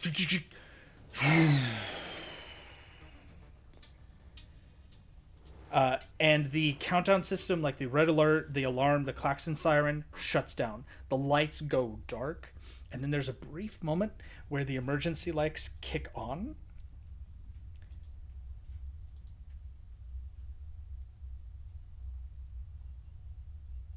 Good job. The power system is down. The only thing left to do is to deal with Baron Blade. Okay. I'll pass it to the environment. Okay. The environment can't do anything because it's been shut down. So it is going to hand its turn off to the Blade Battalion, who are going to start taking shots. Give me a second here. First one, Legacy. That is nothing for Legacy. And nothing for Gretchen Wieners. Bunker. That would be 8 before damage reduction. You're in the red, so that'd be -3, so that'd be 5 points of damage.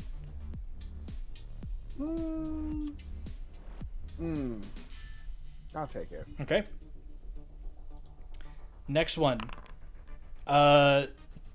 Unity, that's 1 point of damage towards your bot. I need you to roll for Mr. B Boop. We're going to point that one at Obradine. Obradine has to beat a 1. Lower Obradine's size by 1. The second one is going to take a shot at you, Absolute 0, for 3 points of damage before any kind of reductions. I'll take it. Okay. You can see Baron Blade is seething as his turn rolls around. His metallic hand is gripping the walkway guidepost, and it just crumples underneath the grip that he has. No, this is not how it was supposed to go. How dare you humiliate me again! And with that, he pulls from a panel behind him a very familiar device. You all recognize it. It is his handy dandy death ray. It is his clinch weapon. When he has this, it means he's out of options, and now he's just going to maniacally laugh and shoot until things die. Which is exactly what he does. Boston's, you bastard! I will end your line if it takes every last bit of energy that I have. And he is going to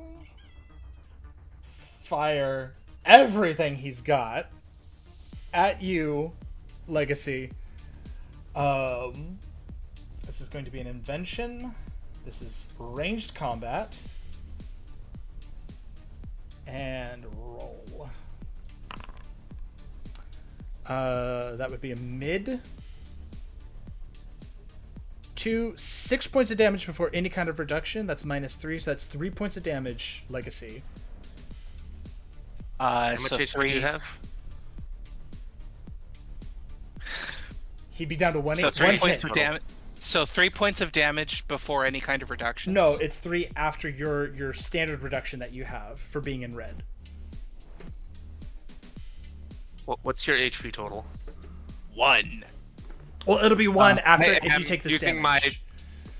I am using my reaction, take 1 for the team. When an opponent attacks, you may become the target of that attack and defend by rolling your single red die. You can't. You used your reaction. What? You used your reaction. No, my turn came around.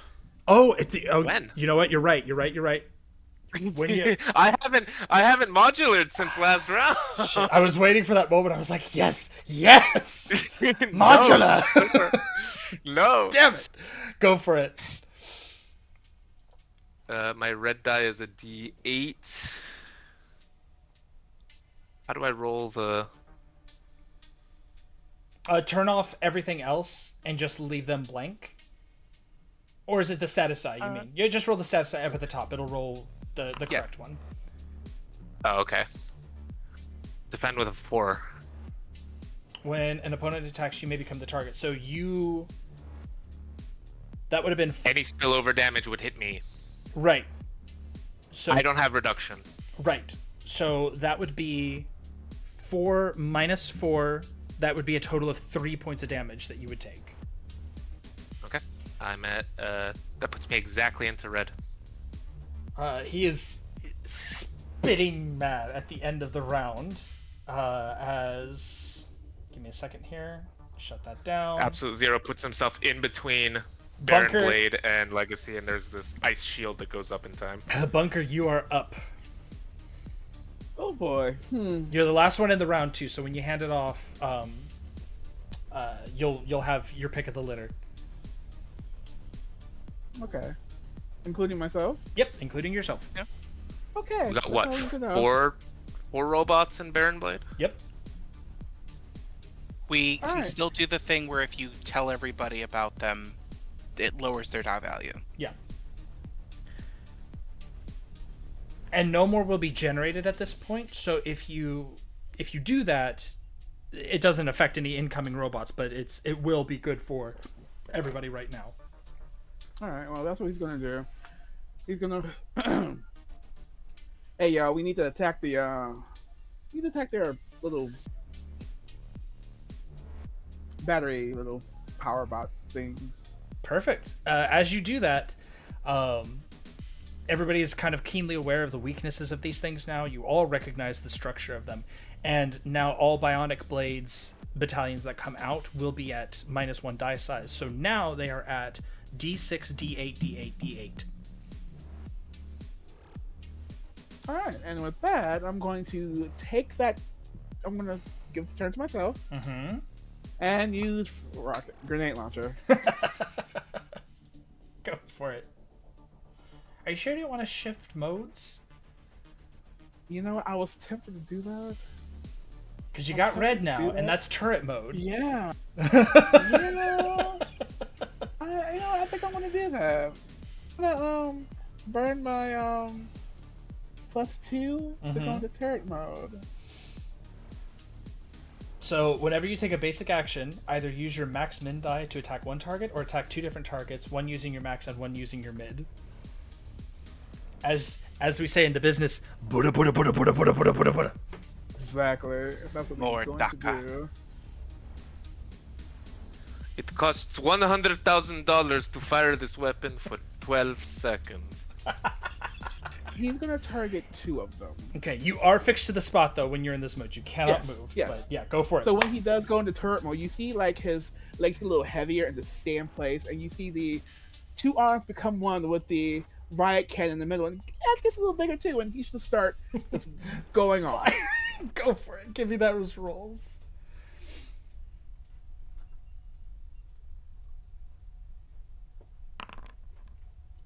Jiminy Christmas. Okay, so here's the thing. Are you sure you want to target one of the Blade battalions at this point? No, I want to target Baron Blade. So when you take the basic action, it's either max and min combined on one target, or max and mid on 2 separate targets. No, combined. He is targeting the Baron because I can't say the F word, but forget him. Yeah. So the grand total that this is going to be is 13, 16, 18 points of damage. Yes. Okay. So as you charge up your orbital laser,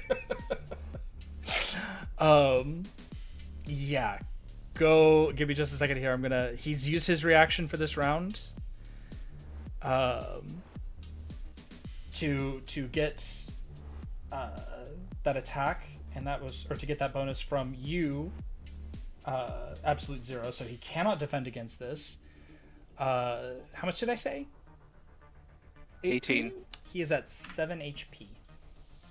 As this beam just strikes him as he's laughing maniacally. He looks at it. He's still laughing as it hits him. It slams him against the wall behind him with a deafening crash. It leaves a massive dent, scorched metal all around. Windows kind of crack underneath the explosive force of this beam cannon. Water shakes, the various sort of machines around you, the little computers and everything begin to crack and split.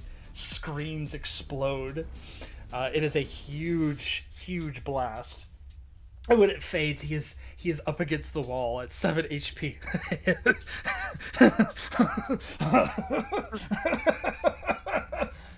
This is why when you get hit for 1 HP, folks, you take the damage. Yeah. And before I pass off, he's just like, I want to do that to him all doggone night. It is who are you passing it off to? I will pass it off to Zero. Absolute Zero. You are up. Legacy is not gone yet. Is that correct? He is not. Yeah, no, you guys still have Galvanize is Galvanize running. still going. Yeah. And I'm back in red, motherfucker. Guess what? Thermal shockwave. Here we go.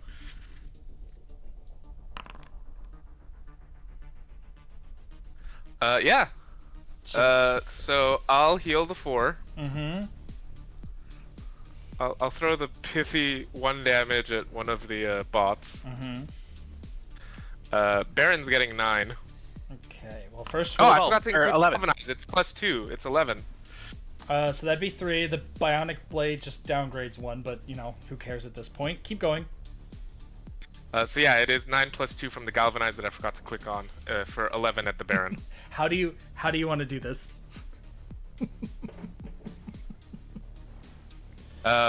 Remember, you have an What? oath to not kill. Yes, that is true. You remember? He's been tossing javelins this entire storyline. He forms a new one, reaches back to throw it, and as everybody looks at the back of the javelin, is this disc of ice. Mm-hmm. And Absolute Zero throws the nail, and rather than impaling and killing Baron Blade, because that's not what heroes do, it hits the death ray. Okay. And that blows up in his hands. As it explodes, the ice goes every which way. It does do some cutting, but again, his body is enhanced with various kinds of chemicals and stuff to make him more durable. It knocks him back as there's this chemical reaction from the death ray. It erupts out. He once again slams back into the dent he made the first time. It just pushes the metal in further, and then he falls down unconscious with a very, very satisfying biological thud. It is an actual body, not a robot. As he hits 0 HP. There are still a couple of battalion bots around, but the moment that the Baron goes down, they become less than a threat. I'm gonna ask, how do you guys clean up the bots?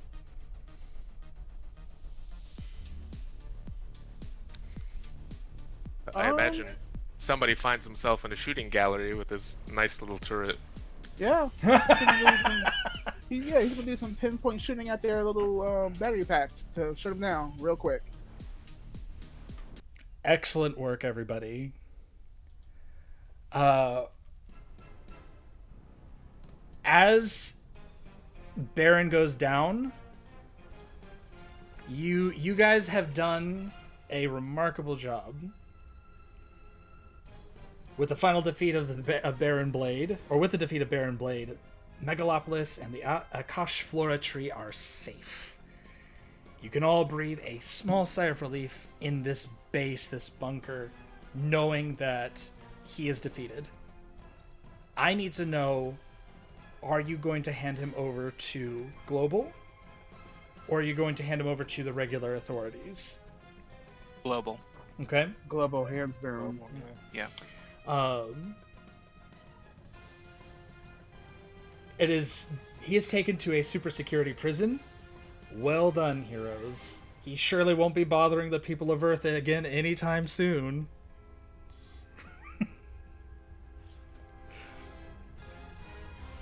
As they cart him away, I just kind of give him a cheeky little grin and say, "Next time, just invite me to dinner."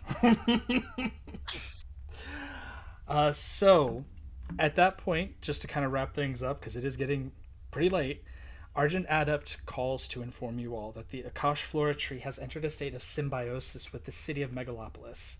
While the Freedom Five were dealing with the threats of other issues and while dealing with the threats of other issues and sending additional allies to Argent Adapt's side, the rescue workers in Megalopolis found chutes of plant material running to their equipment, powering their tools and vehicles better than any battery. Additionally, roots have begun to thread through the foundations of all the nearby buildings, both reinforcing the structures and also providing energy to the grid. With this new energy and assistance, rebuilding the city will go much more smoothly. Now with a new source of power, the new Freedom 5 headquarters, Freedom Plaza, is certainly a possibility. Though, much like the Akash'Flora tree, the hero team is also experiencing some growing. It's a brief epilogue that I'm going to present to everybody before we wrap up. In the months after this issue ends, many changes come to the world of Sentinel comics. In light of what the heroes saw in these issues, they know the world will continue to need protecting, and likely in a greater way than ever even they can provide. Paul Parsons hangs up his cape, passing his hero name and responsibilities on to his daughter, Paulina Felicia Parsons. She will be legacy in this new era. Unity, you had a lot of fun working with your allies. However, it's time to once again leave the company of the Freedom 5 and return to your own job at RevoCorps, heading up their own new hero team, the Paradigms. Tempest leads the global team, geocentric limited operations for the benefit of advanced lifeforms, acting as superheroic ambassadors across the planet and even beyond this solar system. Argent Adapt, Visionary, Fanatic, Anubis, and Haka are the new Prime Wardens, fighting colossal threats and dealing with foes from beyond our realm while learning more about themselves and each other. And as for the Freedom 5, its focus is changing as well. Rather than taking on every foe themselves, they establish their headquarters as a beacon for all potential heroes. Freedom Plaza is a place of training and cooperation for heroes.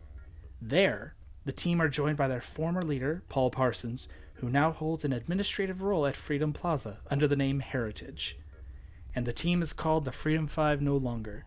Now they are the Sentinels of Freedom, defenders of justice and teachers of a new generation of heroes. Heroes that you, my dear players, will bring to the world of Sentinel comics. Woo! Fantastic But it's not picking it up. Yay. job. Hey. Thank you, dear listeners. I know it's late. This went on longer than our usual. Thank you for sticking out with us. I hope you had as wonderful a time as we did. And we will see you in the next one. Stay tuned.